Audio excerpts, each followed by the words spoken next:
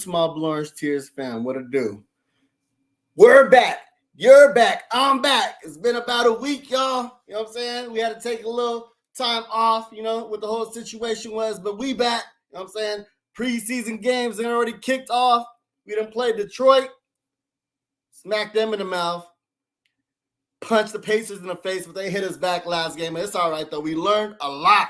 You know what I'm saying? We learned that we need D Rose, that we need a backup point guard. You know what I'm saying? That's why your boy got the second unit practice jersey up. He ready to cross somebody over. You feel me? Throw me in the game, coach. Put me in. I'm ready. Let's go. You feel me? Like, man, IQ, that's my guy. You know what I'm saying? 50 grand, that's my man. But he doing too much, y'all. He's not poised. He trying to shoot too much. He not trying to create for others. He's missing his boy Obi on the block. His boy Obi is waving for him, stomping his feet, yelling for the rock. Missed him. You know what I'm saying? So to me, since we have iHeart up there, and we've been saying it that iHeart is that Joakim Noah role, man, they need to start running that offense through iHeart with the second unit. If D Rose ain't out there, just kind of settle him down, because you saw what he was doing. You know what I'm saying? He was hitting cutters. He was hitting deuce. He was hitting IQ. You know what I'm saying? On the timeout, the camera wasn't even looking towards the floor. We missed the pass to Obi, you know what I'm saying, on the cut. So those types of things, like, we just need to slow it down, you know what I'm saying? Run the offense through him with the second unit. And a matter of fact, why wasn't they pressing? You got Deuce and IQ. Press at 94 feet. Slow them down. You know what I'm saying? Eat that clock up. Then with those leak outs, when iHeart get that rebound, get that board, and he throwing that, you know what I'm saying, 94-foot touchdown, you know what I'm saying, to Obi on the leak out for the yam, that's what we need to do. You feel me? But when that's not working, you got to kind of slow it down. Run the offense. No more just running the clock out by, shaking and baking. Nah, that's what I'm saying. Slow it down at that point. Let the first string starters get the breather. You feel me? So at that point, that's what I would have did. So I really didn't like that. But it kind of showed us, who was going to rise, what cream was going to rise to the top. Was IQ going to take that big shot? He took too many shots, but was Cam going to be the next man up? I don't know. There's like so many questions. You feel me? But so many questions that got answered as well. So how did y'all feel about what we've seen these last 3 games? Let me salute some cats in the chat. My boy, Kelly Goat, will be in the building pretty soon. You know what I'm saying? In the meantime, it's just your boy, Subliminal 209. So how do y'all feel about the starters? We got Wilson Dang, Jay Boogie, Ashley Inc., New City Knicks, and Core Mega. Appreciate y'all rocking with your boy tonight. You know what I'm saying? Like I said, first time back. Tomorrow is another preseason game. The final preseason game is going to let us know how Tibbs is going to run his rotations, what we like talking about, Tibbs rotations. You know what I'm saying? And what I liked about it was he brought in IQ, he brought in Cam, he brought in Obi, and then he brought in iHeart. You know what I'm saying? And he left RJ out there. So that gives a chance for when Julius ain't out there, let RJ cook, let RJ get comfortable, you know what I'm saying, having the rock in his hand. And that's another guy I want to talk about. I know I'm kind of all over the place because there's just so much information, though. But the way RJ has been playing since game 1 in the preseason, I'm talking about his body control, his shaking and baking, and hit him with a little hezzy. Like, he ain't wasting no time. He just finding his move, then he's gone, you know what I'm saying? And then just using that body control, bumping into cats, and then having that finesse off that glass and able to finish through contact, you know what I'm saying? He's took that extra foot and went to finish closer. Like, no more little missing bunnies. Like, man, I am super hype of how RJ has looked. He just looks real comfortable out there. And that's what I've been trying to say for the longest. Like, he needs one of those bags, you know what I'm saying? So when he go to the hole at practice, they hit him, take him off his course, and then he takes that contact and then has that finesse off that glass or that touch I'm saying, and he's learned it. He's learned the angles. He's not going east and west. You know what I'm saying? He's just going straight north, just downhill. Right. I am just and he's hitting his free throws. Man, if RJ can play like that this whole year, man, he gonna get those easy 20. You know what I'm saying? His stats is gonna be up there. That efficiency, that free throws. He's been working on his game. I am hype. I am hype about that. And did y'all see I'm posting up too with the little mouse in the house against, was it O'Donnell or whatever his name is?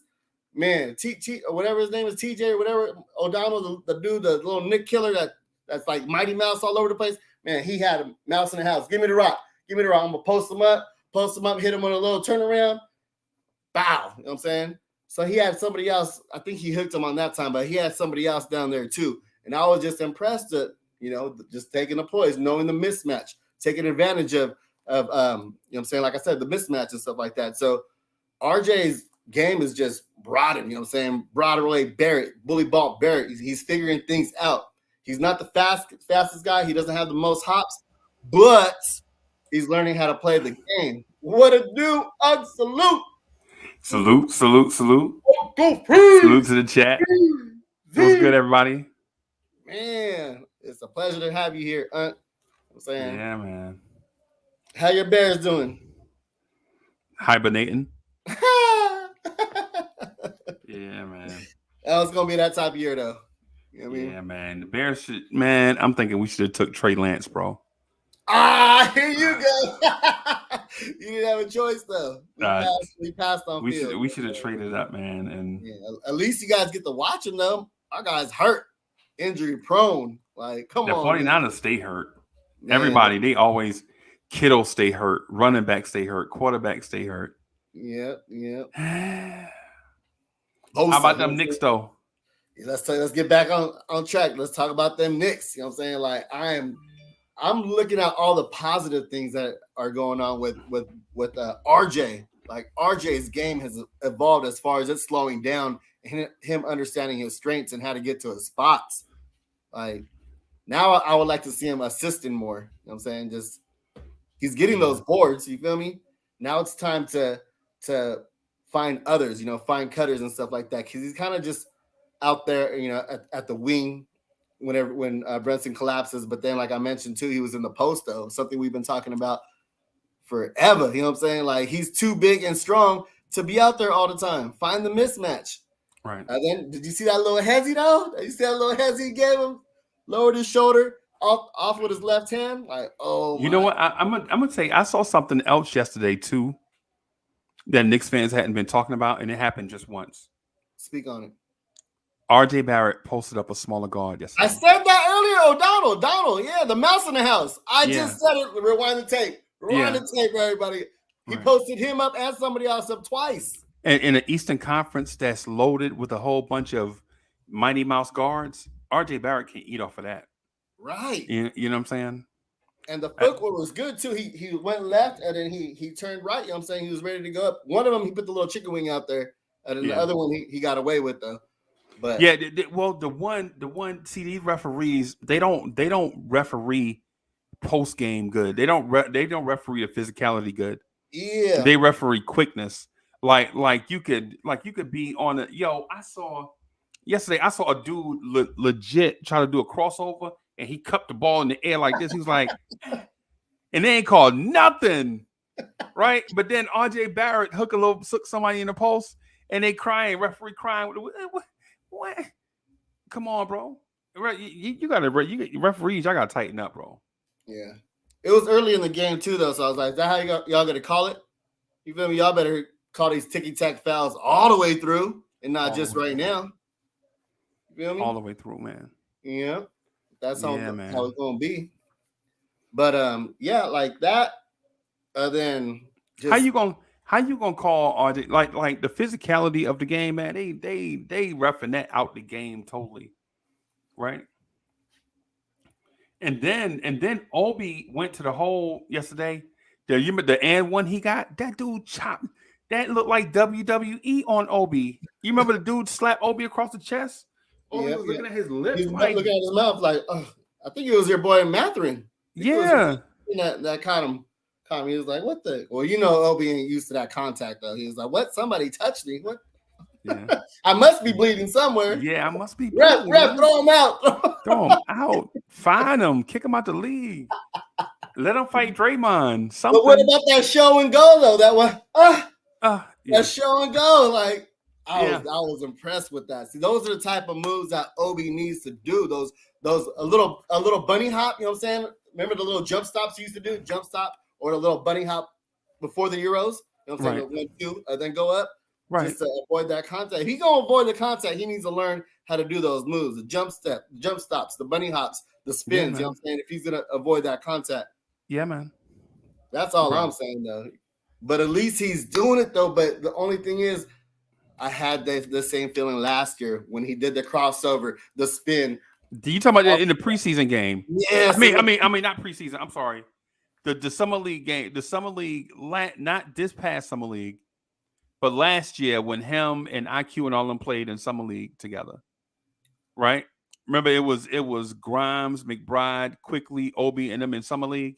Mm-hmm. And Obi caught a pass on a perimeter and closed out on it and dunked with 2 hands. And we was like, yo, if that's the Obi right there, we getting Obi gonna be a star. But we didn't see it translate to the regular season for a multitude of reasons, and most of them were not even Obi Toppin's fault. Yeah, that's why I said I can't get too high. But at the same time, I've always said if you could do it once, then you could do it again. You know what I'm saying? It's just muscle memory at that point. You just instincts too. Yep. Because it's the instincts that made you do it at first. Yeah. You know what I'm saying? Like the first time you went up and under when someone tried to block you. Just what? Oh my! I could go up and under. Oh, let me do that again. Let me do that again. Then it just that repetition. You know what I'm saying? Makes it easy after that. You know who I'm impressed with too? Go ahead. Sims. Did you see the rebound? Now, this resulted in a turnover because it was the guard's fault. But Sims, he tried to throw it to Deuce, and it was Deuce's fault not to go to him. You know what I'm saying? He's trying to throw it to a smaller guard, throwing over a bigger guy. But my man should have just let him bring the ball up the floor. Because think about it, it's a 2-on-1 in the backcourt, right? Nobody's guarding Sims. Sims grabbed the rebound and just bringing it up. And the stupid guard is going to bring his man to the ball and call for the ball, which is dumb. If anything, your man got questionable handles, right? If he got questionable handles, you take your defender away so that Sims won't have to worry about dribbling in traffic. And instead, what happens is he gonna call for the ball from Sims, right? And then Sims don't have a lane to pass it to him. He throw it to him anyway. McConnell tip it, and then the next thing you know, the ball go out of bounds, and it's the Pacers' ball. Right. Why didn't he just let him bring the ball up the floor? Once he picked up his dribble, Sims. Yeah, once he picked up that dribble, it was a wrap. Yeah, it was a wrap. He should have just did what he did in summer league and did that Euro all the way to the cup. You know what I'm saying? He should have just did the bad boy. You know what I'm saying? But yeah, man, Sims was bringing the ball up the floor. You know, nobody was there wasn't a man within 30 feet of Jericho Sims dribbling. Right? So why you gonna bring your man to Jericho Sims? That's why they don't feel comfortable letting Deuce run the point. You know what I'm saying? That's why a lot of the time he's the off guard and IQ's, you know what I'm saying, doing all the majority of hell in the rock instead of him. And you know what happened in that case too. The other mistake is a lot of people don't understand is a backcourt works in tandem. That's why you put 2 guards in the game and not 2 centers. A backcourt works as a tandem. So where was the other guard on that play? Right? So if you got guards that are uncomfortable handling the ball, they don't need to be in there. Nah. When I saw Sims set up for that, I was like, yo, that turnover is gonna go to Sims, but that turnover legit is that guard's fault. You know what I'm saying? Right. Like why are you gonna bring it's like one of the things I always hated about football, right? Is why are you gonna fake it to a running back and then give it to him. You bringing the people to the running back on the fake, so then why you gonna give it to him? Ain't that dumb? That's dumb, right? Yeah, yeah. So it's. I was more mad at why they weren't pressing though. You know what I'm saying? Yeah. Why they weren't pressing with Deuce and IQ? Right. That's how I mentioned that's how you kill the clock. You know, that's how you put the pressure on, you put the clamps on, you make them all those rookies out there. They gonna make some mistakes. Right. You know what I'm saying? With Mathurin, and I mean not all rookies, because you had Mathurin out there, you had Duarte out there. I mean, right. You just got to put the cuffs on wasn't it McDonald or McDarrell or TJ McConnell? Yep. The nemesis. Nemesis. Mm-hmm. Only the Knicks have a role player that's a Nick killer.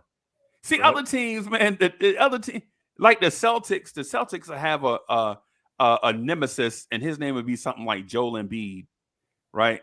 Like you know what I'm saying? Like Toronto will have a nemesis, and his name would be Kevin Durant. The Knicks nemesis is TJ freaking McConnell. Who? Ish Smith. The Knicks have nemesis like Ish Smith, a role playing, diminutive backup guard, and you like only the Knicks, bro.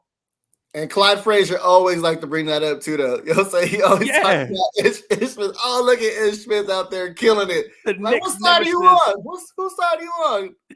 Well, the Knicks nemesis, the fourth string point guard, always murders the Knicks. You know how you the other team fourth string point guard kill the Knicks? Oh, jeez. Ah, jeez. Yeah, let's take it back to some of the good things that happened, because I mean, iHeart, I'm super impressed with iHeart, and I mentioned it before that I thought he would look better with the first unit, but nah. I mean, we lack offense with the second unit, and he's just fighting cutters left and right. You know what I'm saying? And they had a lot of off-season practices with Obi and him, you know what I'm saying? So they gonna find Obi going back door, you know what I'm saying? Catch him on those oops going baseline. He missed Obi missed a lot of stuff yesterday. Mm-hmm. With iHeart, and it's not Obi's fault. I'm not bashing Obi. But it's just like when they just got to get their chemistry together. You know what I'm saying? They got to get some reps together. Because Hartenstein turned towards the perimeter, but he was actually looking at Obi from the corner, and all Obi had to do was cut back door, and he could have just threw the little bounce pass, and Obi could have been yamming. But the thing is, like I was saying yesterday on the joint, Obi used to playing with Nerlens Noel. Nerlens Noel would have never thought about throwing a pass like that, right? Because first of all, you got to catch a basketball, and Noel's like, you know. So I think the longer they play together, I think you'll see a dynamic duo between those two, bro. It's just not Noel's though. He was playing alongside with Burks. You know what I'm saying? IQ. You feel me? So dudes that can't pass. Basically, I get the theme. Even though I mentioned it earlier, he was on the block waving to IQ, stopping his feet. You're like, yo. And this dude went 4 for 18. You know, I like IQ, right? You know, IQ's my favorite player. That's my man. That's my man. Him and RJ, them my guys, right? Yeah, but it's still preseason though. You know what I'm saying? And a lot of people start off slow. He started off slow last year. You know, he started off slow the year before. So I'm not even sweating it right now. It's just Tibbs giving him like the greenest of green lights of them all. Like, when is enough? Like, reel it in a little bit. Just reel it in. We can't be going 4 for 18. Period. Nobody should be going 4 for 18. Nobody. Especially when you like 3 for 11. When you 3 for 11 and then you finish 4 for 18, bruh. And Sherwin says the second unit lost the game because of defense, not offense. That's not true. That's not true, Sherwin. When you watched that game yesterday, right? The Indiana Pacers only scored 109 points. It's not like they scored 130 points on us like we did them. They scored 109. Our offense, we took 97 shots yesterday. 97 shots in a 48-minute game. That means we was getting up 2 shots every minute. Every minute we was getting up 2 shots, right? But we shot 37% from the floor.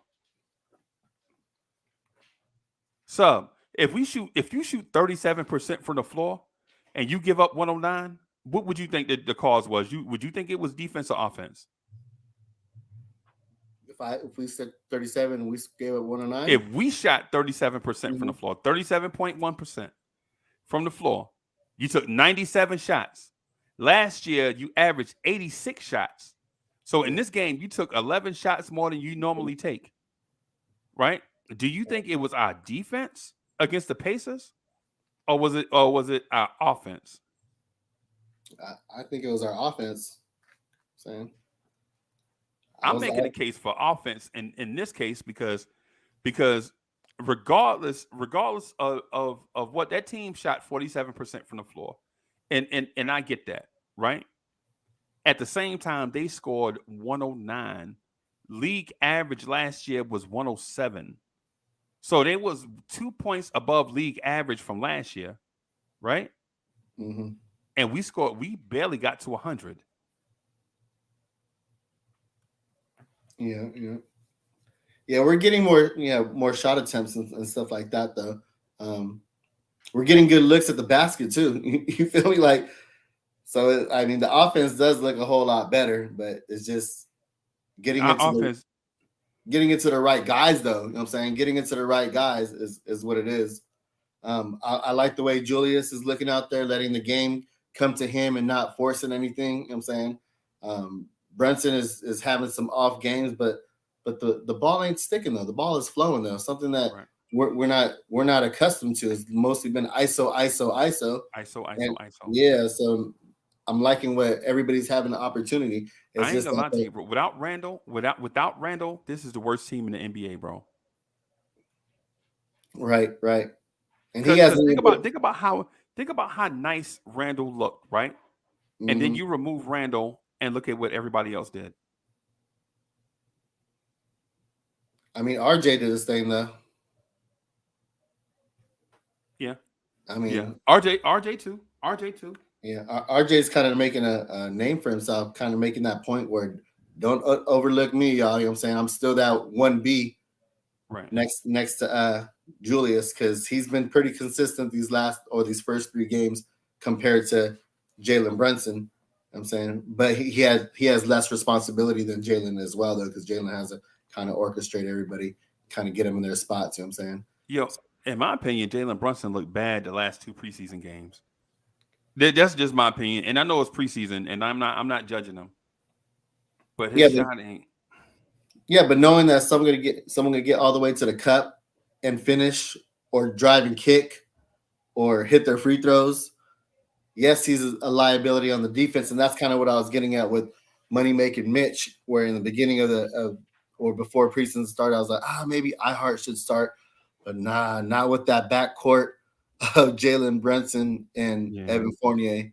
Like, once they get burnt and the opponent gets past them, man, we need Mitch there to block them, to alter their shots. Did you see when Mitch was all the way out of the key and O'Donnell went all the way for a layup? Nobody was there. Mitch came out of nowhere. Dun, dun, dun, dun.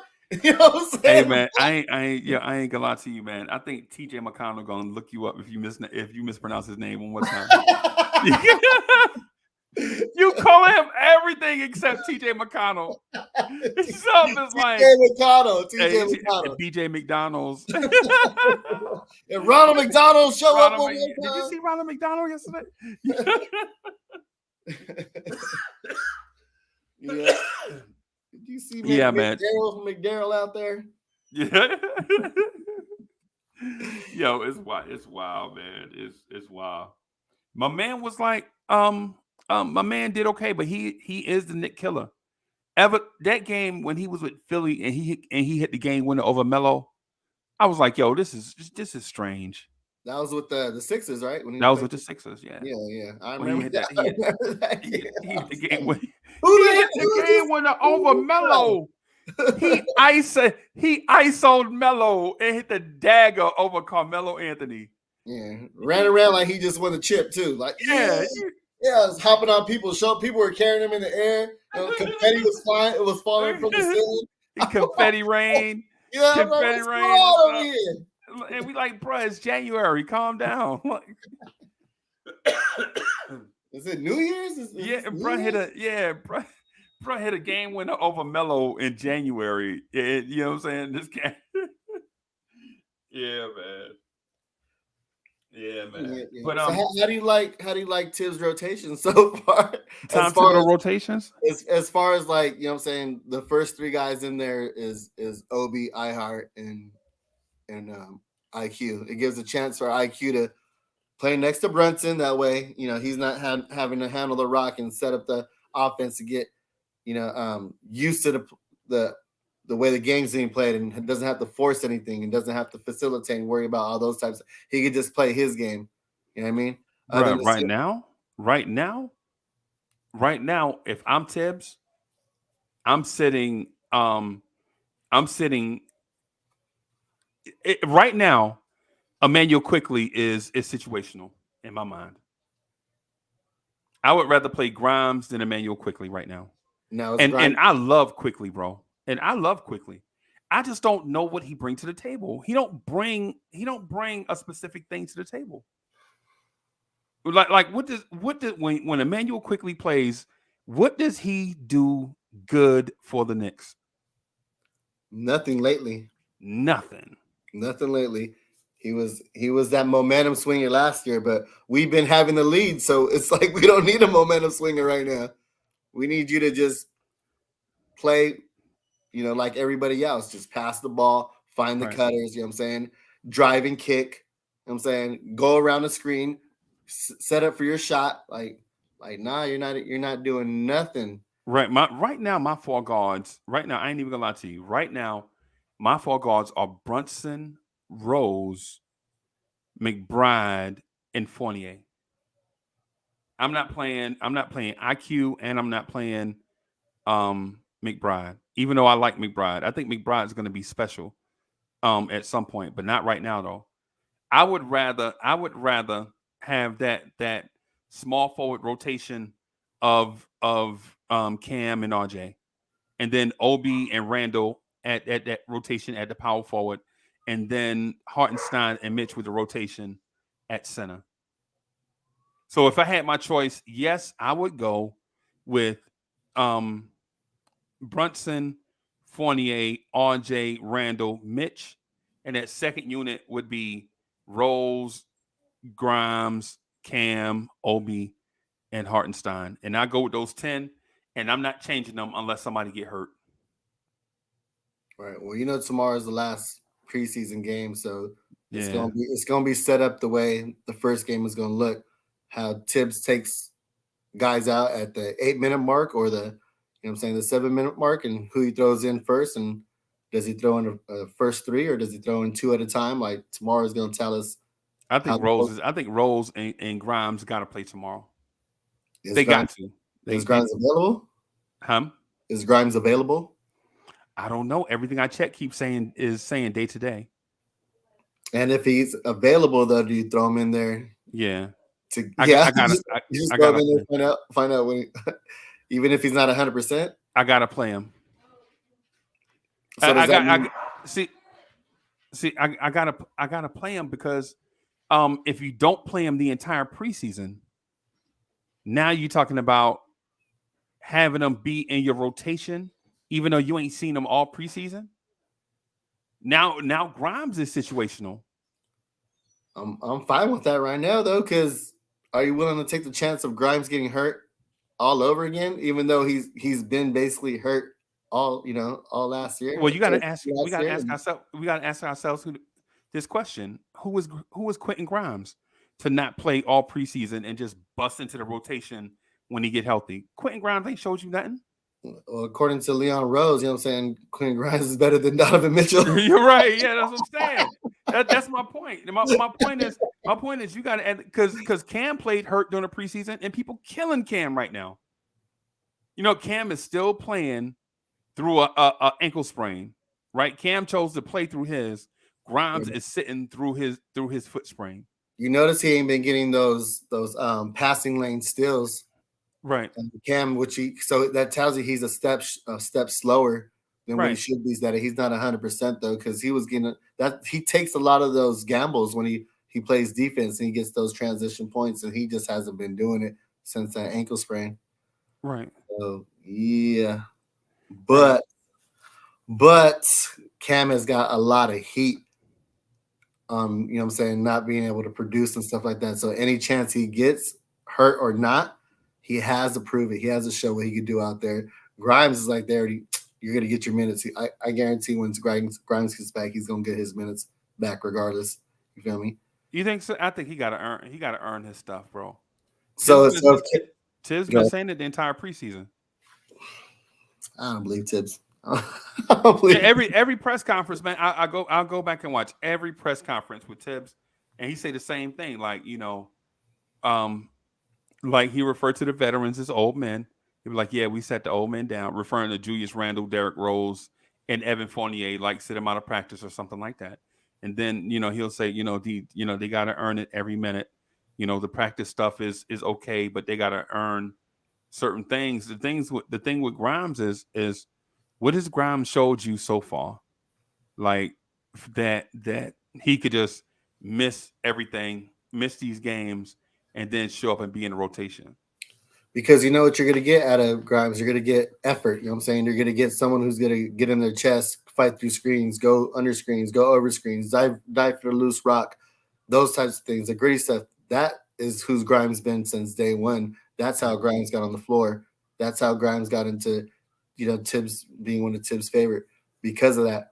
Now, whether he's shooting or he doesn't demand the ball as much, he doesn't force anything, takes open looks, he plays within the game.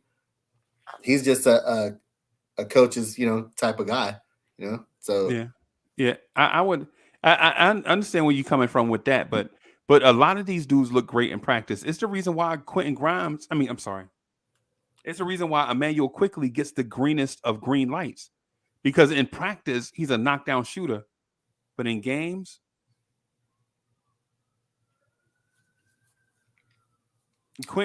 Emmanuel Quickley has not had a game yet that proved to me that, or a series of games that he's proved to me that he's a scorer. People want him to be Lou Williams. Well, Lou Williams can score. Emmanuel Quickley ain't never had like a 5, 6, 7, 8, 9, 10, 15, 25 game stretch where the league is on notice. mm-hmm.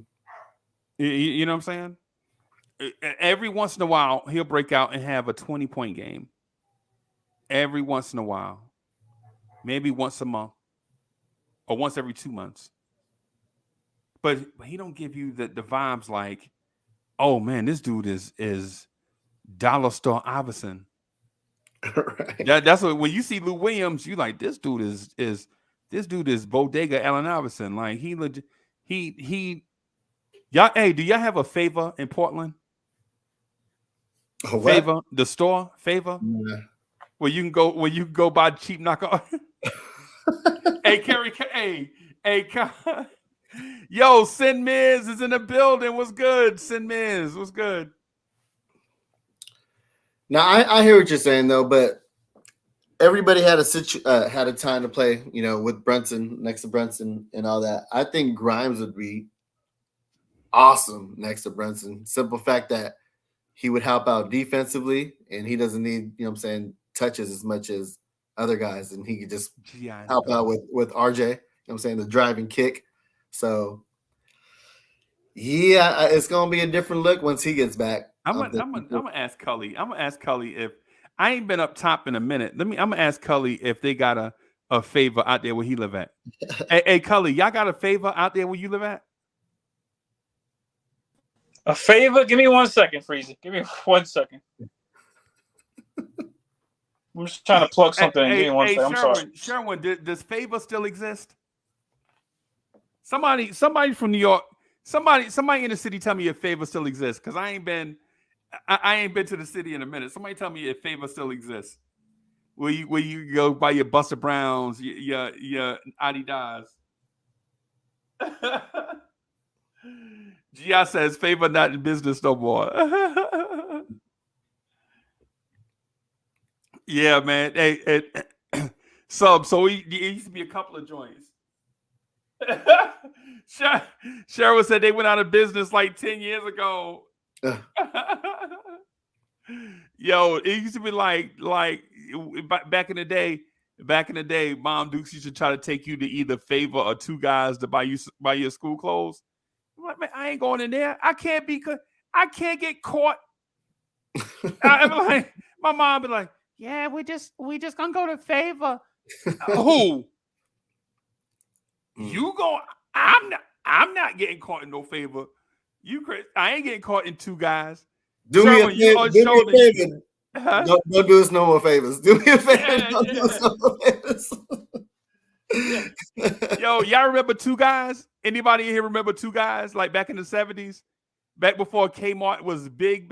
There was like a Two Guys. I told my wife that. My wife was like, do they sell burgers? Two Guys? No, Two Guys don't sell no burgers. Shout out to the GOAT. What's good, Cully? Yo, salute, fellas. Salute, my guy. Yo, we talking about Tom Thibodeau rotations, bro. Okay. We're talking about those rotations. Sherwood said that's all moms can afford when we was kids. Yeah, man, but I wasn't going in there though, bro. I'm not saying that you couldn't shop there. I'm saying my homeboys couldn't catch me in there. That's what I'm saying.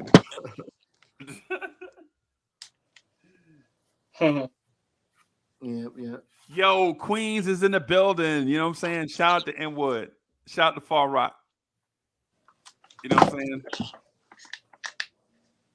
So how you feel about that? Would you switch it up, Kelly? Would you switch up the starters? Do you like the way the second unit looks?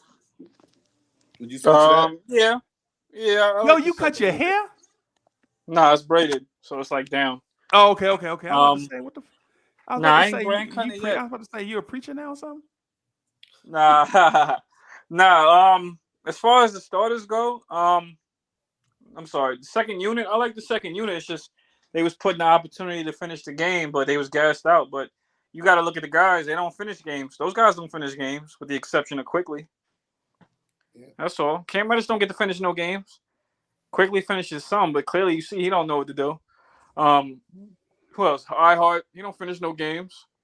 Obi don't get to finish no games. Deuce never. Yo, your backup guards is garbage, bro. Who? Deuce. All of them, bro. Any guard not named Jalen Brunson, if right now in my mind they garbage, and I want them to be good, but I'm mad. Cause you remember last year, you first of all, the Knicks didn't keep Ousmane Dieng, and I'm mad because now he's looking like Paul George for the Oklahoma City Thunder.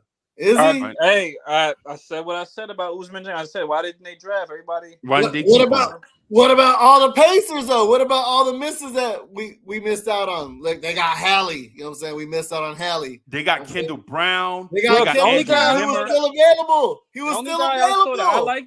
Only guy I saw that I liked was that man Maffrin, man. I love that dude, man. Dude, he's him. Maffrin is that dude. We missed out on Duarte. We tried to trade for Duarte. Oh, Duarte. Nimbard. I was talking about Nimbard for the longest, but I mean, sub. That's why I texted you. Sub, yeah. Hey, sub. No, I texted. What you say, Freezy? I was gonna say shout to Sub because Sub kept bringing his name up, and I was like, Sub was bringing dude's name up, man, for a reason. And yeah, I was like, I can't even pronounce his name. Nimbard is him. That's another dude. He's him. I was calling him Nimbarda. Yeah, his name got the unnecessary H. He got the unnecessary. Nimbard is him. Nimbarda. Nimbard was getting. They was like those husky color eyes. You know how huskies have those different color eyes? Yeah. Nimbard. He was going at him, Matherin. I feel like it was one more. Maybe it was Chris Duarte. It was one more guard. They was going at Quickley all night. All night, bro. Every time they had Quickley on them, they was attacking Quickley, and they was getting the N1s on them. All that stuff. Getting N1s. All that stuff. And you know what? Did Cully hit the button? Yeah, I think so. God dog it, Cully. But that's what happens. He took it personal. He was like, "No, I can't let them keep scoring on me. I got to score back." But he wasn't hitting. See, like if that. Grimes was there, none of this happened. All that you gonna take your offense to. You gonna take your offense at a guard? See, if Grimes is there, none of this happened. You feel me? All this you going to the rim and one, and you flexing. You know what I'm saying? You first of all, how you flexing in the preseason, and y'all only got 800 people at the game. Most of them is staff. Most of them is staff. Cully, they had 800 people. I watched the Pacers broadcast, right? And they kept showing, like during the timeouts, they show the crowd, and the crowd be dancing and doing all that. Y'all got 800 people at the game, and y'all gonna show the crowd, bro? Man, if y'all don't... and then Mathurin goes and finishes over Quickley and then flex to the 800 people in the stadium. I'm like... I can't wait till I go catch the Pacers again. I'm going to have floor seats when I go. They're going to be all the cheap. They're going to be cheap. Yeah, I'm going to give me a suite. I'm just going to give me a suite. I'm like, it's the Blorange Tears suite. Me and Clyde Drexler in the suite together. Yeah. No, not bad. What you said about Clyde Drexler? That's who Matthew reminds you of? Huh? That's who Matthew reminds you of? Hell no. No, Sub said no. Sub said he going to the Portland game and he gonna get a suite. And I was like, yeah, me and Clyde Drexler. I said the Pacers, you know what I'm saying? Because it's gonna be cheap. Oh, okay. Oh yeah, the Pacers. Nah, but go to the Pacers, get me and Reggie Miller in a suite by himself. Yeah, but yeah, man. Cully, you remember when we were talking before the draft? This had to be maybe May. Me, you, and Sub were talking about how to improve the team, and I kept telling you our guards were trash. Historically, this is the worst set of guards we ever had. Remember, I kept saying that about how we don't have at least even in our down years. Even in our down years, we would have one dynamic guard and the other dude would be a pumpkin. You know what I'm saying? But like you remember the backcourt, you remember Trey Burke and Damian Dotson? Remember, Trey Burke was a scoring machine. He just wouldn't pass. Right? But he could score. And Damian Dotson was just vanilla ice cream. He was just a pumpkin. You know what I'm saying? And then there were years where we would have J.R. Smith, but the point guard would be trash. You know what I'm saying? But for the first time in a long time, outside of Jalen Brunson, these guards don't do nothing. Yo, Kerry Cox, tell me something, Kerry Cox. When's the last time you seen the Knicks not have two dynamic guards on the roster at the same? And when I mean dynamic, I mean two guards that could get you 15 points apiece. Even when Jeremy Lin was here, you know what I'm saying? It'd be Jeremy Lin and Landry Fields. You know what I'm saying? Even when Ray Felton was here. Remember when Ray Felton was here? Ray Felton was balling, and then the dude next to him would be garbage. You know what I'm saying? Well, yeah. Okay. Even Courtney Lee and Brandon Jennings, you remember that? Yes, I do. And they would take turns. One night, one dude would score 20, the other dude would score 5. You do know we was winning that season though. Yeah. That was because of that was Phil Jackson, but we're not gonna talk about that one. Oh god. That was Phil Jackson, man. But think about this. If and this is what I was talking about with Ty Barbie. Me and Ty Barbie are working on a joint that we probably gonna put on here too. But even when who was the point guard when we had Aaron Afalo? Jose Calderon. Yeah. I should have just said a trash can. I'm sorry. I should have said even when God dog, I keep losing it. I keep losing this. Okay, so basically what I'm getting at, man, is what happens if Jalen Brunson gets injured? That's what I'm saying, though. That's why. I've been thinking about that too, man. I don't want to think about that, man. Yeah, I mean, he's pretty durable, though. He's pretty solid, though. You know what I'm saying? Yeah, but he doesn't have a injury problem like that. Yeah, but that's why they kind of let them play yesterday, because there's only a matter of time when Rose goes down. You feel me? So they kind of want to have a look to see who's gonna step up. And right. It didn't look good. And it didn't look good. And you know what, too? Jalen Brunson played 30 minutes yesterday. Yeah, he didn't play the fourth quarter. Yeah, y'all noticed that? I don't think they look that bad. They look bad, but not that bad, man. They don't close. Yeah. So it's like, that's the thing. Other that team, Pacers, Chris Duarte, he closes, if I'm not mistaken. I don't know if Miles Turner was in, but some of them guys play big minutes. They're rookies. You missed it, Cully, because I was saying, why wasn't they pressing? Why wasn't IQ and Deuce pressing? I have no idea. You know what I'm saying? Slow the game down. Slow the game down. We had the lead. You feel me? But I will say, I want to point out one thing, though, that was good with them. See, they was up for most of the game. Yeah. It got to one point, the Knicks was up 1, and the Pacers took the lead. Then I seen the Knicks go up 9, 10. I don't know what happened. After that, they just fumbled the whole thing. Hey, and Cully, I ain't gonna lie to you. If this was a regular season game, I think the Knicks win. I don't think they take out the starters. I don't think the Pacers starters close. Yeah. I don't. The Pacers didn't have anybody that could stop Julius Randle. No, they didn't have nobody for him. They didn't have nobody that could stop Julius Randle, right? But my frustration is they didn't have anybody that could stop Obi either. But when you take RG out the game, our backup guards couldn't get Obi Toppin the ball. Yeah, I was wondering. I'm thinking, like, you know, why didn't Obi get the ball? I see him sweating. I don't see him touching the ball. Why isn't he getting the ball? Why isn't somebody that's been pretty hot? He had it during the end of the game, and Cam had kicked it to him, and then he kicked it back to Cam, and Cam had to kind of throw it up to get the off balance leg kick out on that 3, though. But he didn't even face the hoop at that time. He was just trying to get rid of it. So he had the opportunity, though. But what is he realistically going to do? You know what I'm saying? One-on-one. Like, I can agree with Sherman, by the way, in the comments. He's not that confident. You know what I'm saying? He's not that confident yet. Right. You feel me? Right. You'll see it in glimpses. No, I could agree with Sherman. I'm sorry. I just want to say I agree with Sherman in the comments. He said Benedict Mathurin reminds me of Jaylen Brown. I could somewhat see that. Athletic, about the same height, somewhat. Benedict maybe a little taller, but I can see it. I can see good finishing. He attacks pretty strong. He's athletic. The Knicks don't like guys like that. Hey, y'all want some company? I'm gonna bring in a guest, okay? I bet I know who it is. I know who it is already. Go ahead, bring him in. Who is it? It's Rob the Knick.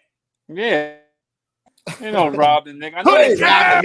Hoodie Kev! I know it was Hoodie Kev. Hoodie Kev is back on that night. Hoodie Kev! It's Hoodie Kev, ladies and gentlemen. What's good? What's good? What's good, Hoodie Kev? Hello, everyone. Hello, everyone. Kev is in the building. What's good? I'm sorry about the last couple nights. I've some technical difficulties came up. Well, you're here now, so it's all good. You feel me? Okay, man. How you doing, brother? Very well. How's everyone doing tonight? Man, you know how I'm doing. You seen the Bears lose tonight. Don't play. You saw how the Bears lost. You saw how the Bears they were going to win? Like, is that a thing like you thought was going to happen? Oh, boy. Maybe a moral victory or something. No, man. No. Justin, man. Yo, it's crazy. It's crazy. Chuck Allen is in the building. Chuck, what's good, bro? Hey, salute to Chuck, man. How you doing, Chuck? My boy Chuck. Man. Take his show out in the mornings, vibes and stuff. Stuff. Get your coffee ready, your bacon and eggs, you know what I'm saying? Go back to memory lane. We be having a new edition conversation on vibes and stuff, bro. New edition is so anyway, let me get back to these Knicks. Cool it down. You know what? You're not gonna segue and talk about let's go next. Perhaps the greatest male R&B group of all time. Listen, Bobby, Cool It Down? We talking about Cool It Down? Yeah, that's the name of Cool It Down. That's the name of it. You talking about New Edition? Come on, man. Bobby Brown wasn't even in Cool It Now, but New Edition. They had a joint on the radio, Cotton Candy Love. Cotton Yeah, candy they had love. Fire on there. Bobby Brown's one of, unless you're talking about the other. What's the other dude that's part of New Edition? There's 5 people of New Edition, and I could break down the greatness of New Edition. I just know Bobby Brown was one of the most. He was popular, but he was solid. Who was the other one that was pretty solid? All of them. Nobody. All of them. That's before Kelly's time. Kelly's on it to B2K. You really have the members of BBD, Johnny Gill. New Edition wish they could sing like B2K. I didn't care for B2K. Nah, Johnny Gill was the other one. Johnny Gill was he was pretty popular. Johnny Gill might be one of the top 5 male vocalists of all time. No, Johnny Gill was solid, as was Bobby Brown. But yes, Bobby's not a singer. Bobby is an entertainer. He was more entertainer though. But you got a lot. That's why you love him. That's why you love him though. He was more. I don't know. Johnny Gill was like, I don't know. Johnny Gill brought a new element to New Edition. No, he did. He did absolutely. Yeah. What about LSG? LSG. Right? Yeah, Johnny Gill. Johnny Gill was solid. Johnny Gill ain't part of New Edition. Johnny Gill is a singer for hire. Singer for hire. Yeah, Johnny Gill been in 3 groups. We need him to sing an intro for. He's literally only been in 2 groups. Yeah, him and Stacey Lattisaw. That was a group, bro. That was a duet. That was a duo. That's a group. A group is Hall of Notes, like Hall of Notes, right? Except that's a group. Hold on, we need an intro from Johnny Gill on Blorange Tears. What about? Come on, no. Johnny Gill had this song called "Hug You the Right Way." Wow, really? Right way. It's literally one of the greatest songs of the 90s. Those are great songs. I'm more of a Tony guy. Me too. I mean? Hey, Kelly, I'm with you. Yeah, I told you, yo, Kelly, my man, 50 grand, bro. Tony, bro. I don't sleep on the West Coast, bro. Shout out to the West Coast. How you talk about Johnny Gill is a singer for hire, and so is Raphael Sadiq. You pissed off Chuck, I will say. How many groups Raphael Sadiq been in?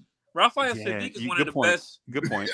Raphael Sadiq is one of the. If you want to talk about R&B legend, that's one of the best. By far, one of the best, most talented artists ever. Like ever. He had that joint Ask of You. That joint Ask of You off the Higher Learning soundtrack. Ask of You. That's one of the best. That's better than Can You Stand the Rain, in my opinion. Which one? Ask of You is better than Can You Stand the Rain, in my opinion. Can You Stand literally? You mean? Oh, you mean? Can You Stand the Rain is up there with I'll Make Love to You, and it's probably 1-2. Sub, I would love it. Sub, you pissed off Chuck, man. Greatest love songs of all time. Like I don't understand how you can even compare anything. Yes, David. David said Tony was hands down better than many groups. Tony might have been one of the best. I think one of the best. Too bad they had their little. Every group has their little fallout with it. They fired Raphael, right? Raphael Sadiq, yes. Yeah, they fired him. No, yeah. He got. It was a whole. Yeah, it was contract. That's their cousin. They fired their cousin. He was their cousin. Yes. They crazy. There's a whole bunch of stuff. And he had the group Lucy Pearl with was it Dawn? Yeah. Was it Dawn Richardson? Was that name? Dawn? Yeah. For my money, I take West Coast R&B over East Coast R&B. Don't you ever say something in your life like that? But I might have to agree with you. I might have to agree with you, Freeze. Yeah, because who doesn't like In Vogue? Yes, In Vogue was solid. No, In Vogue was solid. In Vogue was nice. Who doesn't like Troop? Troop had one song. Stop with this Troop. They had one song. Come on, bro. Don't do that. That's it. Mint Condition. What didn't they have a carbon? The only time I think of Troop, I think of Spread My Wings. That's it. That's the only song by Troop I think of. Mamacita? You don't like Mamacita? Mamacita, Senorita? Hold on. That's how we talk on the West Coast. Who? So glad to meet you. I gotta agree with my boy Knicks for light check. I don't know. What about Shy though? No, but somebody Kerry Cox brought up Mint Condition. Didn't they have a carbon copy of Raphael Sadiq in Mint Condition, or am I wrong? Yeah, Mint Condition got one song too. Don't get me started on Jodeci. So Don't get me started on Jodeci. Listen, Jodeci was fire too. High Five was fire too. That the Kissing Game, was it the Kissing Game? There was like 12. R. Kelly produced that. Did you know fire. that? That was good. That was good music in the 90s. R. Kelly produced that song. I like the Kissing Game. I like. They was like 12 years old. East Coast. We also got Yo, Usher. that make it creepy. R. Kelly producing song for 12 years. Now they had a lot of Texas. There was a lot of Texas, Cali. You had Oklahoma, which was high five. You had a lot of Western R&B. I will say. I'm trying to think of the East Coast R&B right now. We had Mary J. We had that girl Tamika, was it Tamika Howard? What's her name? Howard Adina Howard. Adina, I'm sorry. She's from the West Coast too, right? Yeah. Yeah, she's West Coast. No, I'm sorry. So Montel you Jordan? had what about SVW? No. We had 702, but it didn't last that long. It's from SWV. Hey, SWV. SWV. They from Queens. Yeah. Oh yeah, let me look at that again. But we had 702. Oh, on the Bronx. I'm sorry, they might be from the Bronx. I gotta look again. I know TLC was from on this side, but not all. They wasn't from here. They was from Salt and Pepper was from Queens. Maybe you got the Salt and Pepper was from Queens out here, but 702 was from VA. We had some bad fire girl groups out here. So like that in the 90s, that was fire. I'm just trying to think. Now you got me talking about music. We're supposed to be talking Knicks, but You ain't even said total. It was all around the best Knicks was all around the same time. It was the 90s, so it kind of goes hand in hand. Yeah. My bad. It kind of goes total. Yeah, total. I think total was from here. SWV was from here, if I'm not mistaken. 112 was from Atlanta. From Georgia. Drew Hill was from DC, I think, if I'm not mistaken. Yeah. Baltimore, yeah, that area. So we had some fire on the East Coast. Where's Brandy from? Is she from Brandy Norwood? I forgot. Yeah, she's from Beverly Hills. You Texas? know Texas? No, they from Beverly Hills. I thought she's from Texas. My bad. Brandy and Ray J. Silk. Come on, Knicks for life. Silk. I love Silk. Don't get me wrong, I do. Where's Chuck? Yeah, Chuck is funny as hell. We gotta get Chuck in my bedroom is up there with Can You Stand the Rain and I'll Make Love to You. No, Mint Condition was great, Kerry Cox. I'm just saying I feel like they had a carbon copy of Raphael. You can't even name the members of Silk. Just me and you. You didn't know the one dude because he was in a Tyler Perry play or movie or whatever, and the rest of them. You can pick 5 guys from the street, and they can be Silk for the night. Yeah. Well, we had my man from Mac Morrison. Yes. What's my man that said One for the Money? Horace Brown. Yeah. Was he from here too? He from Jamaica, Queens, right? Yeah, like I remember. I feel like he was. Oh, Keith Sweat. I'm sorry, Keith Sweat's from Harlem. So that was don't even front of my man Keith Sweat. Nobody in here say nothing bad about Keith Sweat. I hate Bobby Keith and Sweat. Bobby Brown's from Boston. Shout out to Massachusetts. Who else? All of New Edition is from from DC, but the rest of them are from Boston. Yeah, so that's BBD. Technically, is a group by itself also, and BBD would be considered from the East Coast. I would say if it wasn't for BB, and I want to get back to the Jalen Brunson thing, right? But I would say if it wasn't for Belle Biv DeVoe, New Edition wouldn't have lasted. Okay, if it wasn't for that Belle Biv DeVoe sound inside the internal sound inside, because when you hear songs like "Did You Get It Yet" and "Candy Girl" and all those joints, those are Belle Biv DeVoe style songs. Like when you got the high tenor dude singing and then they bust out into a rap, that's Belle Biv DeVoe in its early stages. But New Edition, when they just want to flat out sing love songs, they always miss. They got the Belle Biv. New Edition has about 30 love songs on all the albums, and only about 3 of them hit. Right, but all the up tempo joints, like My Kind of Girl and all that stuff, that's Belle Biv DeVoe template song. All of them I'm hit. Still the Man for You. I'm sorry. What? Say what? That's not the name of the song. No, I'm still in love with you. I'm still in love with you. Still in Love is the name of the song. Is it still in love? I've always said I'm still in love with you because that's how the hook goes. Wait, but who's it about? Escape though. Who can I run to? You feel me? And Blackstreet's my joint though. Every time I break up with a girl, before I let you go, you know, can I get a kiss? Right. I know y'all was talking about. Was that T.I.'s wife, Escape? Tiny? Yeah. Yes. Escape, right? You know she co-wrote Waterfalls, right? Did she? Yeah, Don't Go Chasing Waterfalls. That's why they get that bread from. Her and Candy co-wrote Waterfalls. Don't Go Chasing Waterfalls. Rick James, yes. My man from Buffalo. I'm Rick James. Yes, Rick James. One of my all-time. Yeah, that's what's up, Kaiser Souls. Yeah, Rick. I like Rick James too. Rick James had all these celebrities have fire, man, but they was anal, man. As far as personality, some of them, not all of them. Right. I feel like Rick James had an anal personality, as you can see. You know. Nah, you gotta respect that man. though. That intern walked up to Rick James. You do. That lady, the intern, like served. They performing on stage. Can you back up some? You're like, I'm Rick James, bitch. Oh, I ain't no regular. You trying to play me like I'm a regular dude? You know who I am? She like, sir. She walking up there with the. She like that intern that walked up to Randall with the laptop. On my face. Yeah, man. Yeah, we touched on a lot of groups. Yeah, and I know there's more. I just can't think of them right now. But there was a lot of R&B. Like I said, I mentioned 702. That was Missy Elliott's group. I mentioned SWV. No, that wasn't Missy Elliott group. No, 702 was Missy. That was Missy Elliott's group, man. No, the group she was in was is a group called Girl. It was 5 of them. It was like the 5 light-skinned chicks and Missy. That's what you seen that song 702. Like, Missy, that was Missy's girls. You sure? They was all from VA. Yes, those were Missy's girls. Yes. 702. They from Vegas, bro. Oh yeah, they are from it, but still, they was Missy's people. That's why the name of the group is called. No, I know, but they were still. I'm sorry, that's a mistake. I made mistake with saying VA, but they were still Missy's. That was Missy's peoples, though. Yes, that was still Missy's peoples. Jay Boogie was in the building. Jay Boogie, the GOAT, was good. Jay Boogie, salute, man. Salute, OG. Total, yeah. Oh, they wrote Scrubs. Okay, not Waterfalls. Okay, my bad, Chuck. Yeah, Chuck, right. Candy Chuck, and Tiny wrote Scrubs. Oh, they wrote. I saw that. I was like, yep, he right. Oh, Candy Burris. Yes, Candy Burris. Yes, yeah. She wrote Waterfalls.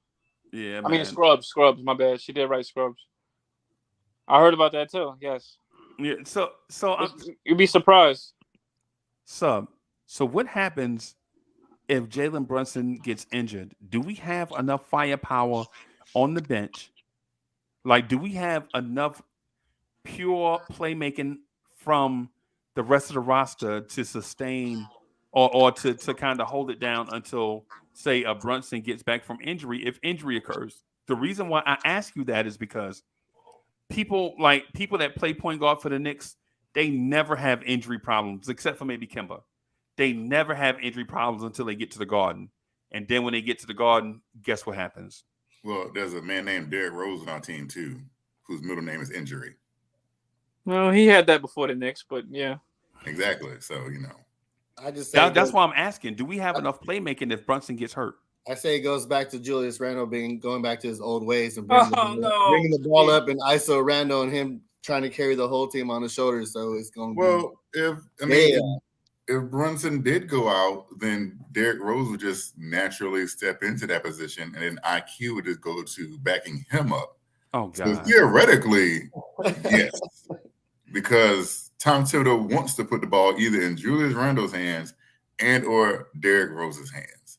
So if Jalen Brunson did go out, naturally Derrick Rose would assume the position of. But you're talking about natural progression. You're talking about pecking order. Yes. Right? But we're not talking about the ability to handle that on a regular basis. Right? And because here's the thing. I challenge Shitty Kev with if IQ was equipped to handle that, then why would you even go out and go get a Jalen Brunson if you knew IQ could do it already?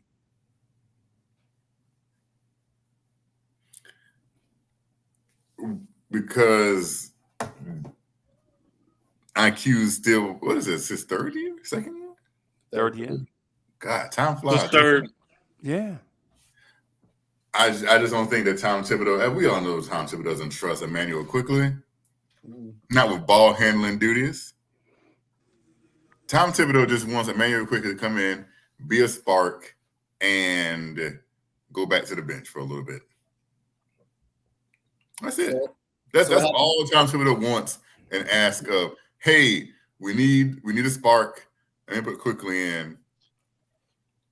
Because technically, even if you looked at our roster right now, if you look at the depth chart, where does Quickley fit in? If everyone is healthy, where does Quickley fit in the rotation? He's the number 2 next to who? Next to Rose. But Rose is already the number 2. So technically, Quickley is the number 3. You're talking about if Brunson was hurt, right? Hypothetically? No, I mean, everybody is healthy. Oh, healthy? If everyone's healthy. I mean, you have where Grimes. does Quickley fit in the rotation? You have Grimes, who Tibbs loves and adores. So that's what I'm saying. I really don't know. Unless he puts Grimes in the 3 and it's IQ, Grimes, Rose, unless he's doing that. He ain't about to go that small. I don't think so either. But yeah, I don't know. It makes it look like it's Quickley. Somebody is going to be the odd man out. Yeah, it might be Brunson, and you know Brunson and Rose are going to get their minutes out the gate. Yeah, that's what I'm saying. Assume that Fournier is going to get minutes. And we're just talking about the guards here. And if Grimes gets minutes, then where does Quickley fit in? Because even if you go small, you still have you're going to have RJ in the game. So where exactly does Quickley actually fit in? It's always been Rose and IQ next to each other. You know what I'm saying? That's because they were the bulk, but now you actually have a starting point guard. So you're bumping them down instead of Rose being like the guy, because we all know when Kimball was here, it's not like, he was anything of a factor. Yeah, but Tibbs likes IQ that much. You saw him let him go 4 for 18. So he has too much of a long leash to just not. And he likes Grimes. And he likes Fournette, obviously, for some reason. Yeah, but Grimes is still injured right now. I'm thinking if everyone's healthy, somebody has to be the odd man out.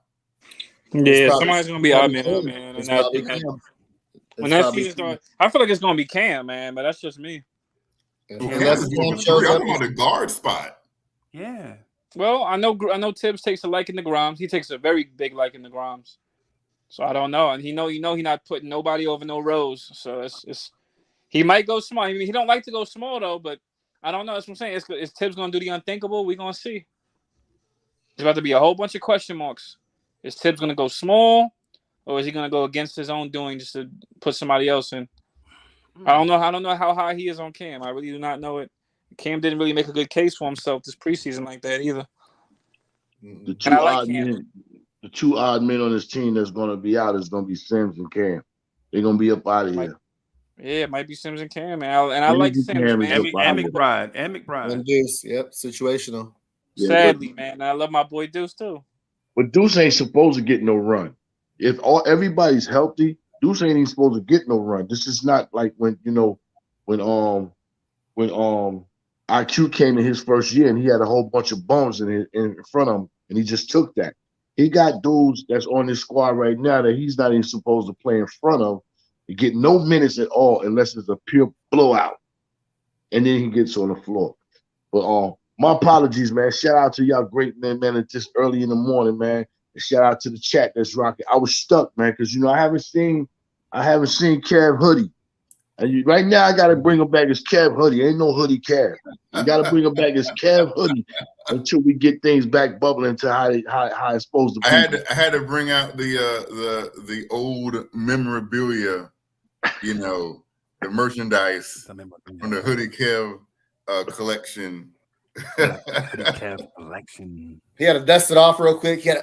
I really did. I really had to dive deep in the box. I see. It's good to see you, man. How you doing, man?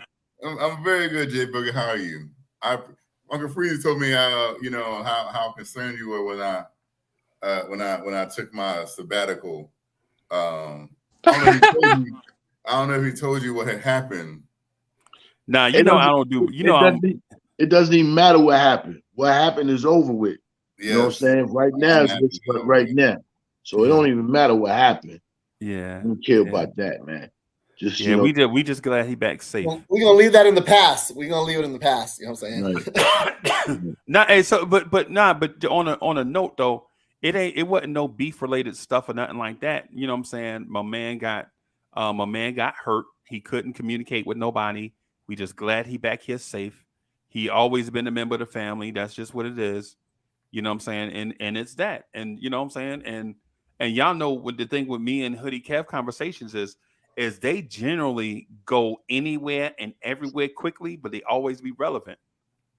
You know what I'm saying? Like you know what I'm saying? Y'all know me and Hoodie Kev is like fingers in mittens.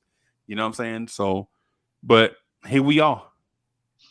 Here we are. And so I heard what y'all was saying about the joint, man. I don't know, man. I think, I'm concerned, but I'm not scared. I ultimately, whatever outcome happens this year, I'm okay with it. If we win 50 games and make the playoffs and make some noise, I'm okay with it. If we wind up being a top 5 team in the lottery, I'm okay with it as long as the kids are playing. You know what I'm saying? If we top 5 and Fournier playing 35 minutes a game, I'm gonna have a meltdown. But and other people will have meltdowns as well. You know what I'm saying?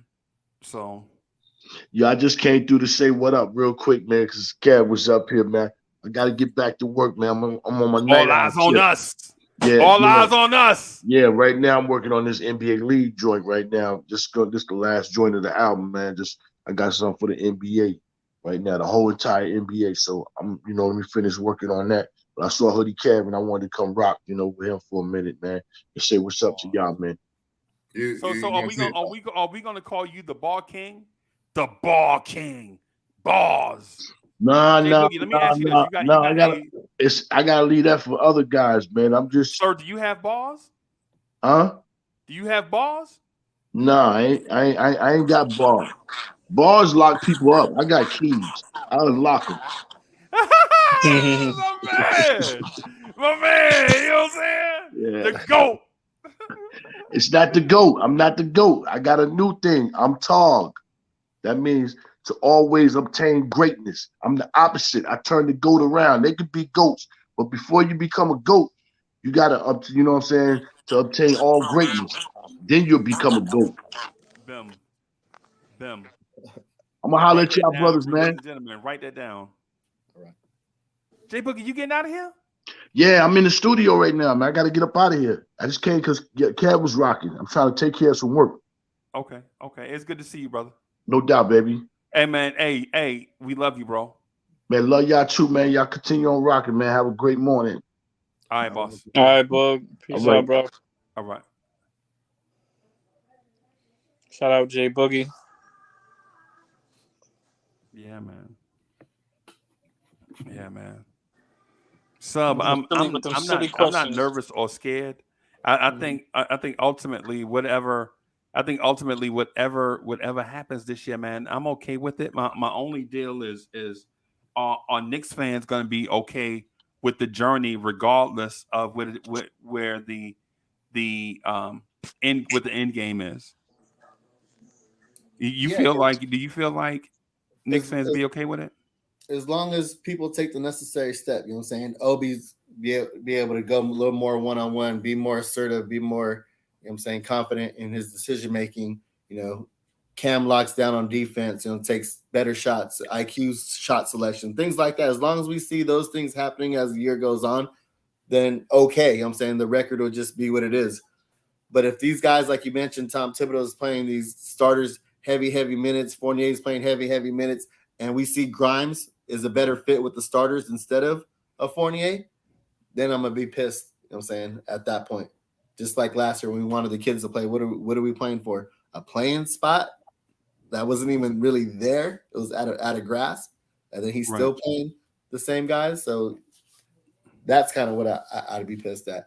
Or trade deadline comes around and we're already losing games and we make a trade for whoever, you know what I'm saying? And then Tom Thibodeau doesn't play him again, like Cam, like Cam was last year. So just things like that, the little things that you think we're taking a step forward, but we take 2 steps back. Mm-hmm. That's why, man.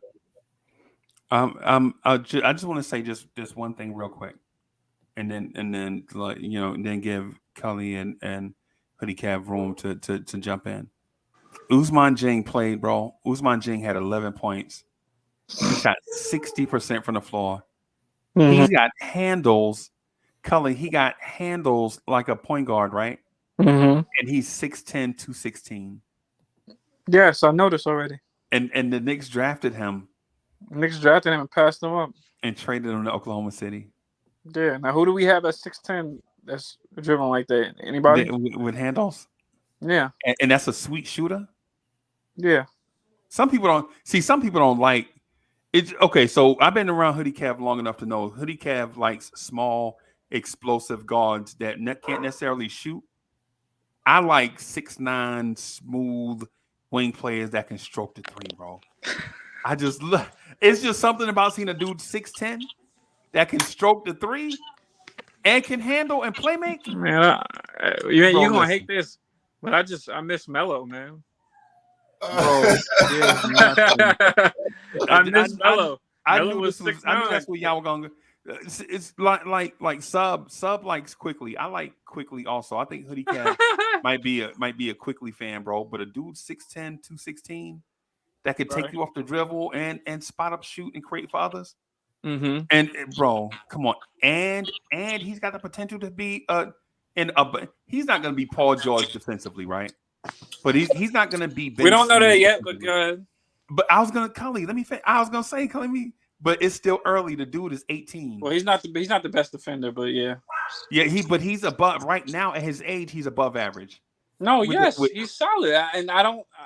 Man, listen, I was very mad when we didn't draft anybody, bro. So I don't know, man. I'm not really, feeling it. I would think we still had money regardless. If we didn't draft, I would have thought we had money.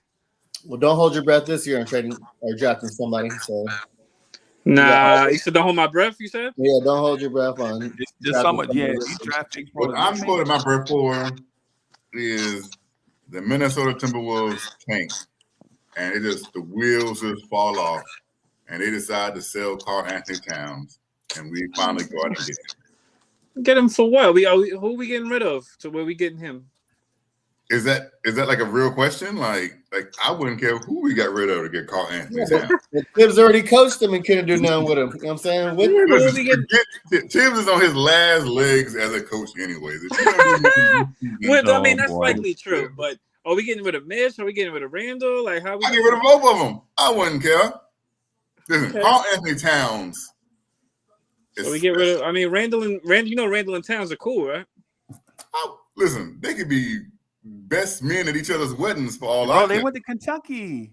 Exactly, they're pretty cool. So how are we doing this with Mitch? I mean, they're gonna ask for a lot. Listen. I went to school with a lot of people.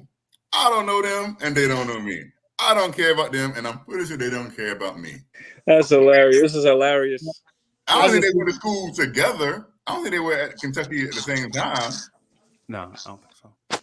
David, we ain't forget about his defense, David. We ain't forget about Dieng's defense. I like Dieng's defense. He has good defense. 6'10". I just think it's not the 90s anymore. You know what I'm saying? That they don't run the offense through centers and win championships. Yeah, I'm tired of seeing the game run through. I mean, they run the offense. I mean, like Nokic, like tell us the last two, the leagues. But I mean, as far as winning chips though, like and the runner-up was also a center, also mind you. Yeah, last two seasons.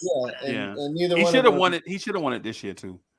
No, Jokic is pretty close to winning one, man. He just got to have everything fall in place. So he's getting close. Yeah, his team needs to stay healthy. But they gave the money. Healthy. It's the Nuggets. Yeah, they gave the money. I'm talking about his team needs to stay healthy. Yeah, his team. Yes. Yeah, because they gave the money to Porter Jr. You know what I'm saying? Who's been hurt. They gave the money to the trade that they made for Gordon. Gordon, you know what I'm saying? Aaron Gordon. They just traded Will Barton. Yeah, then they got the injury-prone point guard. You know what I'm saying? Jamal Murray. Nah, he ain't injury-prone. He had that one injury. He's not injury-prone. That's one freak injury though he had though. But yes. Yeah, I mean. But yes. Big men still win championships. No, they don't. If your name not Steph Curry, you're a big man and you're winning championships.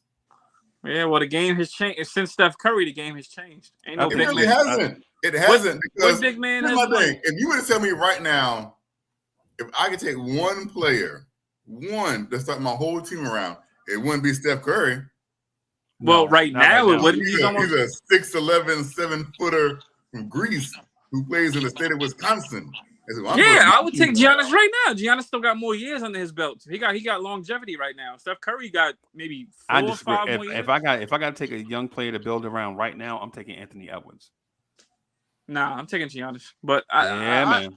I said young. I just said any player, like any player. No, I can agree with Giannis because he got more years under the belt. You can't compare them, but yeah, I'm taking Giannis. Even if they were the same age, I'd still take Giannis because Giannis has a dominant. Giannis has a complete game, but Curry. But do the Knicks have a player like that could you would even consider? No. No. I'm saying if everything went right, like they untapped their potential, you got the right coach, you had the right person around them. Is there a Knick right now with a Giannis type upside? No. I'm talking about if everything went right. I'm talking about if everything. No. I'm talking about if everything. Giannis is unfair because Giannis is just a freak of nature. So y'all don't think Obi can be that guy? Obi's too small. He's not as lanky. No. I'm not talking about to play Giannis's game. Giannis plays his own style of game. You mean dominant? Yeah, like impact? As far as impact? Like if Obi hit the weights and was super aggressive. You feel me? Like if he was super aggressive, I can see the impact. Because if he can get a steal, if he can force more steals and get like 2 blocks, like with that athleticism, if he can get some blocks and then push a break on his own, if Obi I would had say Steve Rogers' heart, Obi would be the league MVP, bro. If he had whose heart? Captain America? Yes. Steve Rogers? Captain America? Rogers, yeah. Oh my God! All right, that's cool. That's fair. Obi's got he's got the athleticism. He's got the prototype height length ratio, like long arms, very tall, very athletic. He has long arms. I will say he has at his best. I mean, at his absolute best, we've already seen what Obi is, and that is a young version of Sean Kemp when he was the Rain Man. At Obi Toppin's best, that is the ceiling for Obi Toppin. Is talking about 17 and 11. Yeah, Sean Kemp was pretty tough. 17 and 11 is Obi's ceiling. 17-11 leading the team to the NBA Finals. And technically, mind you, Seattle had the best record in the league that year. Yeah, I know. Even then, Dennis Rodman was guarding Sean Kemp. He was still putting up good numbers. So. But you got to remember how young Giannis was when he entered the league, though. You know what I'm saying? How old Obi was when he entered the league. Obi had to be 25 in March. That's what I'm saying. How old is Giannis right now? 27? 25? 20? Is he? Something like 26? Something like that. Giannis is not old, bro. 26, right? That's maybe 27. His birthday's coming up. All right. No, Obi, the closest, the athleticism, if tapped into, close, but no cigar, but close. I got to see him impact. I got to see him force more turnovers before I give him that full claim. When I see more of him force more turnovers and come over the weak side and get some blocks that shift the game in the Knicks' favor, then we got ourselves. Okay, Cully, so that's not fair. Because you saw Obi do that yesterday. Say what? You saw Obi do that same thing that you just mentioned. I saw Pacers the other game. Yeah, he did that last night. And to be fair, it was 20-11 the season they went to the finals for Sean Kemp. So. Okay. But how much did he average? Somebody please look up how much he averaged. He averaged like 35 in the finals, Sean Kemp. He averaged a lot, though. But I can't remember. In the 96 finals, he what? I can't remember him being the. I remember Sam Perkins ripping Jordan, though. Yeah, I remember Sam Perkins ripped Jordan at the top of the key. Yeah, I remember Sean Kemp was my favorite player. I like Sean Kemp a lot. So, I like Sean Kemp Reeboks. I got them, the kamikazes. Yes. I like Sean. Yes. Sean Kemp was a dog, yo. That was if that's Obi's ceiling, I'll take it. I'll take it right now. If he's pushing fast breaks and trying to get an and one, he gets up too high to not be trying to dunk on somebody, man. Please. Let me have that athleticism. I'm looking at you before I jump over you. And like Unc said, enough with the through the legs dunk, man. Yeah, bro. If I see that through the legs dunk one more time, Obi, I know that's it. That's his signature, right? That's his signature. I get it. But man, bruh. Why can't he do it in the slam dunk contest? I don't know. Yeah, because people tired of it, bro. Kem's prom didn't last long. Yeah, it didn't last long. He started drinking. He kind of messed up, but part of that is Seattle. Part of that is Seattle got old too. Yeah, they had like 3 young players, and everybody else was old as Sam Perkins and them. Sam Perkins, Irvin Johnson, Vincent Askew, Nate McMillan, Baker, Askew. Yeah, all them dudes was older. So when them dudes got old, then that was it. You know what I'm saying? Yeah, they kind of didn't know where to go from there. Yeah, they didn't draft. They didn't draft. Oh man, they did draft Desmond Mason though. Desmond Mason could jump out the gym. That's who. What's the name? Ben Mathurin remind me of Desmond Mason, like a super hyper athlete with a shot. Yeah, he's gonna be better. He's gonna be better than. But Desmond Mason. Desmond Mason. Yeah. Desmond Mason could jump. He could jump over at least 3 cars. 3 parked cars alongside each other to get to the basket. Yeah. He was an effing beast. Yeah. Yeah, he could push a fast break, but no shooting. But yes. So Hoodie Cap. So, I understand that you probably like the 6'2", 6'3" guards that we have, the inefficient type scorers. They hit shots when you need them, right? But why is it that the Knicks don't have a love affair with 6'9" wing players that are athletic, that can shoot, that can defend? Is that just a system thing? Or is that a New York Knicks thing? Like, what I'm asking is that a Tom Thibodeau thing, or historically, is that a New York Knicks thing? What guys? It's a Tom Thibodeau thing. Okay, but wait, definitely a Tom Thibodeau thing, and it started as a David Fizdale thing, which trickled down into Tom Thibodeau's thing. Well, Fizdale tried to bring in them 6'8" guys. Remember, he bought in Mario Hezonja. He bought in Troy Williams. Troy Williams, I wanted to keep. Marcus Morris? Yeah. He brought in Kevin Knox. Oh, God. Yeah, he was there. He patted him with Kevin Knox was not 6'8", though. Kevin Knox cried in that man's arms when he got drafted. He cried in his arms. He cried him and Steve Mills. He cried right in their arms when he was. I think the Knicks did. I think the Knicks did him. I think the Knicks did Kevin Knox and Frank Ntilikina dirty. Absolutely, they definitely did. I think the Knicks did. Stirring up the pot. I'll be happy for them if they get a chance on other teams, especially Frank. I'll be happy if Frank gets a chance on that. Well, he's getting a chance on Dallas. I will say he played in a role. You don't got to do Frank back, shoot nothing. I want because I ain't gonna sub. I ain't gonna lie to you, bro. If Frank was on the roster last night, that Mathurin stuff don't happen. You're right. He would have scored twice as much. No, if Frank was on what? Wait, if Frank was on what?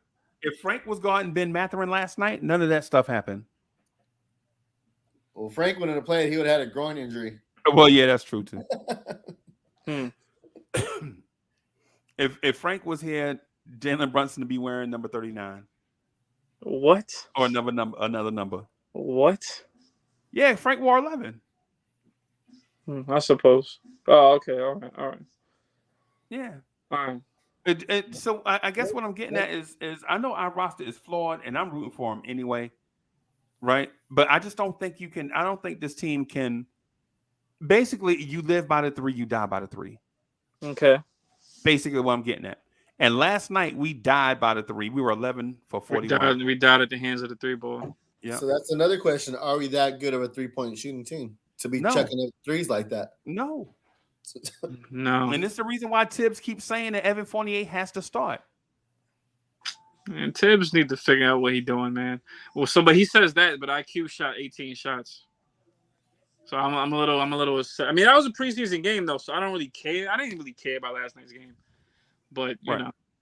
But my thing is with Tibbs, don't say that and then you let IQ shoot that many.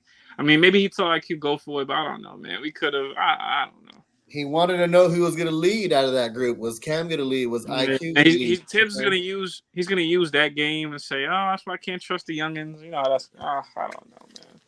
And that's another reason why I say you can't trust what these dudes do in practice versus what they do on the floor, because clearly these dudes are doing stuff in practice to give Tibbs the confidence to let them do it out on the floor. Quickley must be the greatest shooter to ever live in practice for him to go 4 for 18 in a preseason game.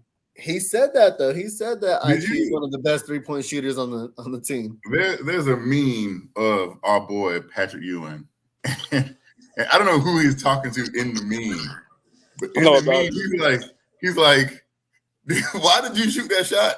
Do you practice that shot?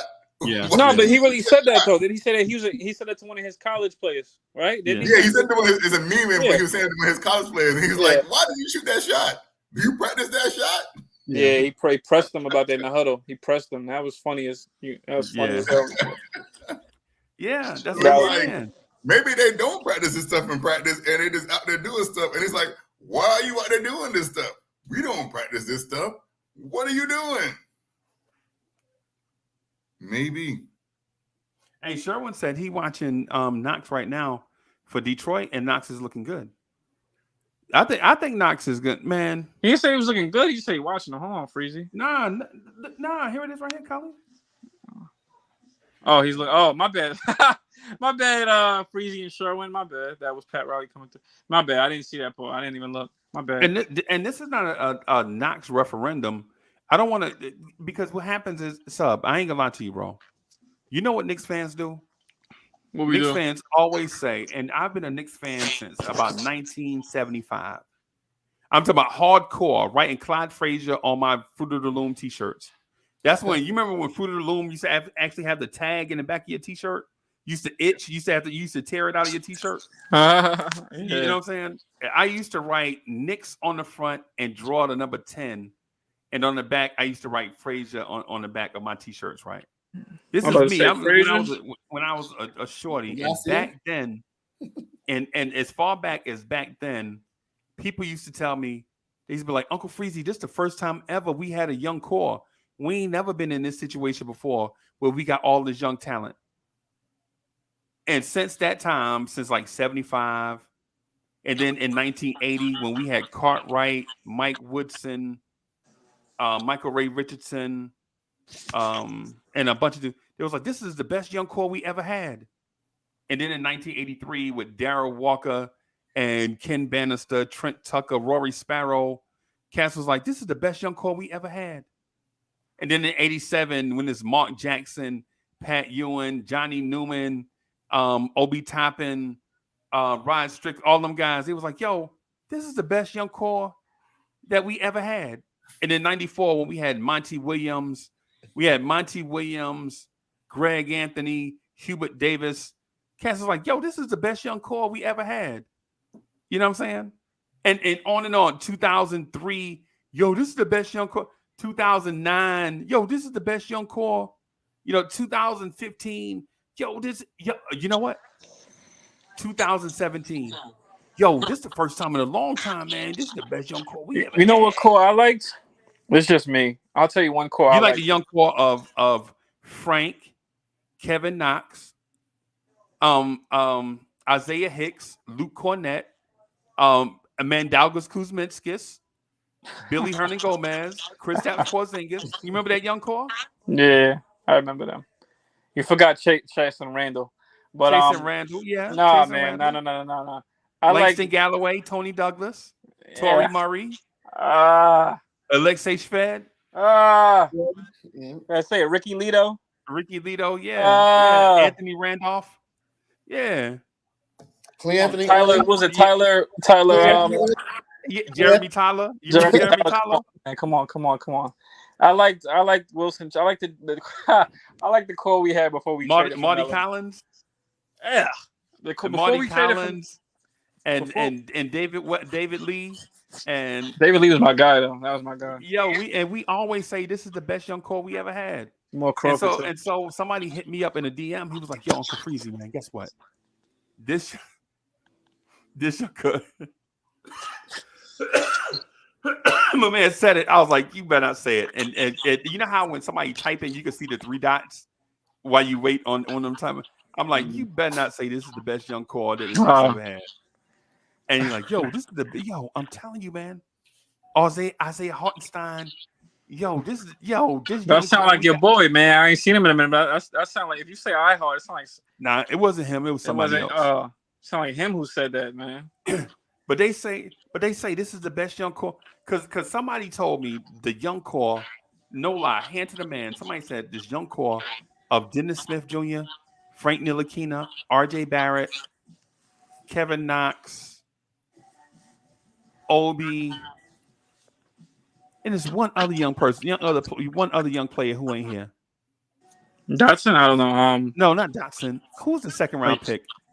Not Mitch, but they said Mitch too. But it was the Canadian kid, the Canadian dude, the dude that could score but couldn't do nothing else. Oh, Iggy Brasdakis. Iggy Brasdakis. Yeah, they was like, yeah, man, Iggy Brasdakis gonna be that scorer. Iggy is a baller though, man. Well, he's not on the Magic. Is he still on the Magic? Probably still he's on the somewhere. Magic. He could score, but he was on the Magic or Philly, one of them. I know he was on the Magic. He got signed somewhere else this summer. I don't know where. I forgot. I think the Bucks. I can't remember. He gonna be when he get on the team, man. He gonna show out. I hope he does. But what I'm saying though, Cully, what you saying, Freezy? What I'm saying is if the Knicks miss the playoffs, right? If something happened, and say the Knicks get 2 picks this year in the draft, we're gonna take it out on you. And say the Knicks get 2 young studs out of the draft. You know what they're gonna say going forward? We have this plan. The Knicks killed Tom Thibodeau because he had a heart attack because he got 2 more young kids. Yeah. Well, he ain't gonna be here. He gonna. If the Knicks picking in the lottery, Tibbs gonna be fired. We gonna say. I'm about to say. They're gonna say they had this planned. Nah. If the Knicks get 2 young studs out of the draft, they're gonna say going forward, this is the best young core that we ever had. That's what they're gonna say. If the Knicks, because the Knicks gonna get 2 studs. Say they get the Thompson twins. They get the Thompson twins. One dude legit. And sub, I'm not one to jump out the window for a young player. But this kid, Amen Thompson.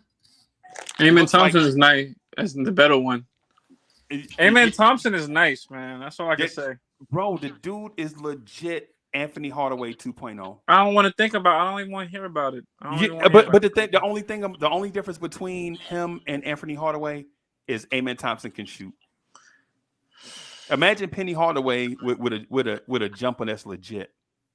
Yeah, but Freezy, I don't want to hit because let's just say hypothetically we don't draft nobody. Who's gonna be more angry, me or you? I'm not gonna be angry, bro. Because why? I was saying that about an hour ago. Whatever outcome happens, man, I'll be okay with it. No, where's your dignity, Freezy? I'm gonna be pissed. I don't have none. If we don't where's my self-respect? Where's my self-respect? I don't have none. No, you have self-respect, but where's your pride for this team to not draft talent like as if we're the Warriors, like we won 3 championships back to back or something? And even they drafted. For this team, let me ask could he have? He gonna say Kevin Knox. I'm only playing. If you have Jalen Brunson locked up for 4 years, and a Penny Hardaway prototype is in the draft, do you draft him knowing that you have Jalen Brunson penciled in as the starter?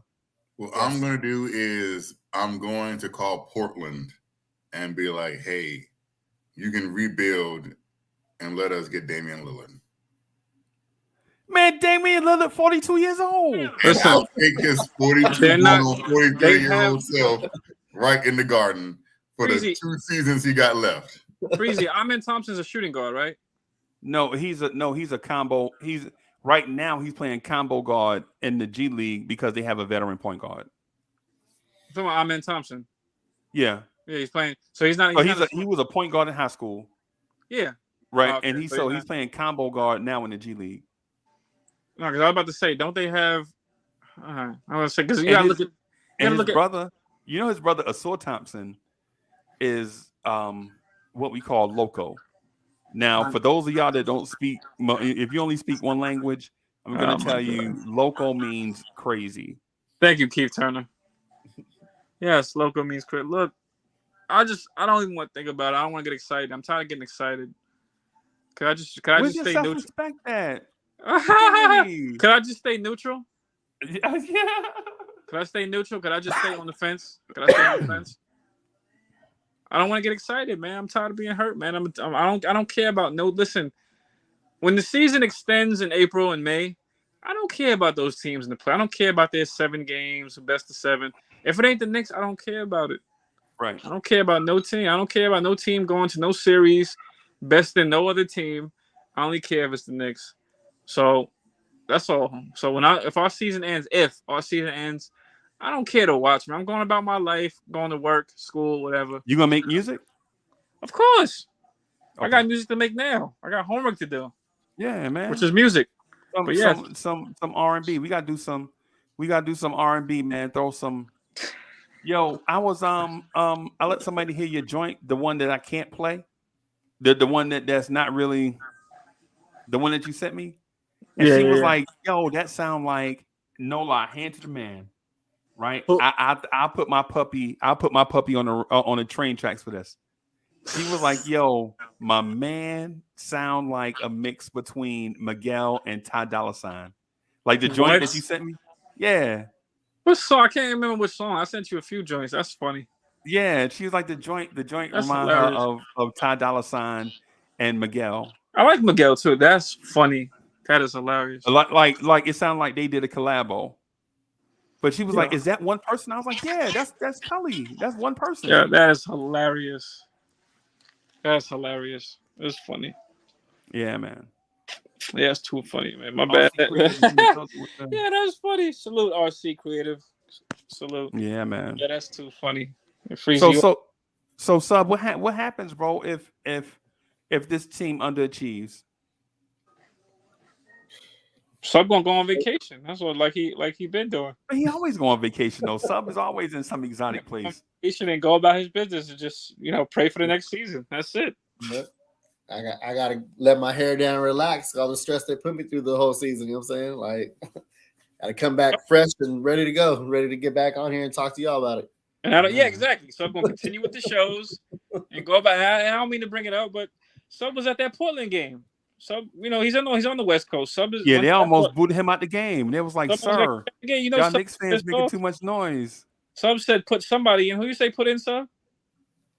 You said put Deuce in. I was saying put Deuce in. You say he's going to coach producing. Anthony Simons that was killing us? Him and Kevin and Josh Hart? I can't remember. And Tibbs had to walk up. Tibbs had to walk up there in the crowd and tell Sub, Sub, chill out. Calm down. I got you. Calm down, man. Calm down. Tibbs asked him if he wants. I had to take off one of my Adapt Too Smooth shirts and throw it at him and say, "Adapt, damn it, adapt." Yeah. Too smooth. Tibbs asked Sub, but he said, "Do you want to coach this team?" He didn't say it like that. Tibbs cursed, so he threw a curse. Yeah, you want to coach this? You know what team? And Sub said, "Yeah, I'll do it right now." Yeah, and I'll do it right now. Yeah, Sub said, "I'll do it right now." Yeah, your cronies ain't doing nothing. You got 9 coaches, ain't none of them doing nothing. Yeah, so Tibbs except putting a laptop in Randall's face. Yeah, so Tibbs told him, he said, "Look, give it to the end of this third quarter, and we'll see. Maybe I'll let you coach the team." But we don't know what happened after that. We don't know what happened. If Sub got the chance, if Tibbs said he ain't giving him the chance, we don't know. But Tibbs walked over, man. He came over. During a timeout, it was off camera, and that's what happened. I think low key Tibbs is the one that knocked me out. Talk about kick me out the arena. Yeah, that one right there with the Too Smooth shirt on. Yeah, exactly. Tibbs probably told one of the security, "Should have got Too Smooth shirt. Get him out of here." Yeah, please get him out. He's distracting my players. Yeah, that's probably what he said. Oh, wait a minute. Hold on. What RC say? Salute RC. Tell Cardi. Yeah, that's no problem, man. That's no problem. Nah, Kelly, you got to read the whole thing right. He said, "I need movie music." Movie. I take that as a compliment. Movie. And I got to get back in the booth. Yeah, RC Creative do movies and miniseries. No, listen. I got RC Creative any day of the week, man. I would give him my email, tell him come backstage. I might do voiceover for RC Creative, like Morgan Freeman, or the dude from Waiting to Excel. You do Kratos. The All-State guy. Yeah. You just hear my voice doing background voice. Oh, Pedro Serrano. Yes, I look like Pedro Serrano. Yeah. Nah, Hoodie Kev. What about Kratos, the video game? Yeah. What? I don't know that. I haven't played. Listen, the last video game I played was like Miss Pac-Man. Probably had like I don't even know who it was like Madden 09 or something. It was like PlayStation 2. Wow. Yeah. It's been a while since I played a video game. Yeah, man. You know, the best young core in New York plays for the Jets. Oh, I was on mute. I just want to throw that out there. The best young core in all of New York plays for the Jets. Okay.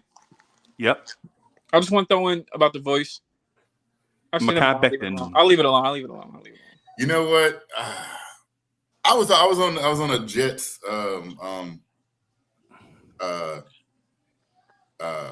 what do you call it? RC, I got you, brother. When they had who's the guy that came out like 2 years ago that Detroit picked? What's his name? He came from Oregon. The tackle they picked. Yeah. I can't think of his name right now. I know who you're talking about though. I wanted the Jets to get him. Right. And everybody's like, we got Mekhi back then. We don't need to draft 2 tackles. They got to play. I'm like, I'm not sold. He's too. Mekhi back then is too big. And when you're that big, I just knew he was just prone to break down. He's bigger than your typical. He's bigger than the biggest tackle in the game. Yeah, he's huge. He's a big dude, and I knew he was going to break down. I didn't know the extent that how fast he was going to break down. But I ain't seen Mekhi Becton since his rookie season. All right. And but you can't say that hoodie cat that one injury where you got people rolling up on the back of your leg, that happened to anybody, bro. You know what I'm saying? That happened to anybody. That's not a fat guy falling awkward. That's just getting caught up in the wash. Yep. Ain't nothing you could do about that, man. His quarterback got. I think didn't your quarterback get hurt like that? Yeah, ankle got all bent up. Yeah. So you doing a watch along tomorrow? I would love to do a watch along tomorrow. I would love to do a watch along tomorrow. So it's the final preseason game. Exactly. Right. I would like to get the entire Blorange Tears family together because we ain't been together for a long time to do, you know what I'm saying, something. Cause for the most part, you know what I'm saying, with Mo having with her issue, and then with me and this infection, and then like other stuff, man, my schedule has been kind of topsy-turvy. But I would love it if the Blorange Tears family can get together and do watch along for the final game. I'm down. Preseason game, and then that way we could just hang out and kick it. Yeah. You know what I'm saying? And you know what I'm saying? Gotta go to work early and get out early. Man. But if not, then I'm definitely gonna do the Knicks at Night podcast after that and then talk about, because what I want to do is talk about the future of the Knicks. Mm-hmm. And what we have been doing for like the last 2 years have been talking about the past. Yeah, we suck of the Knicks, right? I want to talk about some positive stuff. You know what I'm saying? What the future looks like. Like if everything pops, what happens? You know what I'm saying? Even if something bad happens, what positive can we glean from it? That's what I want to. So say for instance, if the Knicks win 50 games, right? If the Knicks win 50 games, we get in the playoffs. Say we got to go. Say we play Detroit in the playoffs, and we got to go. You know what I'm saying? The family, you know what I'm saying, mount up, and we rally and go to Detroit and root for the Knicks or whatever, and it'd be another heartbreak hotel, right? I want to talk about the positives of that. Hotel. Yeah, man. Look at Cully, the R&B sensation. I'm on that heart. That was Michael Jackson. But go ahead. Yeah. That was one of my favorite songs. That's like my favorite song of Michael Jackson. Go ahead. Yeah, man. So I want to start talking about the positives, man, because we talk about the negative stuff so much. People kind of get into that mindset of thinking that every time we come on, we're going to talk about. No, it's me, Freezy. It's not you. It's not you. It's me. It's me. Nah, you the legend. You the R&B sensation, the Cully GOAT. You know what I'm saying? Nah, but I talk about, it's not negative, but I talk about the realism of it, but it comes off negative. So it's not you, Freezy. You're pretty positive. Nah, and I'll give you an example. Somebody on this panel talked about the R&B connection and how it would not work. And he talked about it every night, relentlessly, right? Why are we playing Reggie Bullock and Alec Burks? Every night. Wait, on this panel? Night. Every night. Your man right there. Right? I forgot. Yeah, he did not like Reggie Bullock at all. I remember. Yes. Right, and Reggie Bullock and Alec and but the thing about it is he was absolutely right. But what happened is we didn't go back and say, hey, Hoodie Kev, you know what? When you were saying that, you was right. What we did was we moved on to the next thing and just forgot about everything that we talked about. right? Like for instance, when Hoodie Cav was saying that R.J. Barrett and Reggie Bullock didn't work together, guess what? It didn't work together until R.J. Barrett started taking over in that second season. Like R.J. Barrett shooting more threes than Reggie Bullock. Mm-hmm. And what happened was the defense stopped focusing on Randall as much and started focusing more on Randall and RJ together, and that freed up Reggie Bullock for wide open threes. Y'all remember that New Orleans? Yes, we went to overtime. We get it. We know. Was it the Grizzlies? Was that the Grizzlies or was that New Orleans? No, that was against the Pelicans. Yeah, we got Brandon Ingram. He hit the 3 and Brandon Ingram. Yeah, and they froze up in overtime. Nah, he hit the 3 in front of Lonzo Ball. Lonzo Ball, yeah, it was lying. But I remember Ingram froze up. But that's because the Pelicans had focused on Randall and RJ. And then Ingram froze up in OT. He wasn't ready for OT. Not in the Garden.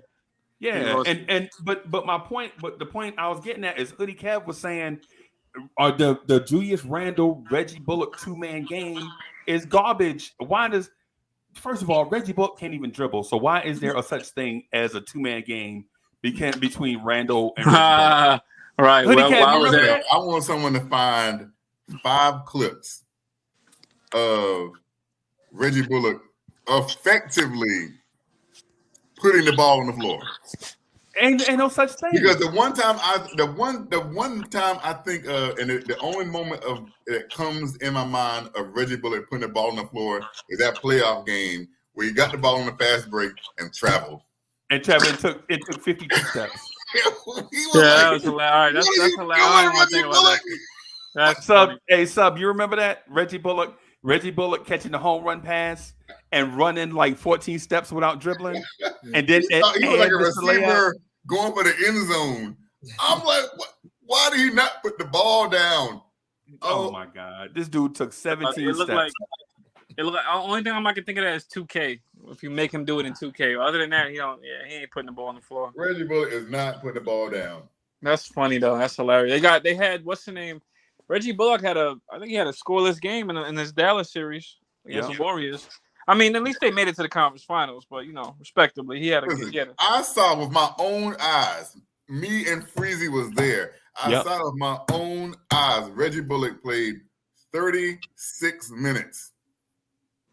36 minutes, and I think he had 0 points. He scored 0 for 7 from the floor. 0 for 7. I saw it with my own eyes at State Farm Arena. Yep. And was like, why is he still on the court? I legit wanted to go up to the highest floor and just jump out of a plate glass window. Because it's not like you can't say, oh, he was in there for defense because he was getting cooked by everybody he switched on. Everybody he switched on. But if your last name is Bogdanovich, you shouldn't be cooking nobody. But he was cooking Reggie Bullock. I don't even want to think about it, I don't want to think about this. What's his name? Hunter. It was DeAndre Hunter. It wasn't just him. It was Hunter. It was Bogdanovich. Kevin Huerter. It was Huerter. It was Gallinari. All those wings killed us. All of them. No, not us. Just Reggie Bullock. And I'm like, Thibodeau, if you don't get him off the court, I'm going to throw one of these dogs across the stadium. I blame Tibbs. I mean, I blame Tibbs too. But I blame Leon Rose, bro. You had the deadline. Go get somebody. Yo, if we making a playoff run, we got to make a strong playoff run. We didn't make a strong playoff run. We got smoked in 5 games. Every other Knicks fan other than myself was living in the moment. Oh, Reggie Bullock hitting the corner threes. Alec Burks missed the fourth quarter. I remember this. I got receipts. And I was the only one saying, you know what? This ain't going to last. It's not. Right. It can't. Because you can't take people who've always been role players and elevate them. And make them into playoff starters. It's not going to happen. Do that, bro. That's what I'm saying. Like, Leon Rose. And then when it happened, it's like they just look like deer in headlights. Including Elfrid Payton.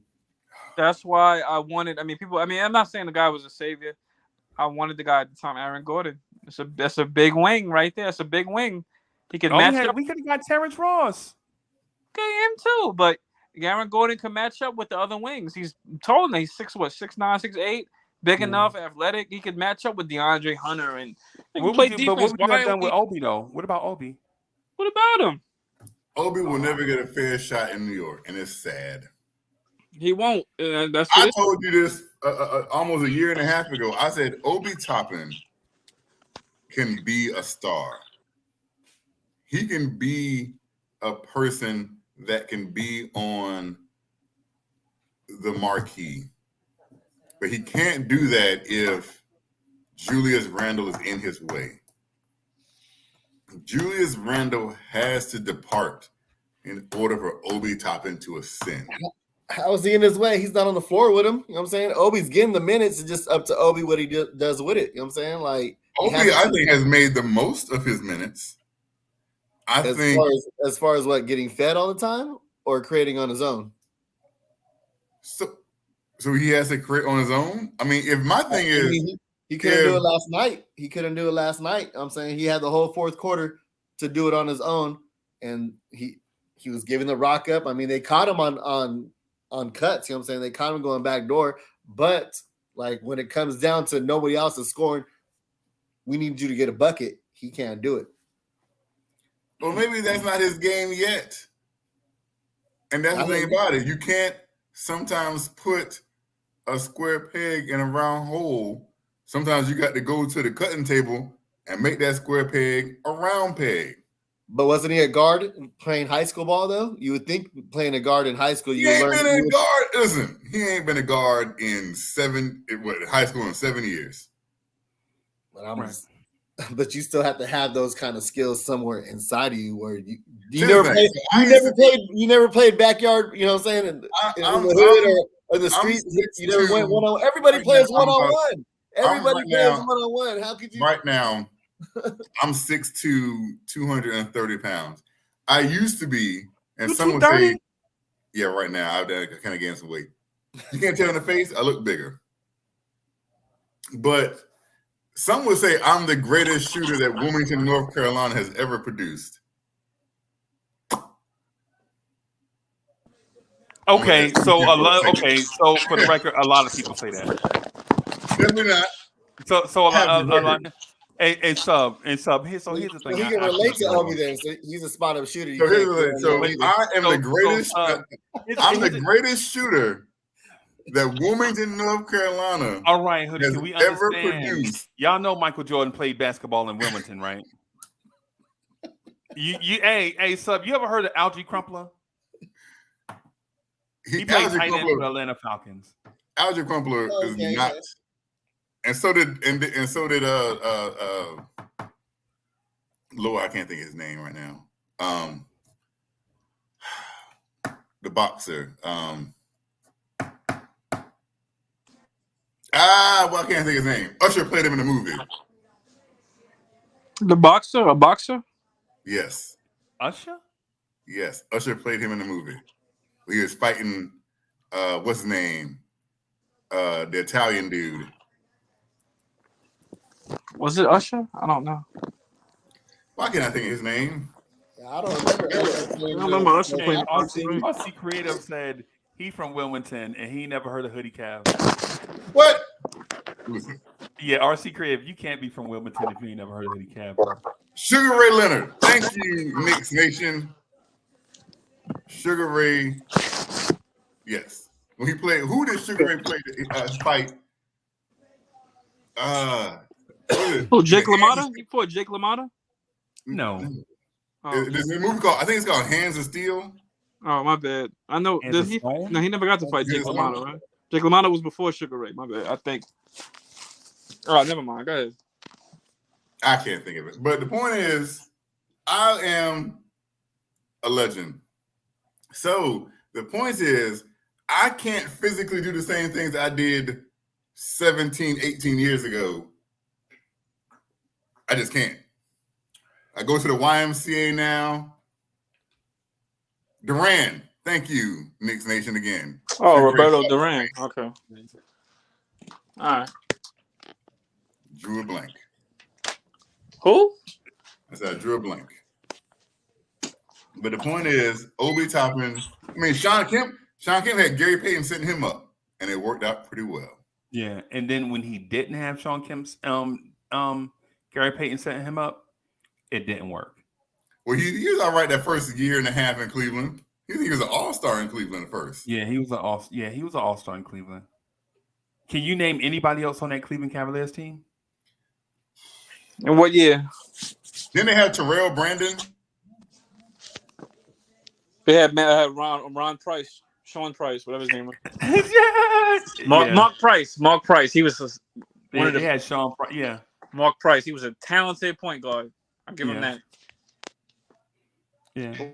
I think I'm starting to think the Cleveland Cavaliers have the greatest history of guards in NBA history. What's the one that got hurt? Huh? He's about to play with LeBron. Juan Wagner. Yeah.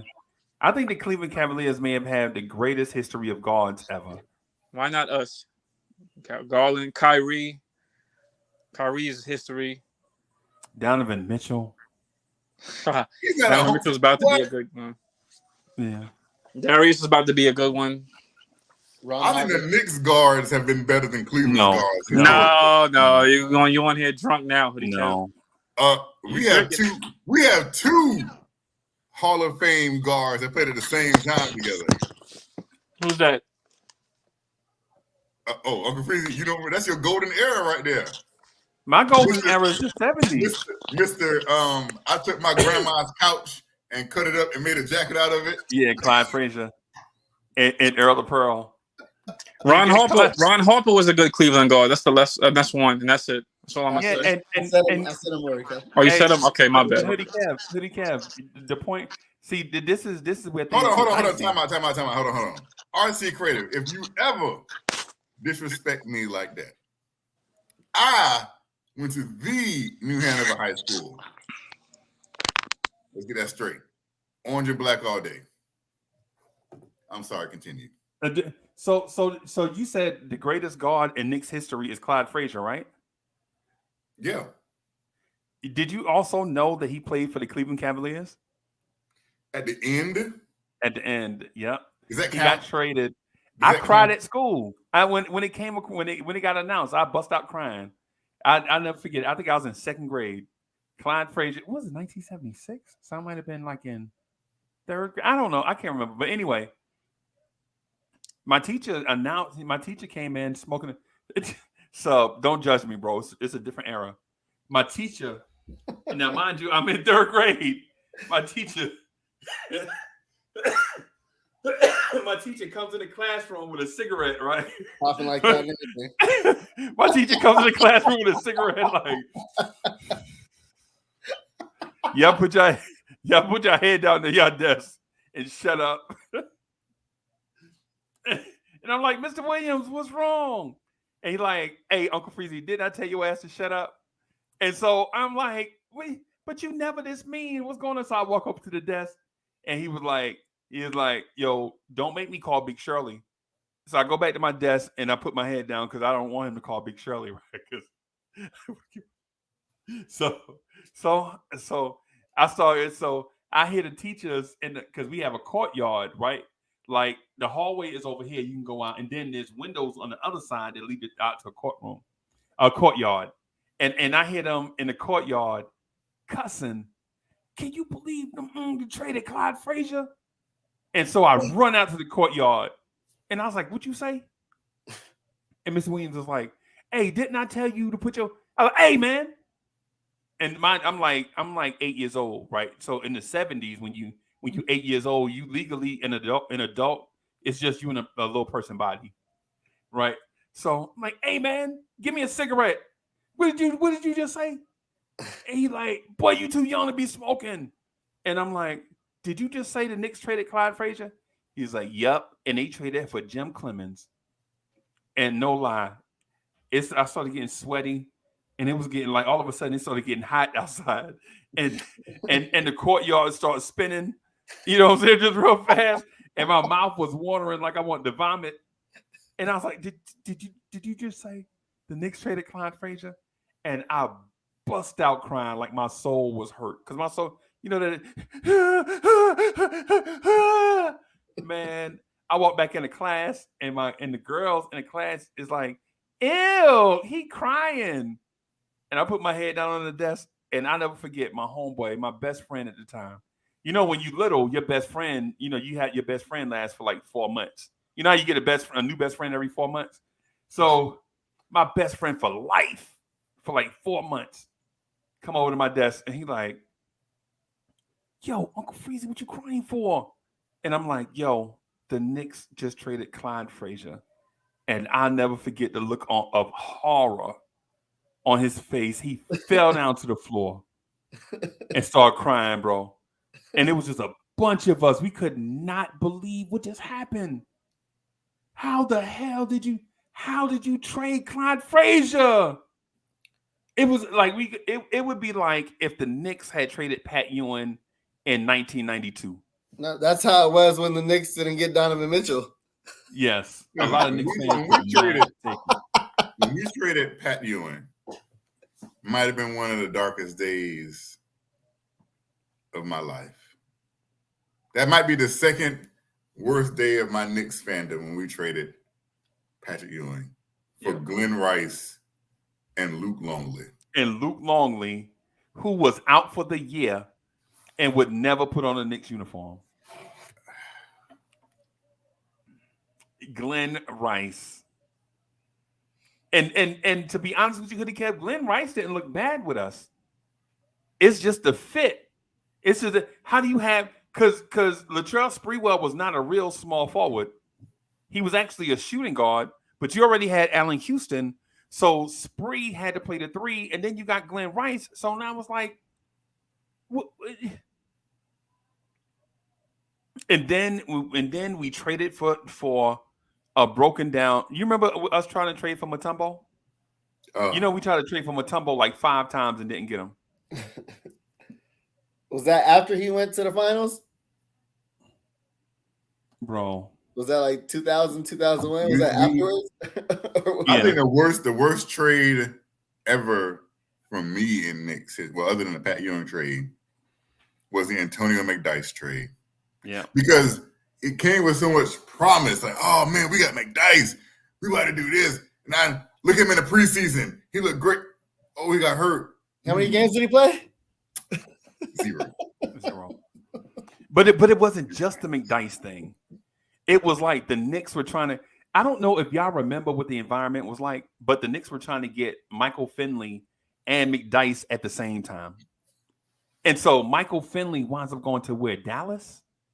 No, I think he had left Dallas. He went somewhere else. Phoenix? I think he went to Phoenix.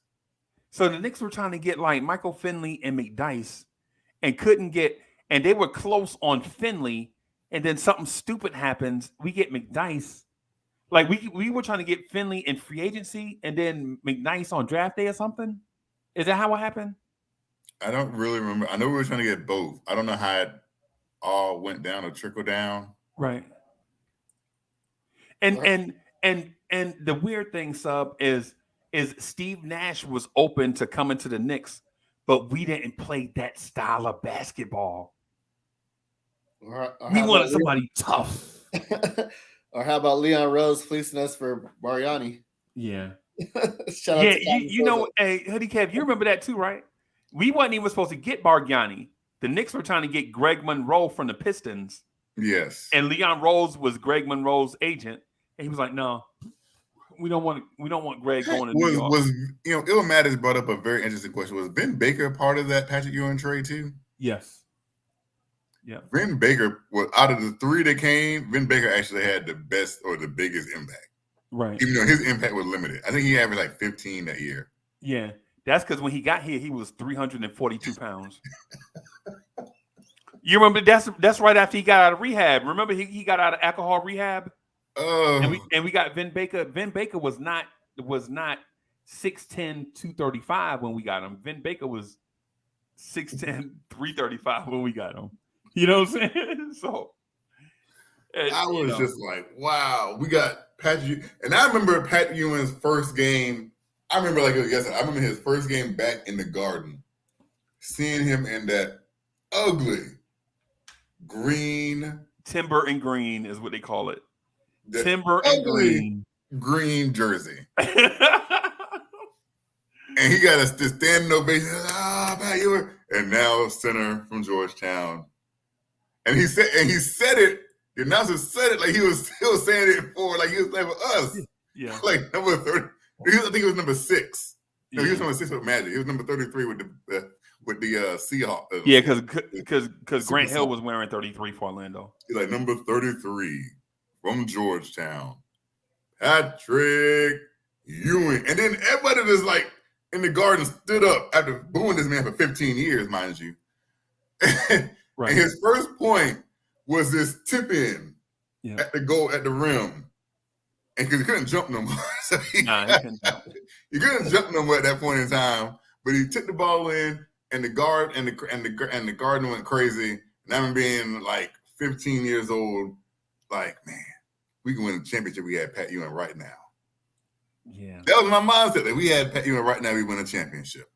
Wow. He's in that ugly Seattle green jersey. And then he just looked awful in Orlando. Like in Orlando, he was done. He was over. Yeah, in Orlando, he was over with. But you know what though? When we traded him, people forget when we traded him, he was 37 years old. His last season with the Knicks, he averaged 15 and 10. Yeah. And then, but he was 37. Yeah, Pat was. We probably, no lie, we should have probably traded Pat in 95. What? Yeah. That's probably when we should have traded Pat. Right? We probably should have traded Pat. Wasn't there a Shaq and Pat trade that was supposed to go down? No, it was a David Robinson. David Robinson. Okay. Yeah.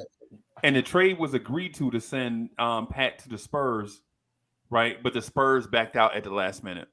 Listen, in the 90s,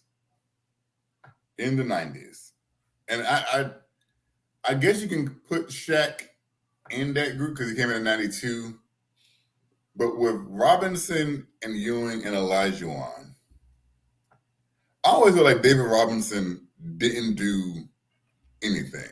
Like he had to score 72 points. They had to literally stop. The other team had to stop playing defense for him to get 72 so he can win a scoring championship. Over Dominique Wilkins. Yeah. Yeah. They literally was like, just go ahead and score. Yeah. Just go ahead. We're not going to last game of the season. The last game of the season, he scored 72 to win the scoring title. They didn't even play any defense because they knew what he was trying to do. Yep. But I don't even remember David Robinson in the 90s like that. It was like Pat Ewing and Olajuwon were like the marquee centers. And Shaq were like the marquee centers. But then nowadays, you want to like, oh, David Robinson got like 2 championship rings. I'm like, he didn't do anything until Tim Duncan got there. Yeah. Yeah, they was the team that always choked. Remember, they was the team that always choked in the playoffs. I don't even remember San Antonio in the playoffs. I don't remember San Antonio in the 90s at all until Tim Duncan got there. And I said, there's a team in San Antonio? What are they doing? They were nice. Like it was they were like the only team in the NBA that played in a football arena. Remember the old Alamo Dome? Where they had the big curtain. They had to cut the field thing in half with the big curtain. And it was weird, man. The Spurs were weird. I was talking about this today. I was talking to somebody because we were talking about O.J. Simpson.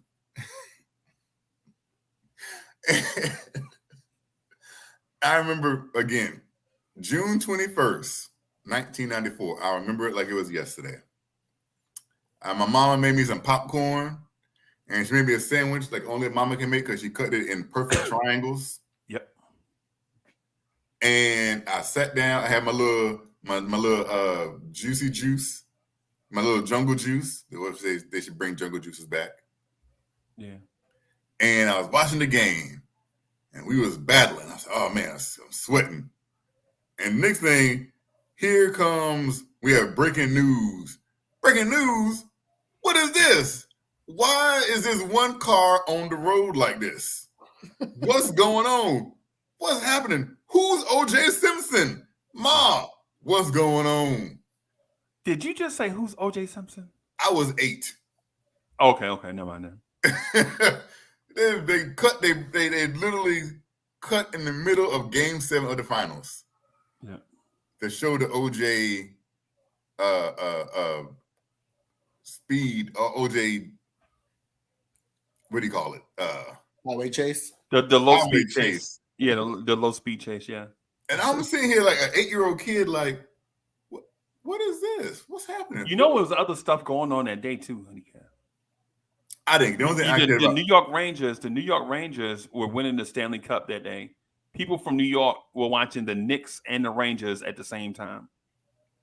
But I think both games interrupted because we were on NBC. And I remember Marv Albert calling the game. And Marv Albert is a homer anyway, but he's technically he's not doing a Knicks broadcast. He's doing an NBC broadcast, but he's a Knicks broadcaster. He's a homer anyway. Yeah, like Mike Breen. Yeah.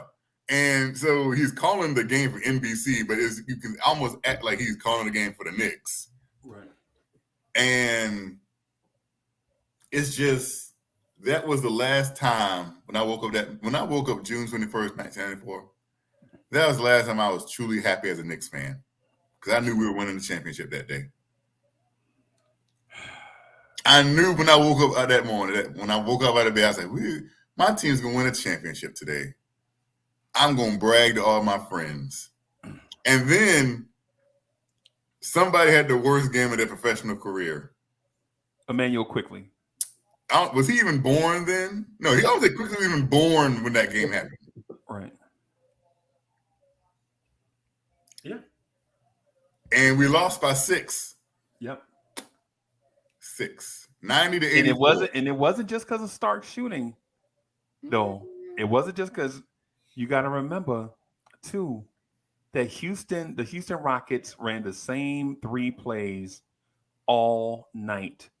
They ISO'd, they power forward in the mid-range, and that power forward left the power forward wide open to shoot 18-footers all night. And Derek Harper was getting killed at the top of the key by Sam Cassell and Kenny Smith. I mean, I remember was thinking, man, can you put in Hubert Davis? Come on, Pat. Oh, come on, man. I wanted Hubert Davis on the court. Because I know he wasn't playing Blackman. Because I hadn't seen Blackman in the series, the entire series. And I was like, the entire series. Why are we not playing Rolando? Where's Hubert Davis? You know why? You know why? Because when Derek Harper and Rolando Blackman was a backcourt in Dallas, they always choked away playoff games. I don't know if you remember the 1980s Dallas Mavericks with Rolando Blackman, Derek Harper, Mark Aguirre, Roy Topley. They could not. They legit choked. They were choke artists. All those years the Lakers made the finals. It was because when they got to Dallas, they knew Dallas was going to choke the game away. Right? I mean, Rolando Blackman and Derek Harper had a reputation of choking in the playoffs, and you're gonna put Blackman in a game 7 in a close game. The Hubert Davis part, I could see. I could see the Hubert Davis one, even though Hubert Davis was a second year player, third year player. He was a rookie, I think. Was he? No. Well, he might be. You might be right. I think he was a rookie in '94. So you gonna put might be his second year? Might be his first and second year. You gonna put a rookie in a game 7? Yes. I remember John Starks. I remember every shot. Like he hit a layup, but then he missed like his next 8 shots in a row, or maybe his next 11 shots in a row. It was either 8 or 11. I remember that. And then he hit like another layup right before halftime, and he was like 2 for 11 at that point in time. And then he went for like 1 for 8 in the second half. Yeah.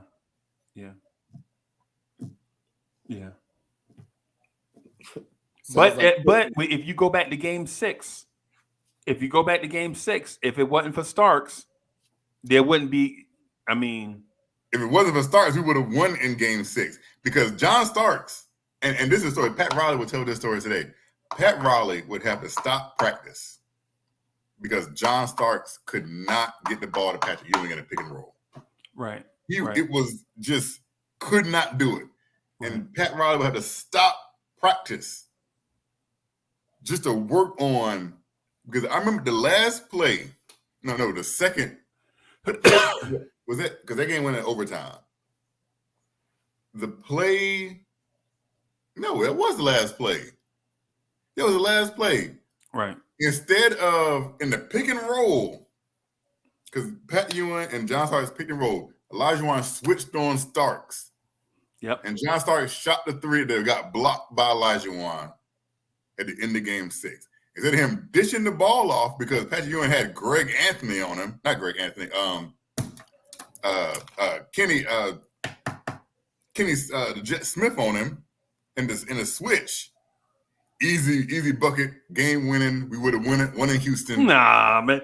Olajuwon left Pat because they knew that Pat Ewing, 20 feet away from the basket, having the dribble was not a threat. Starks was red hot in that fourth quarter. Starks was the threat. And Olajuwon peeled off of Ewing and got a fingernail on that ball that Starks shot. I would rather have Pat Ewing do something against Kenny Smith. Really? Because you got that option the next year in '95 when Pat doinked it off the back iron. You really? That's what you're gonna go with? Because the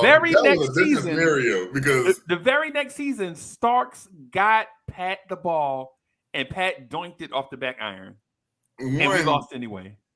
I think had he, and everybody says he should have dunked the ball. This ain't Space Jam. We could have stretched out. But Pat knees were shot though. That's what I'm saying. At that point in time, they were going. They were going in '95. Right. That's why I was saying earlier that right then, when that happened, I would have traded Pat. Right then. And nothing against Pat Ewing. I love Pat. Right? But when you ask a big man to play 11 years, every year, you in the second, third round of the playoffs every year. So not only are you playing 82 games, you playing about 15 additional games every year. So you basically playing about 100 games a year, every year for 11, 12 years. I think, I would have traded Pat for But what I was getting to is this: had the Knicks won in '94, right? People today would talk about Patrick Ewing the same way they would talk about Hakeem Olajuwon. Okay. Oh, you meant David Robinson? Because your original point was David Robinson didn't do nothing. Well, no. I meant the three. They talk about David Robinson. They don't really talk about David Robinson. Like they talk about Hakeem Olajuwon like he's just the greatest center since sliced bread. Is he a top 5 center in your opinion all time? Who, Olajuwon? Yeah. Yeah. And guys still want to go work out with him, you know what I'm saying, and learn the dream shake and footwork and all that stuff. So talking about LeBron James and guys like that, yeah, he still has that kind of. No, he's not. Hakeem Olajuwon is not a top 5 center in my mind. Okay. It's Kareem. Yep. Wilt. Yep. Bill Russell. Yep. Moses Malone. 444. Yep. And the captain himself. No. Yes. I am not putting him. I'm putting no Willis Reed ahead of no Bill Walton. But we need Hakeem Olajuwon. Listen, how many players in the history of the NBA has won NBA regular season MVP, All-Star game MVP, and Finals MVP in the same season? Not many. 2. Right. One of those people was Michael Jordan. The other one was Willis Reed. Right. Willis Reed outplayed Wilt Chamberlain twice. One of them, he had one leg. Literally one leg. Even though he only played like 6 minutes that game. Yeah, and that game you're talking, that's not the Willis Reed game. That's the Clyde Frazier game. That's the Clyde Frazier game. Clyde Frazier had 37, 15, and 8 in a game. Funny, 7. so you know how ESPN will show like highlights of like all-time great moments? They show Willis Reed running out of the tunnel as one of the all-time great moments that ESPN would do. Like, you know how they do like before the game or something, they'll show like the Julius Erving up and under, or the bird throwing it to Dennis Johnson when he's falling out of bounds, or the Jordan shot. They'll show Willis Reed running out of the tunnel, and he only played like 6 minutes. Yeah, but he had his first 2 jumpers though. He did, and which really set the tone. And the thing in the 1970s finals, he outplayed Wilt Chamberlain. Yeah. And what people don't realize is Sub probably know this, but that run, that 5-year run, the Knicks could have won the championship every year for 5 years in a row. But in '69, the Knicks were too young, like that young core, they were too inexperienced, and the Celtics barely beat them off of experience. And at the end of that game, the Celtics went over to the Knicks team and were like, man, y'all the team of the 70s. This is in 1969. They're like, yo, y'all. You can say he outplayed Bill Russell too. Yeah. Everybody, I'm telling you. That 5 years, arguably, Willis Reed was the best center in basketball. No. Yes. No, he wasn't, man. Because he outplayed 2 of the best. Lou Alcindor. Well, okay, at that point in time. Well, I mean, Willis Reed wasn't touching Cap. Cap was the best. Cap was the best player in the game for about 7 straight years. From about 68 to about 77. Well, Willis might have been second. Yeah. And I won't dispute that, but Kareem, bro, he would. Yeah, man, that man was, man. Come on. But like I said, to me, Willis Reed, who just gets no credit at all in the grand scheme of basketball lore, right, as he should. And this is saying a lot, because I could have said Shaq. That's what I'm saying. Like, I'm a little biased. I got to go with Shaq and Kareem. You know what I'm saying? Because who's really stopping Shaq's power and strength? The thing about Shaq is, I don't think that he, and because he's a 4-time champion, three-time MVP. Mm-hmm. I don't think that Shaq actually lived up to the expectations, because he should have did more. Shaq should have did more. Well, he said it once he got Kobe. He was like, you know what I'm saying, Kobe, go ahead and do your thing. I'm gonna just show up with all this food to eat before practice, and he wasn't even worried about it. All he had to do was just show up. I think the best. I remember in 2000 when the Lakers played the Portland Trailblazers, and the Trailblazers were loaded in 2000. I'm talking about Pippen, Steve Smith, Rasheed Wallace, Damon Stoudemire, Bonzi Wells, Jermaine O'Neal, Detlef Schrempf, Brian Grant, Arvydas Sabonis. Yep. Greg Anthony was on that team. Yep. They were loaded. And Sabonis, because Arvydas Sabonis, at the time when he came over to the NBA, he wasn't the player he was in Europe. Right. Had he came over and was the Sabonis that he was in Europe, because he had put on like 150 pounds when he came over here. Yeah. He was an absolute monster.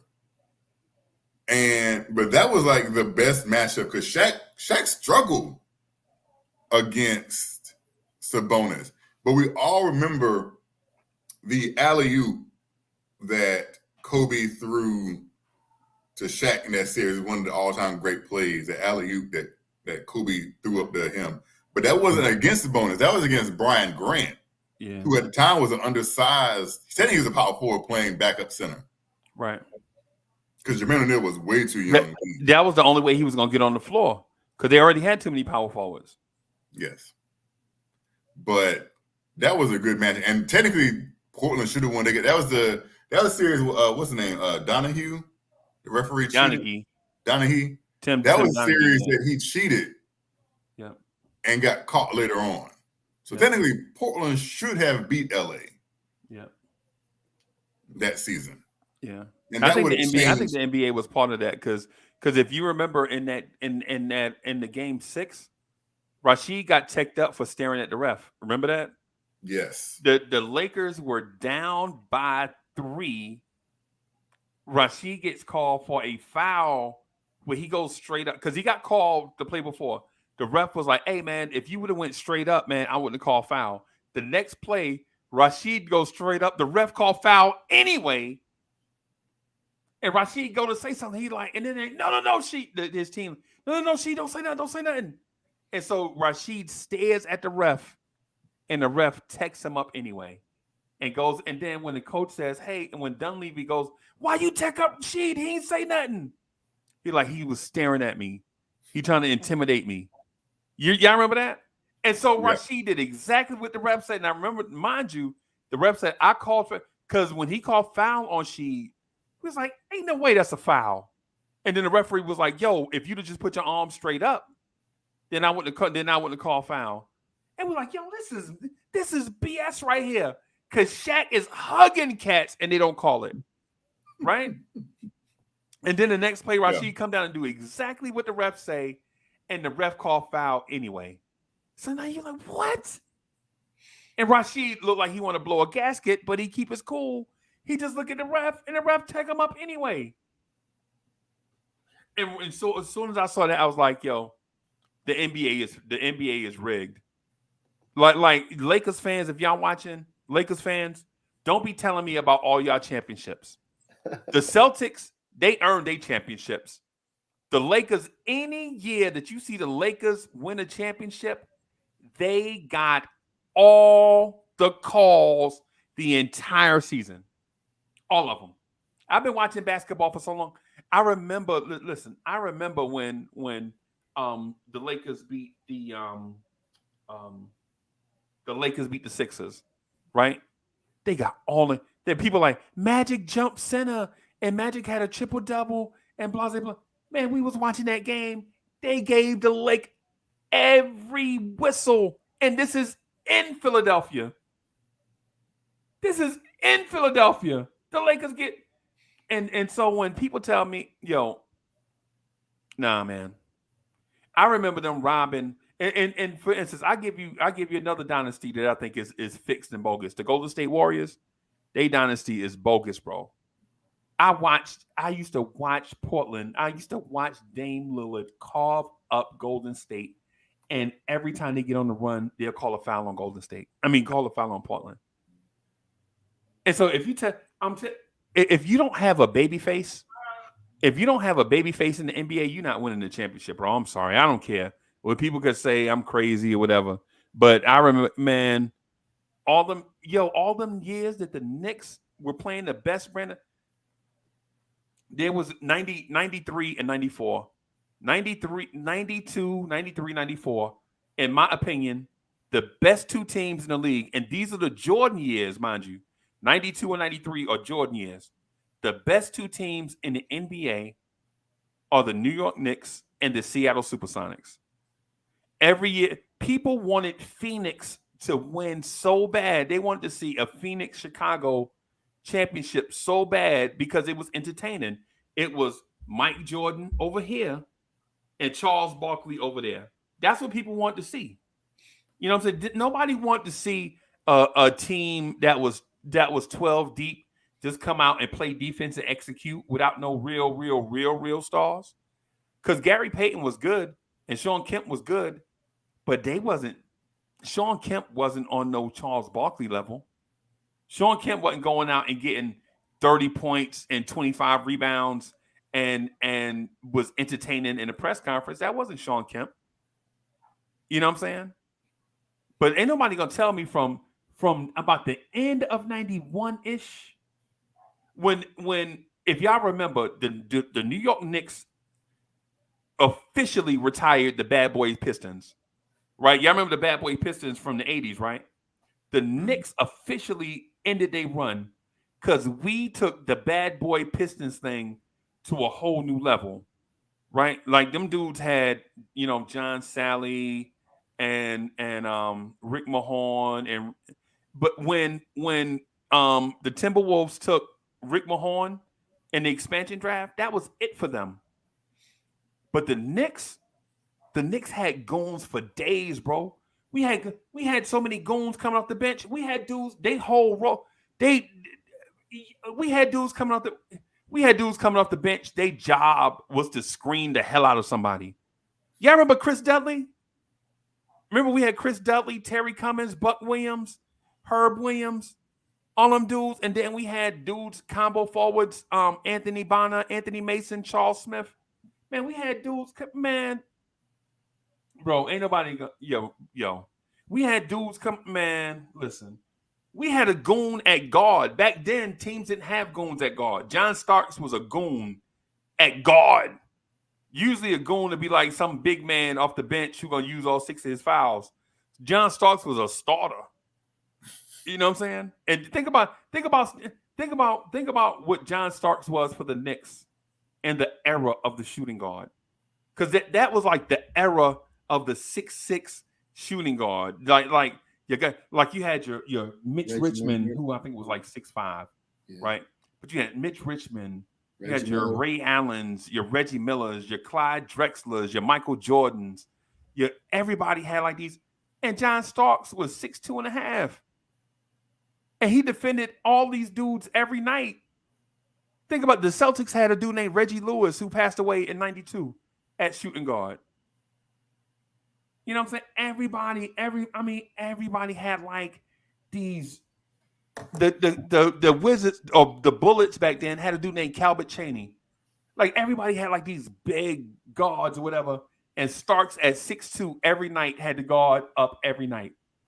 Everybody had super tall guards, right? One night, think about this. One night, John Starks is guarding Steve Smith from Atlanta. The next night, he guarding Kendall Gill and Kelly Tripucka from Charlotte. And then the next night, he guarded Nick Anderson and Dennis Scott, Penny Hardaway, right?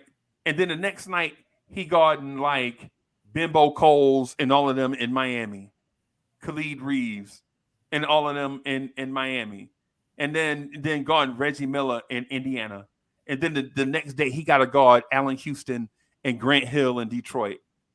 You know what I'm saying? This dude at 6'2", he doing all of that, all this. Bro, I'm telling you, the Knicks were in this era of Knicks basketball that we talk about, a lot of details we leave out. And it's not because it's not memorable. It's because we had a franchise player for the first time in a bajillion years that and actually lived up to the billing. Because we draft guys like right now, RJ Barrett should be our franchise player, right? He was drafted 3rd. He a top 3 pick. But is RJ Barrett 29 points a game? Is RJ Barrett 29, 8 rebounds, 6 assists?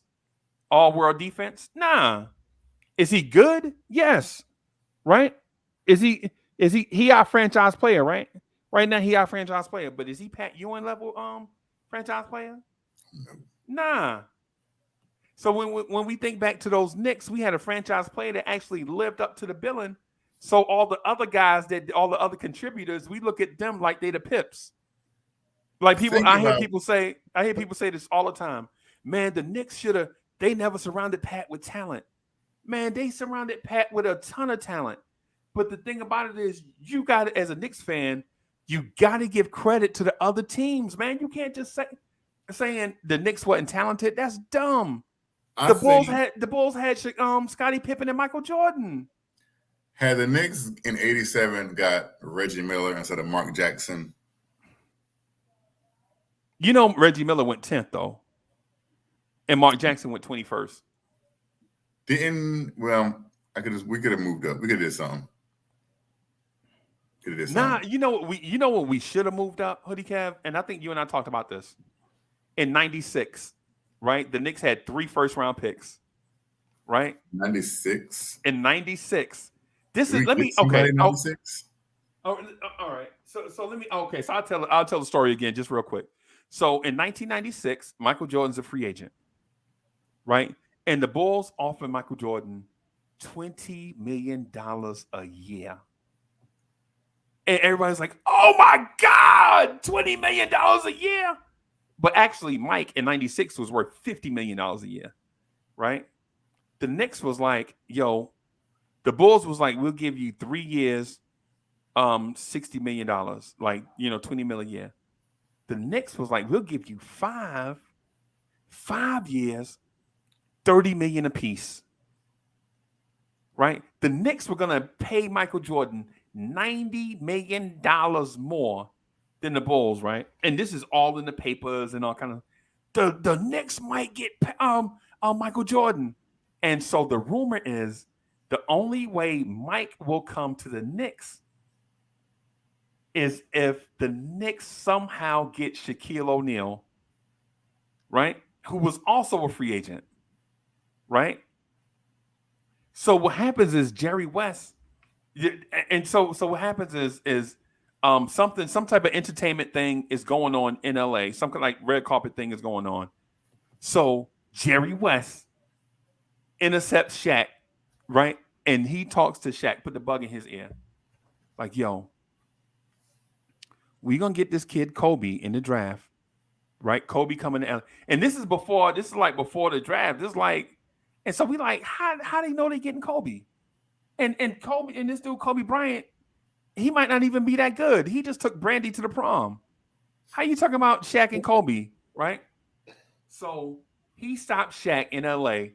Shaq winds up committing to the Lakers, right? Before free agency start. This I know the NBA is rigged.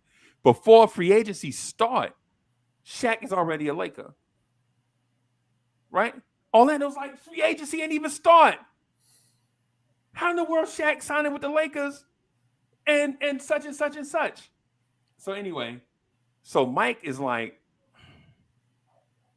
I believe in loyalty. I'm gonna stay in Chicago for less money. But the rumor was this is how the thing was supposed to work. Shaq is supposed to sign with the Knicks. The Knicks are supposed to trade Patrick Ewing. Mike comes in after that. So the Knicks have, in 96, the Knicks have Mike and Shaq in New York, right?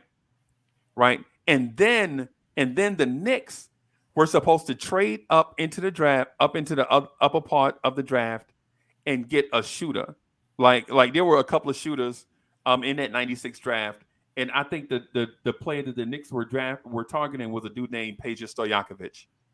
Right? They didn't know if Stojakovic was going to be any good, but they needed some type of shooter to put in between Mike and Shaq. And I think Stojakovic had a decent career. Stojakovic wound up being pretty good. But anyway, the Knicks pick 18, 19, and 21, I think. Right? So they trying to trade up to 10. And the team that's picking 10 is like, give me all 3 picks and you can have the number 10 pick. Right? The Knicks say no. It was Indiana, by the way. Whoever is there at 10 is not worth. I'm sorry, whoever's there at 8 is not worth 3 first-round picks. So guess who goes? Kerry Kittles, by the way. But Hoodie Kev, guess who goes after 8 in that draft? Peja Stojakovic. He went 14. Steve Nash, Kobe Bryant. So the Knicks, Jermaine O'Neal. The Knicks were not willing to give up 3 first-round picks to get Kobe Bryant to pair with Michael Jordan and Shaquille O'Neal. And all of this is playing out in the Daily News, in the newspaper. The Knicks do not want to give up 3 first-round picks to trade up in the draft. And here's the thing. All they had to do was include Pat in one of those packages.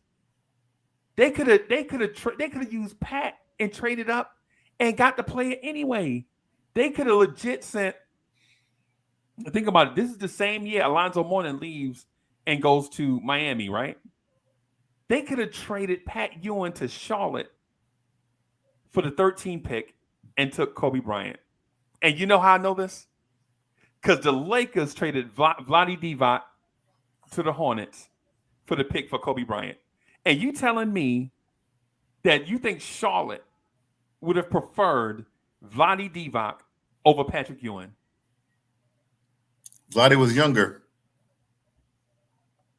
Vlade was a third of the player Pat Ewing is. They're trying to go for youth. Talking about floppy Divac? Yeah. So the thing, Sub, is this. the Knicks in every draft, at every opportunity to make a move, to like make a game-changing move, to just pay, they never do it because they feel like such and such is too much to pay for a superstar. They never make them. Right now, Kobe Bryant number can be hanging up in Madison Square Garden, but they felt like a combination of Walter McCarty, Dante Jones, and John Wallace was too much to trade for Kobe Bryant. Think about the names I said: Walter McCarty, Dante Jones, and John Wallace. They didn't want to give that up to get Kobe. Hey, John Wallace was with us for a long time. Yeah, 3 years. Okay. Yeah. All I'm saying is, Hoodie Cav, I probably would have did the deal if it was me. Well, we can all say that in hindsight. You didn't know Kobe Bryant was going to be Kobe Bryant. But you know what the alternative was? We signed Chris Childs, Allen Houston, and traded for Larry Johnson. We had a very magical run with those players. Yeah, imagine that run with Kobe. Think about that. You could have traded up. We could have left that draft with a backcourt of Steve Nash and Kobe Bryant. What would Kobe Bryant be without Phil, without Shaq? Would he still be the Kobe Bryant that we know if he was playing with Pat Ewing? Yep. If he was playing with Derek Harper or a young Steve Nash, who knows how long Steve Nash bounced around. Yeah. In his early, I'm gonna tell you this. I think if the Knicks get Kobe in '96, Phil Jackson comes to the Knicks to coach instead of the Lakers.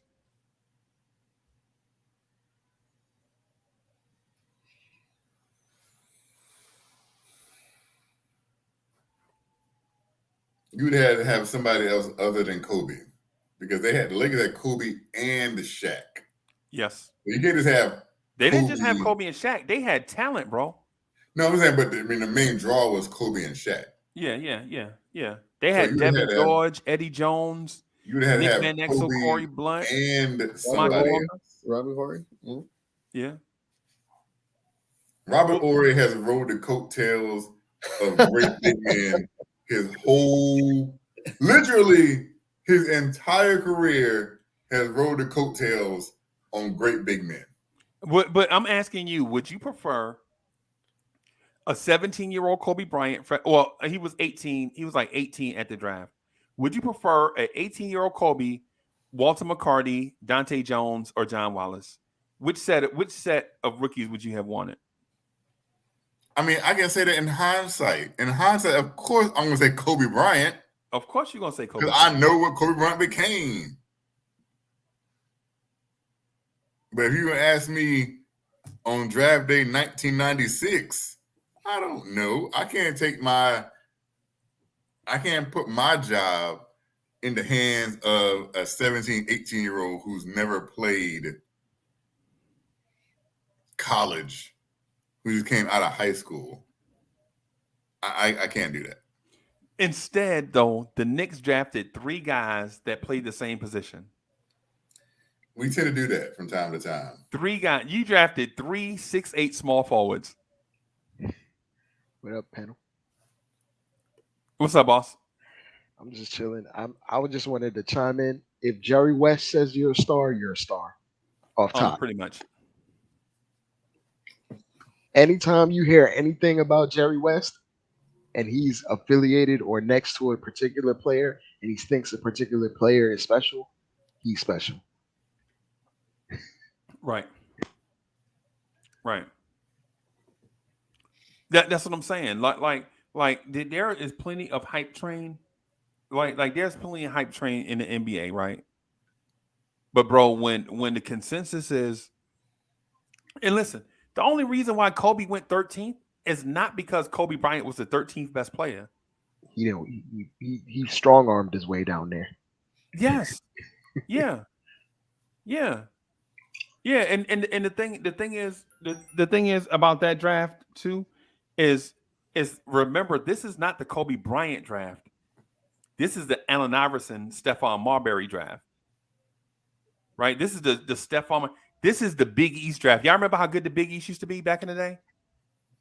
Now we have Well, Ray you Allen. got Allen Iverson, and you got Allen Iverson at Georgetown. You got Ray Allen at Connecticut, right? You got all these different, man. Oh my God. Stephon at Georgia Tech. Yeah. It was the best draft class ever. Yeah. No, definitely not 96. Was Steve Nash? 95 with the 85. Oh, 85 probably, yeah. Yeah. Okay. And then the Steph Curry draft too. I'll put 03 over the Steph Curry draft, in my opinion. 03 draft over Steph Curry's draft. Really? Yeah. I mean, arguably the second greatest player, and like about maybe 5 Hall of Famers out of that draft. Yeah, but once you get past 7, it's a little. It gets a little slow. Yeah. I mean, if it's about depth, then 03 is not the most depth laden. But as far as top end talent, who was the number one pick in 07 though? In 07? Because I know James Harden was number 2, right? I think James Harden was 08. Oh, no, James Harden was like 09 because he came after Westbrook and after KD. KD was 07, Westbrook was 08, and then Harden was 09, if I'm not mistaken. Okay. And Greg Oden went number 1, and Durant was 2-0. Durant was 2 in 07, and Greg Oden went number 1 in 07. Greg Oden would have been a monster, though. An absolute monster, but injuries is the thing. Because he was, even in the tourney, he was playing injured. He was still dominating. With just one arm out there, winging it. Yeah, that's how Trailblazers' luck was, though. Man, Trailblazers always one pick away. I don't know if I want to be. I don't know if I'd rather the Knicks situation of never getting the top pick or having the top pick and missing missing all-time greats by one pick. Well, we kind of missed Steph Curry. That's one. That's one that we missed by what? No, he got picked right before us, though. Yeah, I'm saying that's just one off, but the Portland Trailblazers had the chance at greats and just kicked the bucket. But at the time, Greg Oden was looking kind of generational, even though he was just all motor. He was all motor and physicality and just overwhelming bigs at the time. But I wasn't mad at it at the time, but looking back at it, the skinny kid out of DC kind of made that kind of laughable. Right. And then they took mentioned Brandon Roy, which is absolutely unfortunate because he had like top 3 scorer potential in the league for years, and his knees just became bone on bone. That took him out as well. Mm-hmm. Y'all still want to go down memory lane, or y'all want to? Unc said he lost connection. Oh, that's what he said. Yeah, it was like that was pretty abrupt. What was the general chat about? Because I just hopped in. I mean, tomorrow, down memory lane. Later on today, we got the final dress rehearsal for preseason on what Tibbs' rotation is going to be looking like. You know what I'm saying? What the times on substitution is going to be. You know, how many games into the season do you think Tibbs is going to switch over to Grimes? Well, Grimes ain't healthy right now, so it depends on. I'm hypothetically speaking, if he's healthy at the beginning of the season, how many games into the season do you think it would last until he dropped Fournier out of the starting lineup? Because I think Fournier is going to start. Oh yeah, Fournier is going to start for sure, but man, I don't know. I think it's going to happen within 10 games. You think that quick? within 10 games, he's going to. Because I mean, didn't he have the quick hook with Kemba? Like once he sees something he doesn't like, he pulls it, even though he kind of has biases for. No, that took till December. Did it really? Yeah. Because I remember dudes were talking about in the chat like we had a winning record with Kemba Cully, if I'm not mistaken, and then we went away from it pretty early, I guess. But I don't know.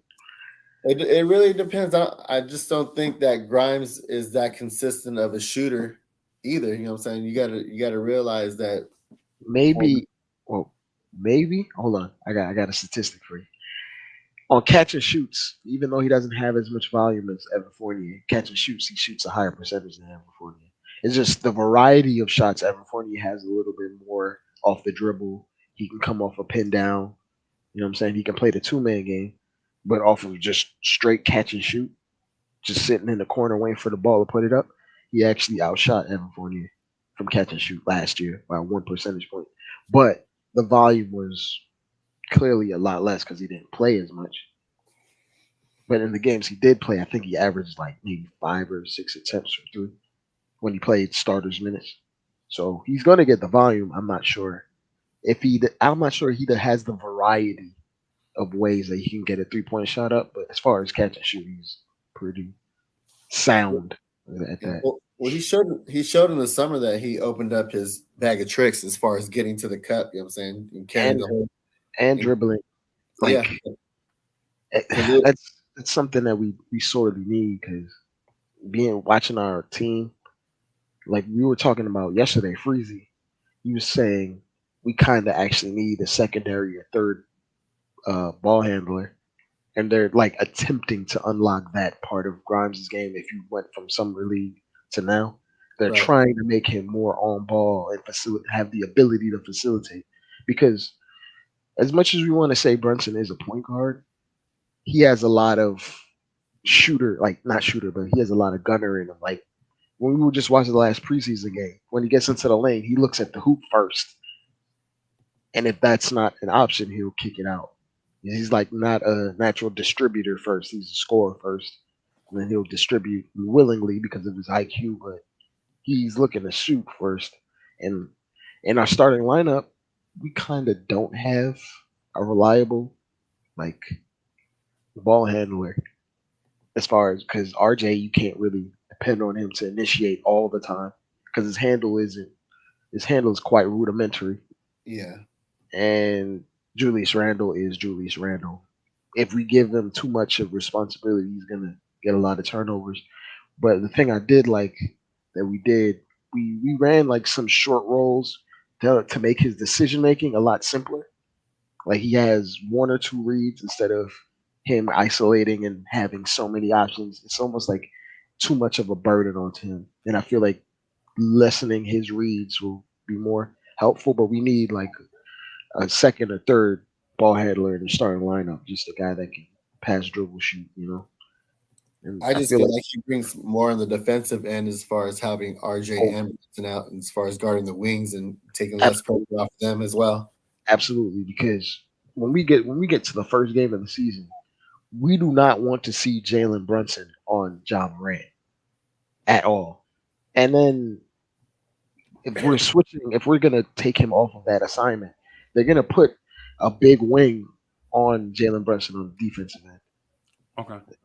And I would rather limit the amount of times that we have like a disadvantage, even though he's stout and he can hold his own. Mm-hmm. You can't make up for being 6 foot or 6'1" when a 6'7" guard or 6'7" wing is on you, because they're gonna put Dylan Brooks or Bane maybe on him. Right. Or we're gonna put Brunson on one of those guys, and I kind of don't want to see that scenario. This is the problem that the Knicks signed up for. They knew that Jalen Brunson was not going to grow anymore when they signed him. Yep.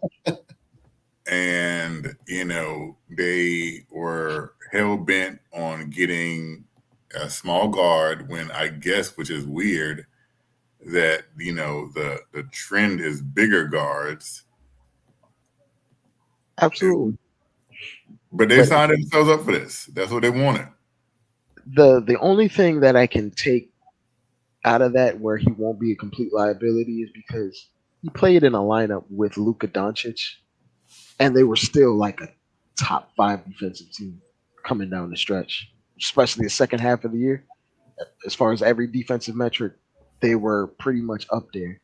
And they had 2 guys that weren't really renowned as defenders. So if we figure out a way to put multiple plus defenders in a team concept, Jalen Brunson can play defense. He's not going to be a complete liability like Kemba was, for instance. Like we saw him go against Cade, and Cade was trying to post him up, and it was going nowhere.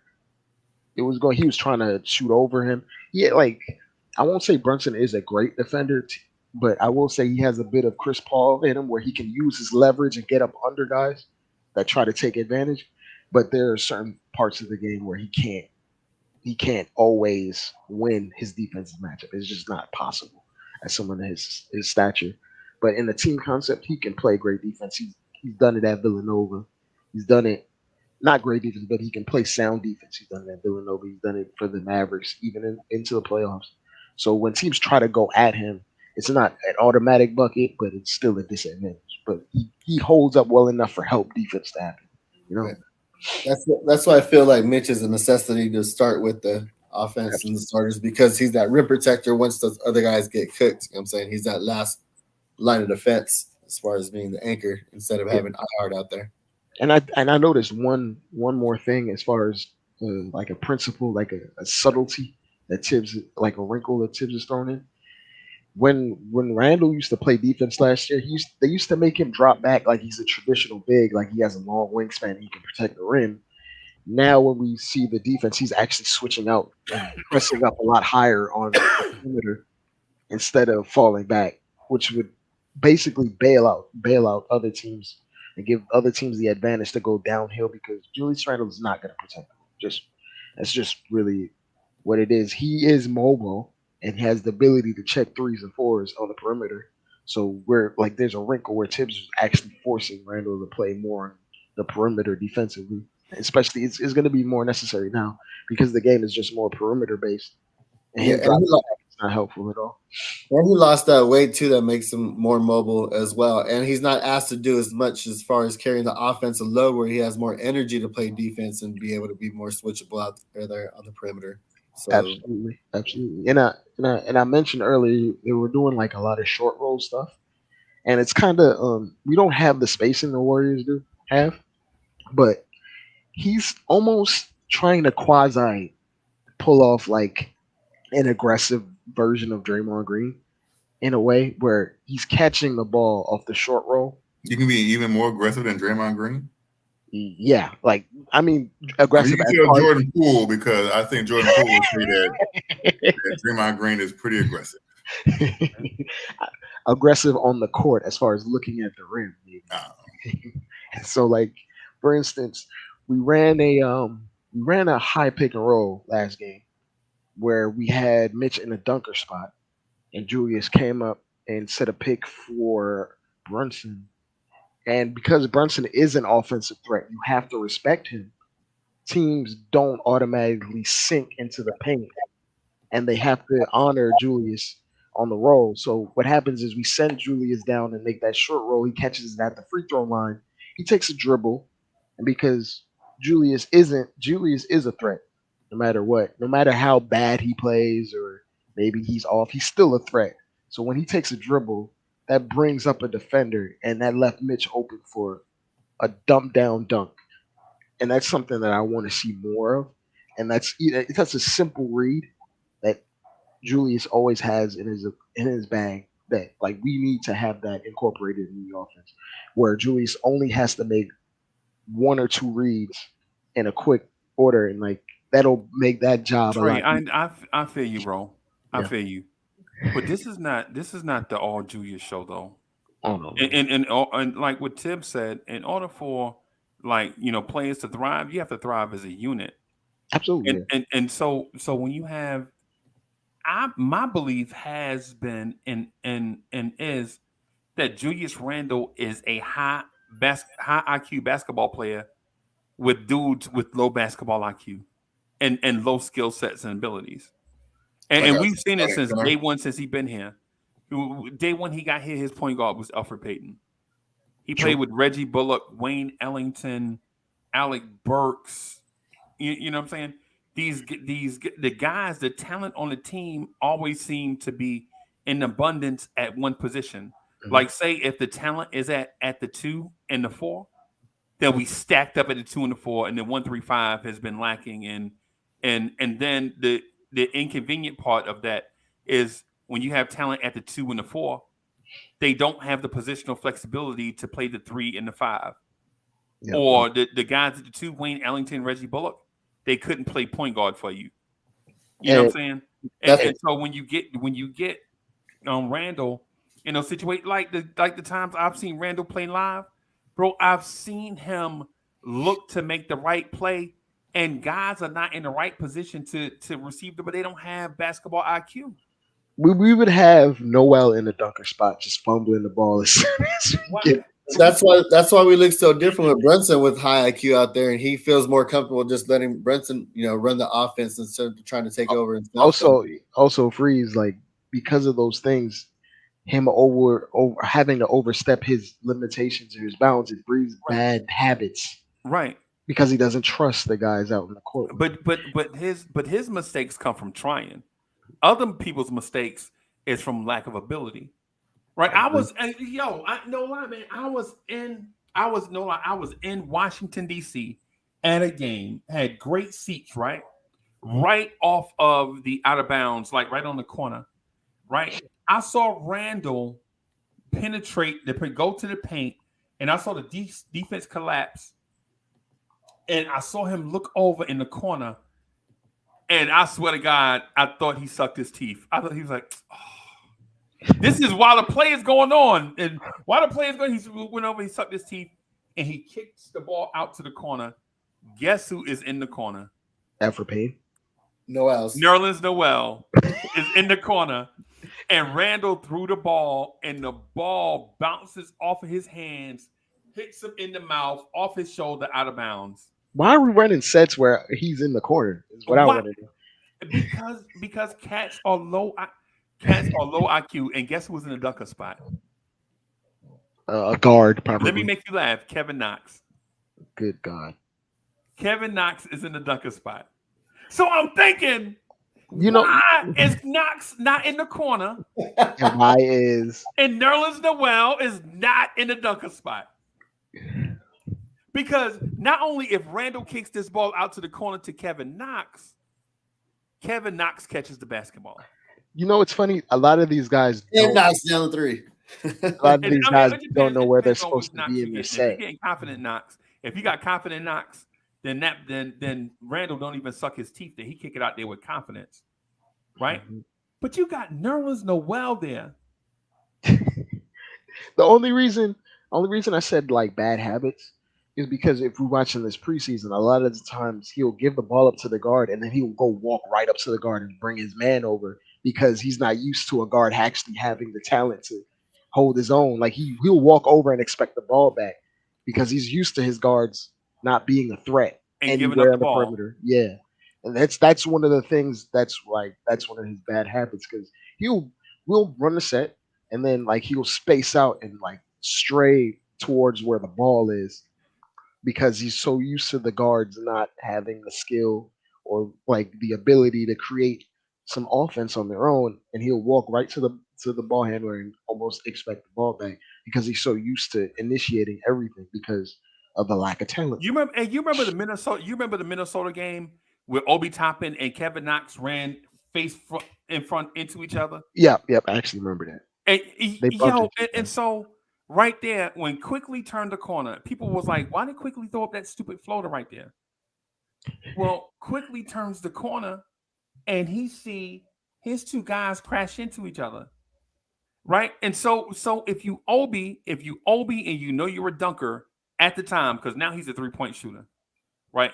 But if you're Obi at the time, if you know Knox is there, why not set the screen for Knox so Knox can run to the corner? Instead, Obi gathered for the alley-oop, getting ready to take off for the alley-oop. Him and Knox run into each other. And Which then, was, and then the was media. this last season or the year before that? Huh? Was this last season or the year before that? No, this was Obi rookie season. Oh yeah, okay. Because Obi was like he was all over the place. He actually didn't know where to stand in his right. sets. He low IQ Obi. It was low IQ Obi, and it was not. It's not his fault. You know, you still got to learn. Yeah. You got to learn. So, but what I'm saying is a lot of times a lot of times we blame, like we'll blame Randall for a lot of stuff, and a lot of times, bro, when you like last night, Randall was playing really smart last night. Yeah, and it helps when you play with players that know what they're doing. Yeah, man. I mean, we watch a lot of Knicks fans. I think we get smarter as we go. We tend to watch more and more games as we go, right? And last night when we go back and watch that, and people are gonna say Cam Reddish looked bad. They're gonna say Obi disappeared. But what I'm gonna say to you is when you go back and look at last night's game, look at how the guards were just chucking up shots from the perimeter instead of being patient and breaking down that man off the dribble. Man, Quickley had way too quick of a trigger. Like he wasn't letting anything set up. He was just take the screen. I'm gonna go dribble a few times and then take a shot. That's it. You know what he could have done last night? What he could have done last night is ISO'd with him and Obi, cleared it out, and just threw it down to Obi in the post. And gave Obi some post touches. What was Obi's matchup last night? I don't know.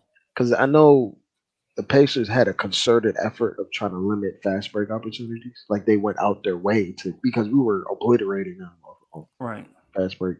And they went out their way because I think that like at some point during the game, it was like in the fourth quarter, we had 4 fast break points and they had 20. Right. And a lot of our issues is we don't know how to adjust on the fly. Well, the younger players don't. I feel like guys like Brunson, even though Brunson didn't have such a great game, as the game progresses, he adjusts to whatever coverage he's seeing because he's that high IQ of a player. Whereas IQ hasn't been at this level long enough or seen enough reps as a lead guard to even fathom that. And he was never, and there was a reason why Maxey took up the point guard responsibilities at Kentucky when he came as a freshman, is because IQ never really had that natural instinct as far as being a point guard. And not to say that Maxey does, it's just Maxey was just a little bit better at it. Well, Calipari had Ashton Higgins at point. True. He didn't play Maxey or Quickley at point. He played Ashton Higgins. And then they had Maxey as the secondary playmaker. Quickley was the gunner, basically.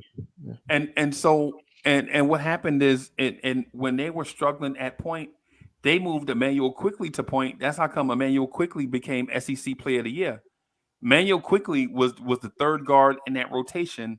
And what happened is Emmanuel Quickley got so red hot in the SEC that he wasn't even on the ballot. You know how at the beginning of the season everybody gets a ballot of because he had an underwhelming freshman year. Yeah, that's right. Yeah. And they were ranking him pretty high coming in that freshman year. And then it kind of it was not a great freshman year, and they were like thinking like he may come off the bench the next year. Yeah. And he got so hot that he forced their hands. Yeah. But Quickley being hot is more of a thing where it's his ability to score instead of the ability to make everyone else around him greater as far as facilitating. When Quickley's hot, there's nothing you can do when Quickley's hot. Even at this level, his threes feel like they count for more points when he gets hot. It feels like his threes count for 5 points. Right, and then plus 2, John Calipari is not a point guard groomer. Yeah. The only point guard to come out of Kentucky that you remember being great was John Wall. Everybody else was, they all right. I mean, he had Derrick Rose, but no, he didn't have Derrick. No, Memphis. Yeah, at Memphis. I'm talking about I was talking about in Kentucky. Because in Kentucky, he just had the 5 stars coming in back to back. And then mind you, we're talking about John Wall, Derrick Rose, both of them were the number 1 picks in the draft. You couldn't freak athletes too. Freak athletes. Yeah, you couldn't ruin those two. But in terms of your Thibodeau ruined one of them. Yeah. But think about this. Y'all know who was the primary playmaker for Kentucky when Hamidou Diallo and Shai Gilgeous-Alexander was there? Their primary playmaker was Kevin Knox, running the pick and roll with a dude named Jared Vanderbilt up until the SEC tournament, right? The SEC tournament is when SGA and Hamidou Diallo took off. Yep. But all season long, those 18, 19 games before that, Kevin Knox was the pick and roll ball handler with Nick Richards, Jared Vanderbilt. He was featured a lot too. He was coming off a ton of pin downs, running to the corner. Like they had him coming off curls and everything. Colin Sexton made SGA look so bad that they had to take the ball out of his hands and give it to Kevin Knox. That's how Kevin Knox catapulted up these things. They were like, yo, this dude at 6'9", this dude can handle, and he's got the purest looking stroke of anybody to. He was coming off of pistol actions, going downhill, throwing lobs to his big man. And he was good in transition too. Yeah, and he dunked in Columbia. We saw Kentucky play in Columbia, right? Kevin Knox dunked on what's my man name? I forget the dude from Carolina. He wound up playing for Miami, for the Heat. But he dunked on. It wasn't Ben Simmons. That's the only person I know Kevin Knox to dunk on. Oh, only Ben Simmons. Oh, he only dunked on Ben Simmons. It happened like 3 times. Yeah, so I really thought he was next. It must have been light on light crime. It was light on light crime. Know what you're saying? I don't know if Kevin Knox has a vendetta or something that Ben Simmons did something. They might have bumped into at the club or something. Yeah. And Kevin Knox just has his personal vendetta against Ben Simmons because the only time Kevin Knox ever shows up aggressively, Milwaukee Bucks and Ben Simmons. Right. Only 2 times he ever plays out. If he's playing against the Bucks, he's gonna have a good game. He had 30 on the Sixers, I think. Yeah. Then he had 30 on the Sixers doing step backs. He was doing the hardest career high against Ben Simmons, who could have arguably been at one point the defensive player of the year. Yeah. Kevin Knox kills him. Yeah. There's always some weird mismatch for stars in this league. Like TJ McConnell kills us every time he plays us. Yeah, TJ McConnell, bro. All right, fellas, I'm gonna go ahead and dip out. You gonna do that watch along tomorrow, or you not sure? We'll probably do that, man. Hang out. Who are we playing tomorrow? Washington. Oh, it's Washington. The other thing I'm gonna probably call it a night too. Peace, Kev. You know, I gotta get back in the swing of being up all night. You know, yeah, man. And just for people counting at home, tonight Kevin Knox played against the Memphis Grizzlies. He had 13 points. Okay. He was 3 of 6 from 3, 2 from 2 from the free throw line. Had 2 points, an assist, and 2 fouls. Looking like an NBA player. Look at that. Imagine that. Imagine what you can do when you get minutes. Or don't have like 5 power forwards in front of you. Yeah. Or get away from David Fizdale and Tom Thibodeau. Yeah. Or come to a grease fire of an organization. Yeah. Was he a Phil Jackson pick? No. Oh, he was the year after. Steve Mills pick. Yeah, it was the year after Phil. Steve Mills. I need to find out what you're doing because something might happen. I might need you to be the team president again. Steve Mills, they got him at a different role. They got him at a different role at MSG. Yeah, he fat cat. You know, they ain't gonna never fire him. Isn't he like the chairman of MSG? Something like that. Right? They got him doing something. You know, don't give out these unnamed titles. You're like, what does the chairman of MSG do? Like, yeah, you're the chairman of the arena. Yeah. Steve Mills is the vice president of entertainment and something. He cashes checks for a living. That's what it is. Yeah, basically. He a smart dude. I need friends like James Dolan because I know I'll always have a job. I need friends in high places because Lord knows I have a bunch of friends in low places. And I think you're in the high place. Yeah. Uncle Freezy, if you're doing this tomorrow, what time is the game tomorrow for this live 7:30 at night? 7:30 at night. Yeah, I might be able to catch that. Yeah, as opposed to 7:30 in the morning. I'm about to say 7:30 in the morning. I'm not gonna be able to do that. Are they playing in Europe? Is this a London game or something? We having London games in preseason basketball. They had Abu Dhabi, and then they had Japan earlier. Atlanta played in Abu Dhabi, and Golden State Warriors played in Japan. Yeah. All right, y'all. We're gonna wrap up right here, man. Thank you for watching the Knicks at Night podcast. Man, we'll be on tomorrow. Probably do the watch along from 7:30 to 9:30 in the Knicks at Night podcast. And tomorrow night, 11 o'clock, probably like 11 to 12:30, something like that. You know what I'm saying? I believe y'all will bring back the Grom. Let's do it, Steve Cohen. What? Bring back the Grom. I want to bring back the Grom. You don't want to acknowledge the Mets anymore, man. It's give him 45 million, 4 years, 180 million. Let's get it done. I thought you were gonna say bring back Tony Stark. The MCU without Tony Stark is absolutely horrific. The MCU without Iron Man is absolutely garbage. I saw 2 movies. I saw Thor: Love and Thunder. Oh, terrible. And I saw Doctor Strange, Multiverse of Madness. I like the first Doctor Strange. I'm not gonna lie. It's kind of like they're making Doctor Strange like the center of the next era of just like the comic books. Yeah.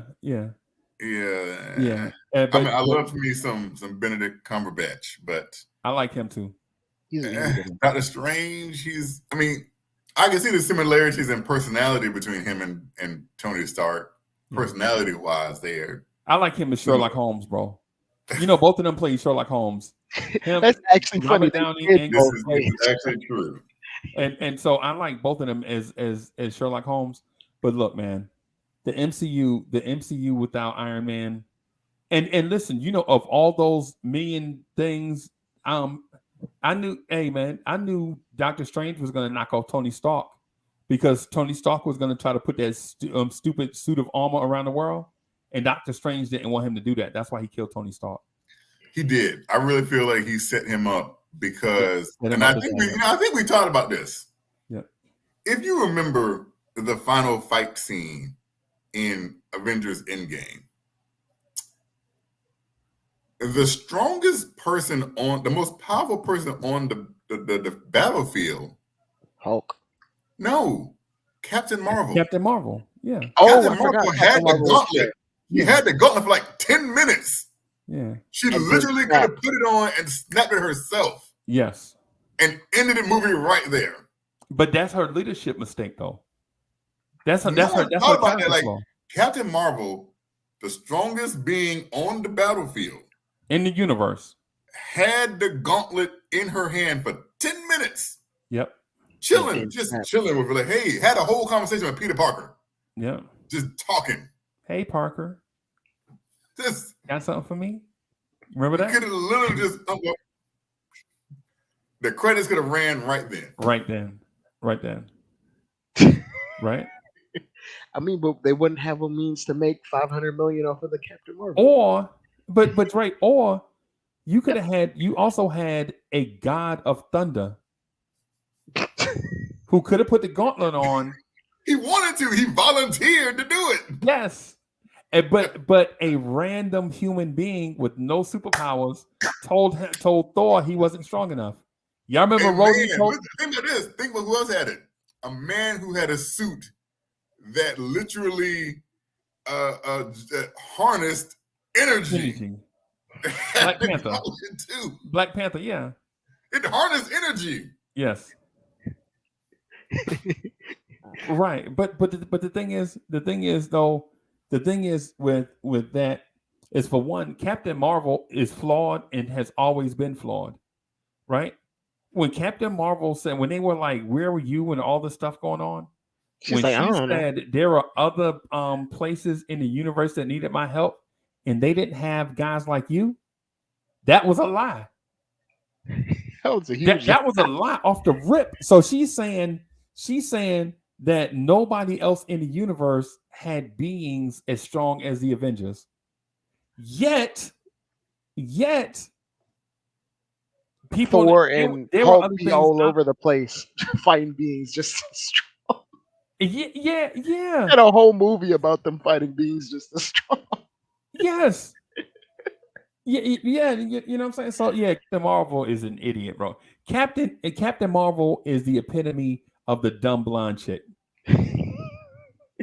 that I always, even as far back as soon as I heard Captain Marvel name, like when I started reading comics back in the day, I'm like, why did she do that? That's stupid. The thing I don't get is Captain Marvel could be anywhere at any given time whenever she feels like it. Right. She saved Tony. She saved Tony Stark's life. I always get Captain Marvel confused with the chick that Rogue zapped all the powers from and put her in a coma. Because technically that's Carol Danvers. Yeah. Oh, yeah. Rogue took Carol Danvers' powers. Yeah. Right. And put her in a coma for like 15 years. Right. That's technically Captain Marvel. Or Miss Marvel. Yeah, Miss Either Marvel. or. It's still Carol Danvers at the end of the day. Right. Yeah, man. So, yeah, the whole I'm thinking because I've been watching She-Hulk. Anybody watch the She-Hulk miniseries? I haven't caught it yet. It is all right? It's terrible. It's basically what it is Ally McBeal for a female superhero. You ever a giant Ally McBeal, a giant green Ally McBeal. Yes, that's what it is. Why would anybody want to watch that? Because the MCU sucks without Tony Stark. It prints money. You could have said without, Steve Rogers also. Nah, see, we can live without Cap. You see, no, because it said, man, I can't believe I got to live in a world without Captain America. No, but you can live. You know why you can live without Cap? Because I can replace Cap with Daredevil. No, you can't. Yes. I mean, you can replace him with one super soldier. You can replace him with Spider-Man now, but there's only one super soldier with a heart of gold. I understand. I understand, but the thing. Who else can pick up just with the purity of their heart? Mjolnir. Vision. And wield it. Vision. Listen, Vision. As Tony Stark said, you can put the hammer in an elevator, it'll still go up. Yeah. But the elevator's not worthy. I get it. I get it. And if you saw Love and Thunder, you saw Mjolnir. He preferred Jane Foster over Thor. If you watch Thor: Love and Thunder, it'll always be Thor's hammer. Right. If there's one person I don't want to be around, it's Thor. I gotta give everyone Thor loves dies. Yes. Okay. His mom died. His dad died. But you could say the same thing for Tony Stark. His best friend died. His planet got destroyed. You can say the same thing for Tony Stark, though. You can say the same thing for Batman. Yeah, and so much so. I mean, his sidekicks all die. And so much so, even the computer died with Tony Stark. Even Jarvis died. Jarvis went rogue with software. I mean, that's even different. the software died, bro. You're so bad. Your evil sister comes back, rips out your eye, and then she dies. Yes. All your friends die from your inner circle, dead. Yeah. And Captain America lived forever, right? Captain America lived all those years. He is like 111 until he reunited with Tony. He reunited with Tony. He was like, "Yo, I can't go forward living with Tony. I'll choose love." He went back in time and just stayed in time. He preferred. He still didn't die. He still didn't die. No, I know he's still alive. I know he's still like 100 and something years old. The thing is Peggy dead? Because I'm pretty sure Peggy's dead. She's definitely dead. Peggy Carter. Yeah, Peggy Carter died. She died in the Winter Soldier. Well, if you go back, if he went back, so it's basically. Well, I'm pretty sure she still would have died at the same time or age. Right. But this is a paradox. It's a paradox because we don't know if Captain America will maybe make her live longer. I don't. Well, not Captain America because he gave up the moniker of Cap. I'm gonna say this as an African American. I don't want to see the new Black Panther movie because I'm upset. Why? I'm upset because I feel like Chadwick Boseman, and he's a terrific actor, may he rest in peace, probably could have been replaced. I don't think you had to kill the character because the actor who played the character died. He could have been replaced. But the thing is, it's kind of canon. It's canon though that Shuri becomes the next Black Panther because it happens in the comics. Had Chadwick Boseman been alive, Shuri was not being. Yeah, but I mean he's dead, so it's an easy way to. So you could have replaced him. You could. What you wanted to make Killmonger? You could have just replaced. But you wanted to like CGI the face? Just had another dude play T'Chaka. Yeah, you could have just had someone else play him and not take the mask off. You can take the mask off. How many people have played the Hulk? Oh God. Not in this current iteration of the Marvel universe, though. And in the cinematic Marvel universe, not in this current version, like 2009 and on. No, 3 different people have played the Hulk in Hulk movies. Yeah, you're talking about Eric Bana. You're talking Edward about Norton. Yeah, you're talking about Fox and Universal Hulk. No. Edward Norton would have played Bruce Banner in the MCU, but Edward Norton messed it up because Edward Norton said, "I want Robert Downey Jr. money," and the studio said, "We can replace you." Yeah. You can replace secondary characters though. Like that's what happened. Edward Norton wanted to get paid like Robert Downey Jr. And on top of that, the guy Mark Ruffalo, in my opinion, is a better version of what they intended the Hulk to be anyway.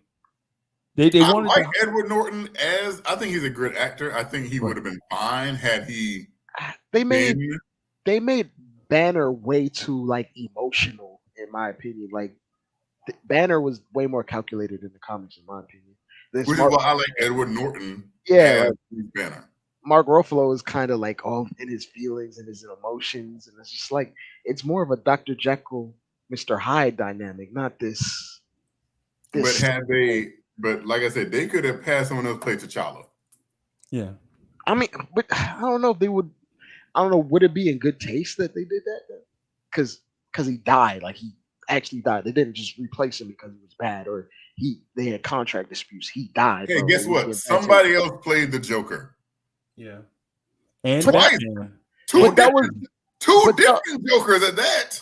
But they replaced Batman. They replaced the whole cast at that point. I'm just saying, Batman. It's not like Heath Ledger died and they said, "Oh, well, no one can play the Joker," and Heath Ledger got an Oscar. But they didn't have the next Batman, and then But the name of the movie was The Dark Knight. The name of the movie was not The Joker. Yeah, they're different universes. Because the Joker made the Dark Knight movie. No, see, in my opinion, Heath Ledger made that movie. All of them, all 3 of them. When you talk about the trilogy, when I think about that trilogy, if it's not for Heath Ledger, I don't look at that trilogy the same, right? Even with all the famous people that were, the dude that played Alfred, Michael Caine, was an excellent Alfred. Right. The dude that played Fox, Morgan Freeman was an excellent complimentary player in playing Fox, right? But what I'm saying is though, in terms of the Hulk, I think Mark Ruffalo and what the MCU was looking to do with the Hulk made the Hulk more palatable, because the Edward Norton movie and the Eric Bana Hulk were dark, very dark. Yeah, and they didn't sell fly. Those movies couldn't draw flies.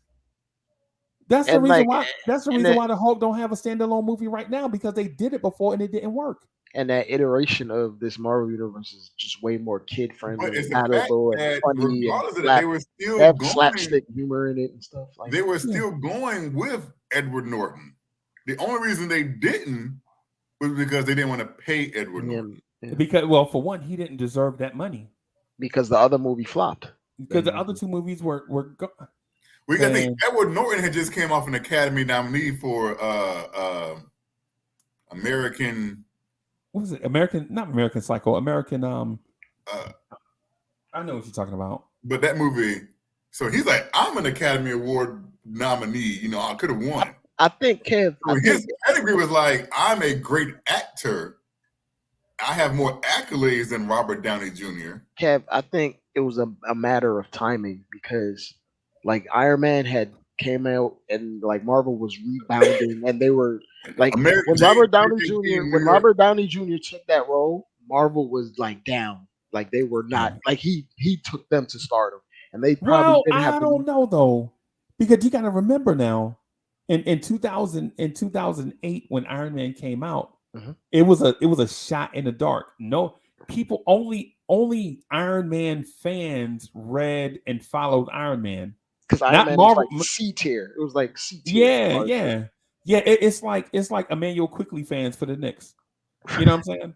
And so but the thing about it is what revived Marvel was Blade. Yeah, 90. From 99 and all of that. And even the third Blade movie that had all of the future Marvel people in it. Yeah. Like what's my man that plays Deadpool? Ryan Reynolds. Yeah, with all of them in it. Like they were free to be themselves in that joint. You know what I'm saying? And people liked it. The thing is, they sold all their licenses to all their great characters, and they had to use Iron Man because they didn't have that much left in stock. That was like their last shot in the dark, because they already sold everything to Fox. They sold all the X-Men to Fox. They sold Spider-Man to Sony, like their main guys. They sold Hulk to Universal and Fox. They had to make Iron Man. They had to make Iron Man the lead, and Robert Downey Jr. did a hell of a job. He did, giving that character charisma and personality, because they had no other way of. And then when that happened, they tried to get the Hulk back into it, but maybe the money wasn't right at the time, because they weren't as big as they are now. It took about maybe 4 or 5 years after that Iron Man for them to just steamroll that into billions and billions.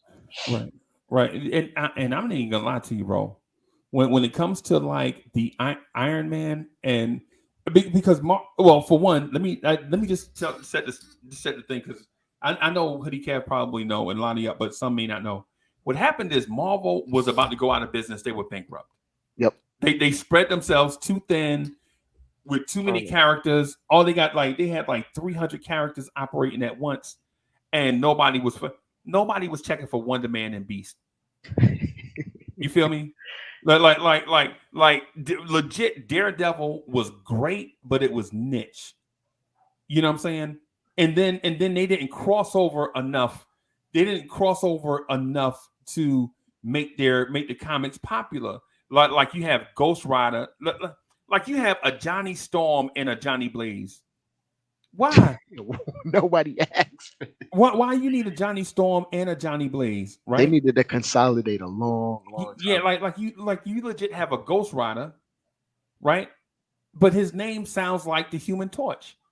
They had a bunch of Cam Reddishes on their lineup. Yeah, they had a whole bunch of a whole bunch of stuff. Like you got the X-Men in one universe, the Fantastic Four in another universe.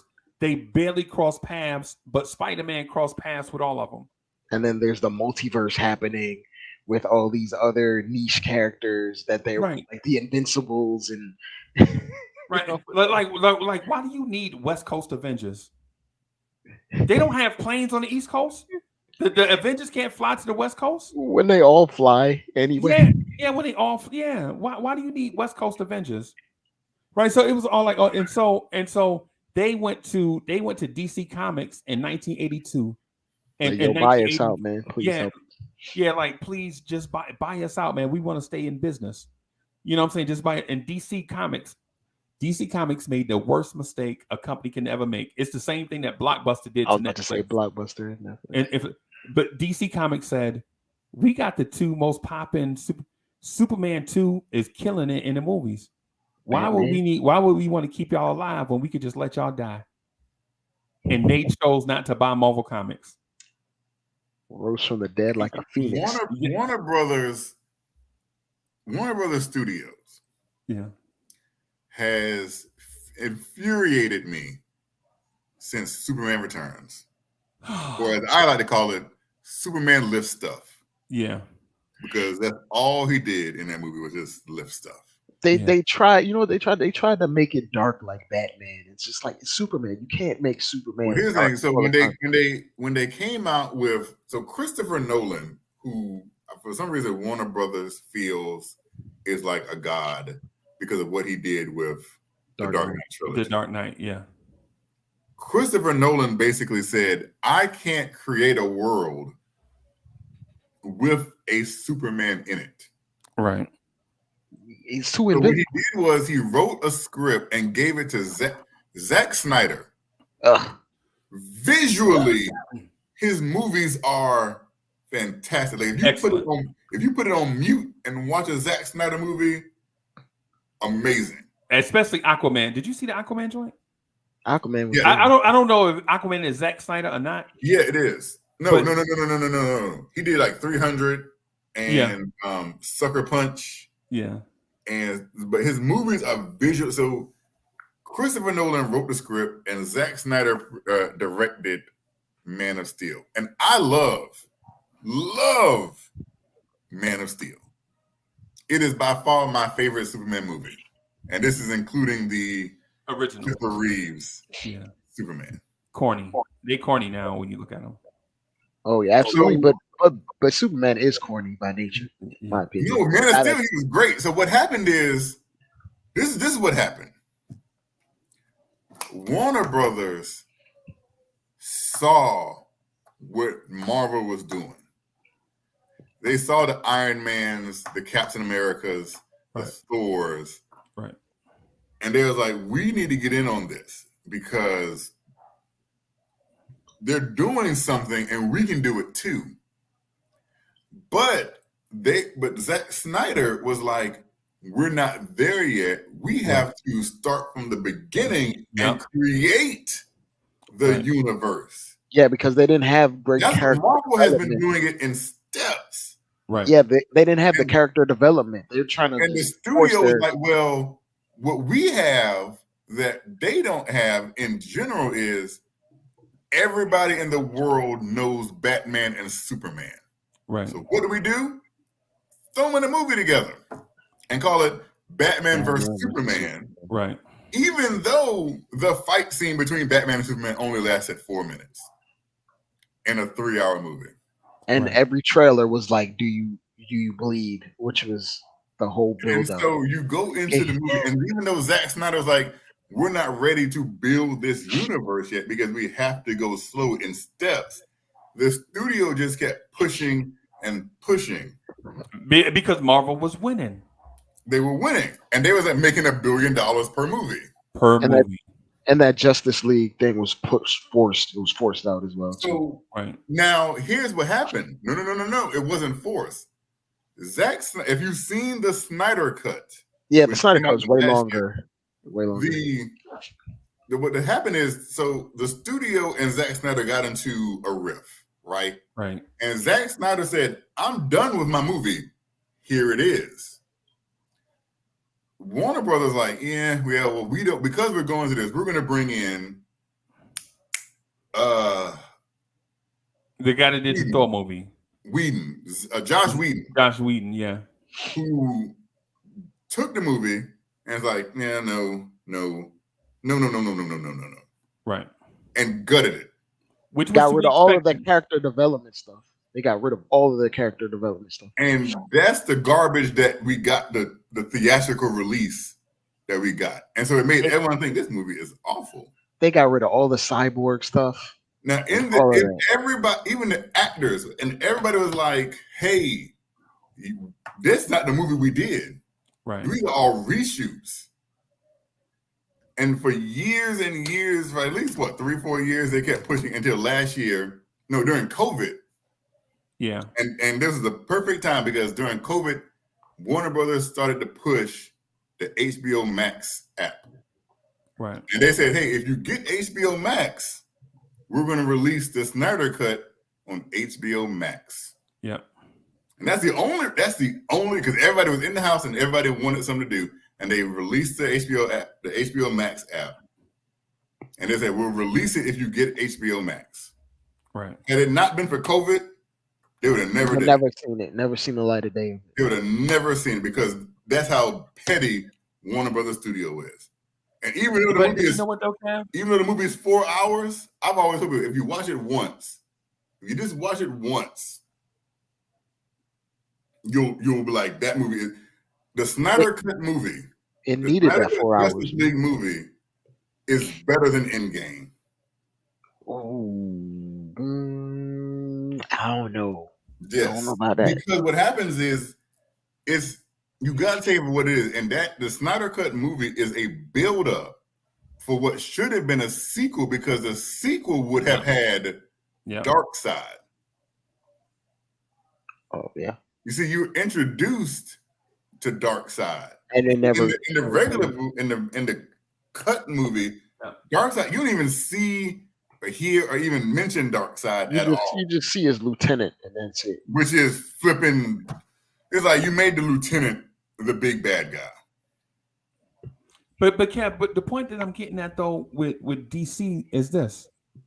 The point I'm making, DC is good at world building, right? But they're not good at universe building.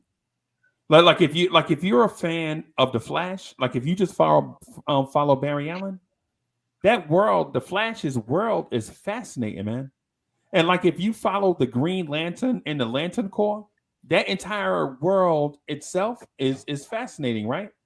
So, and the same thing with Batman and Gotham City. It's fascinating if you follow just Gotham City and Batman and the Dark Knight and people that you know what I'm saying that come in. The same thing with Metropolis, right? And the same thing with Aquaman. The only person that doesn't have the only being that doesn't have a great world building scenario is Wonder Woman, because they rushed her joint. You know what I'm saying? I want to say the reason why their movies never did well or hit like their base for the 30 and under is because they never took the time out to make the audience feel attachment to these characters. Right. Like Superman doesn't mean the same thing to a 25-year-old that it means to someone that's 45, you know? Yeah. Well, I don't know, because like I said, I'm 36. And so I've always loved Superman. Even I grew up in the 90s with, the adventures of Lois and Clark. Right. I'm 30. I'm 30, and like I feel like I'm on the cusp, on the edge of where it means a lot more. Yeah, and then it means a lot more than people from my age and up that saw the animated versions of the show in the 90s. And you had Smallville. And Smallville, right? But like guys that are 25 and younger, they don't care about that. And then Kev, the other thing too, I was gonna say is how Marvel gets its start is not just because of Iron Man, because I'm gonna tell you, DC's animated movies murder Marvel. They murder Marvel, right? All of them do. You know what I'm saying? It's not even close. Because had they been done right, you would have I love, and people think it's crazy, I love Ben Affleck as Batman. Oh, he was terrible. I think he's the best Batman since Christ. Wonder Woman was trash, though. I would say that. Hot trash. Because I think Ben Affleck embodies Bruce Wayne better than Christian Bale? A lot of people. Christian Bale? Yes. No. And his Batman is way better than Christian Bale's. No. That big clunky suit. It looks just like the comic book. His suit looks like the comic book. The 90s comic book version. And that's why it's whack. No, because it shouldn't. Because it shouldn't. Oh, you telling me you like that Christian Bane voice? That Christian Bane? Where is he? No. What are you saying? No.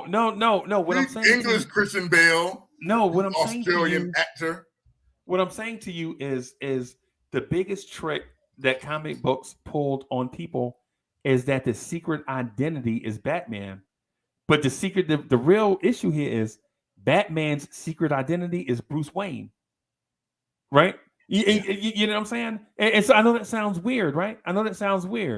Right? But Bruce Wayne is Batman first and Bruce Wayne second.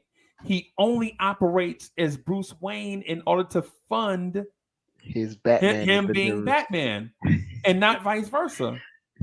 You know what I'm saying? The only reason why he even if he didn't have to, he would not even exist as Bruce Wayne, right?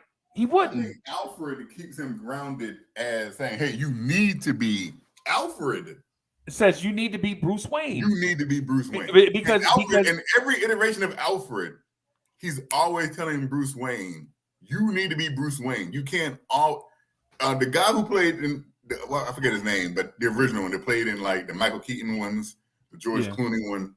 Yeah. He was telling him like, "You have to be Wayne." Bruce Wayne. Michael Caine said, "You have to be. You can't always be Batman." Even Jeremy Irons, who I love Jeremy Irons as Alfred, also.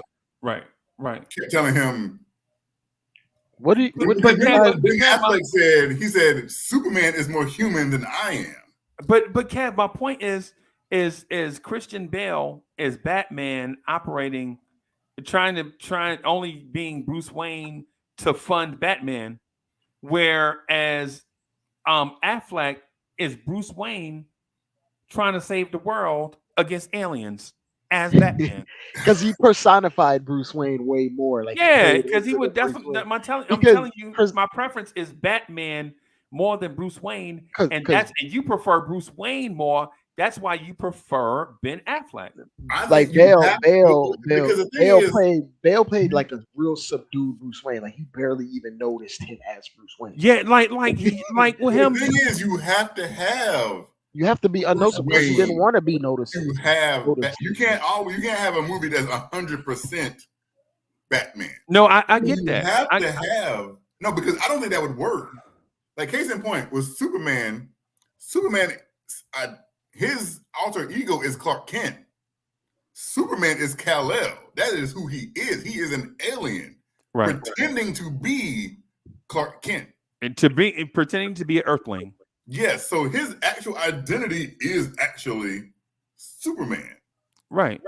Whereas you can have him be Superman. There's a in the Justice League cartoon.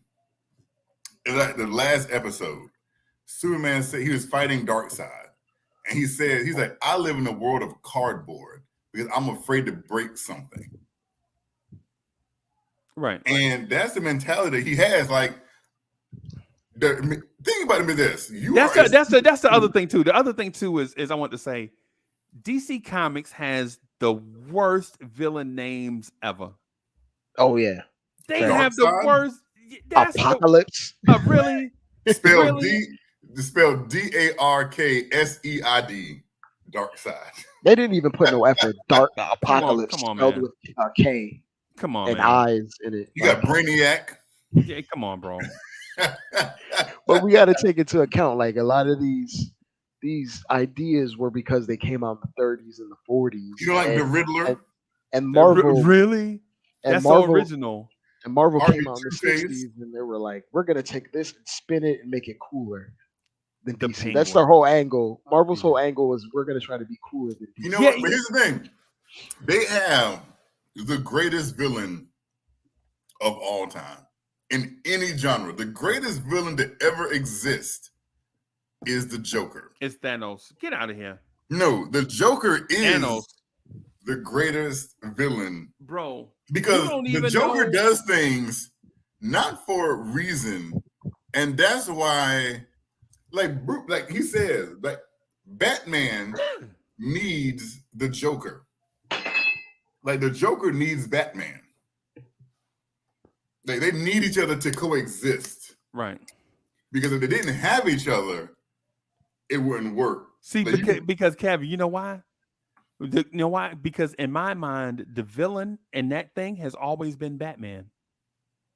Batman is the villain, but he can't cross the line of murder. But he'll do everything else. And the Joker will cross that line. The Joker don't even see the line. The Joker's like, what line? Right? You know, and so the thing I'm getting at is the difference between Marvel and DC is the difference, but the reason why Thanos is the greatest villain.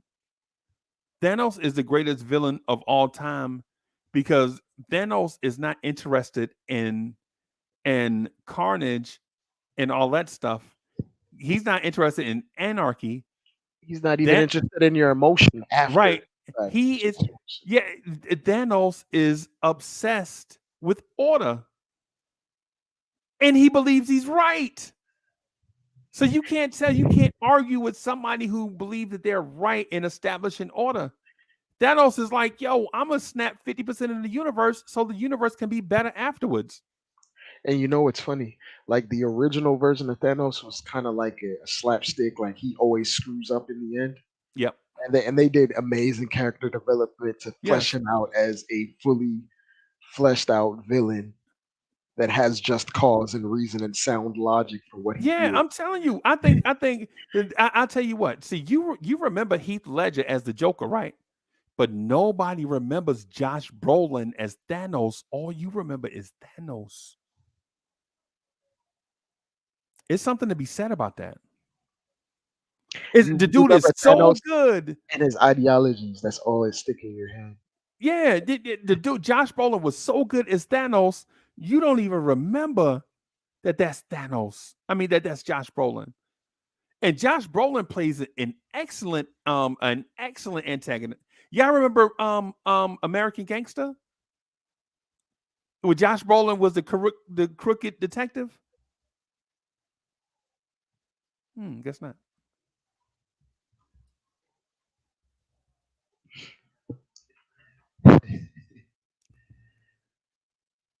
State is a doom. Kev, you muted. Muted. I realized I was on mute. State is a doom guy. Every time you go on Twitter, he got a doom response. State don't know that. State don't know that about no MCU, man. State will fly up on this and start talking about it. That State don't know that, bro. I am the MCU, bro. I know the MCU, bro. You know what I'm saying? The point is, Dr. Doom always figures out a way to screw himself up in the end. Because he's arrogant, bro. Doom always wants you to appreciate how smart he is, and that's his downfall. Like he always takes it too far, and then there's one unturned stone that does him in every single time.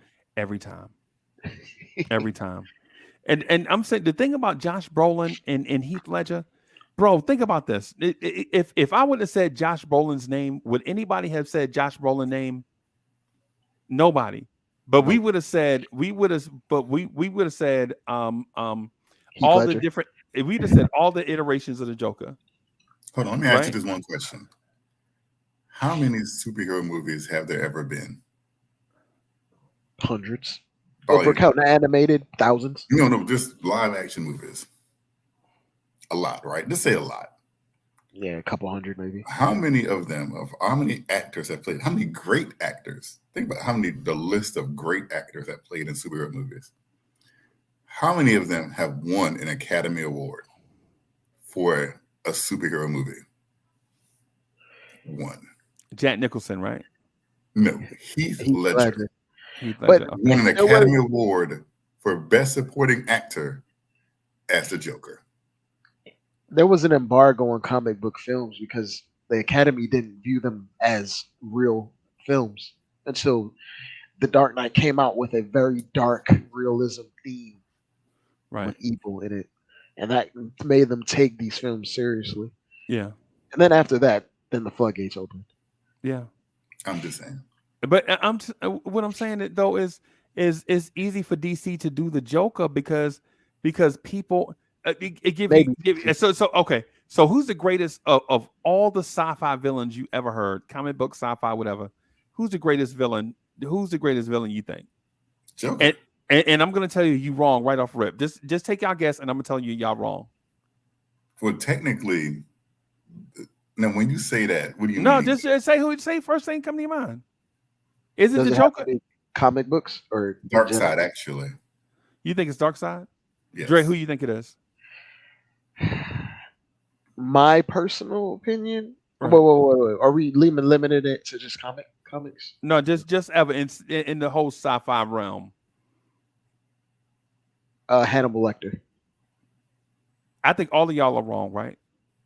And here's why. I think the greatest villain to ever exist is the most polarizing villain, and his name is Darth Vader. Right? I think Darth Vader is the greatest villain ever because as a villain, he makes you choose a side. If you're empathetic towards the inner struggle of a human being, you think Darth Vader is not so bad. But if you believe in flat out right and wrong, you think Darth Vader is pure evil. Right? But if you believe in the inner struggle, if you believe in people as youths are basically soured by adults, and a lot of their decision making are based off of bad life experiences and internal struggles and things of that sort, it makes you lean towards thinking, well, maybe if Darth Vader didn't have such a rough upbringing, he wouldn't be so bad. They try to humanize the not try to, they did humanize. Yeah. See, the thing about the Joker is, and why the thing about Darth Vader is, his story is not all bad. No. So the Joker has always been the bad guy. Like always. There was never a turn. There was never like, oh, I'm good and I'm switching over. But Kev, that's only because you hear that version from the Joker. But you never hear he was abused as a child and all that stuff. But that's what the Joker said. But all that stuff is what the Joker said, right? Yeah. But you never hear a second person account of what the Joker is. Y'all don't know that the Joker could be lying to you. It's the Joker. Why would you believe the Joker? How the hell you gonna believe the Joker?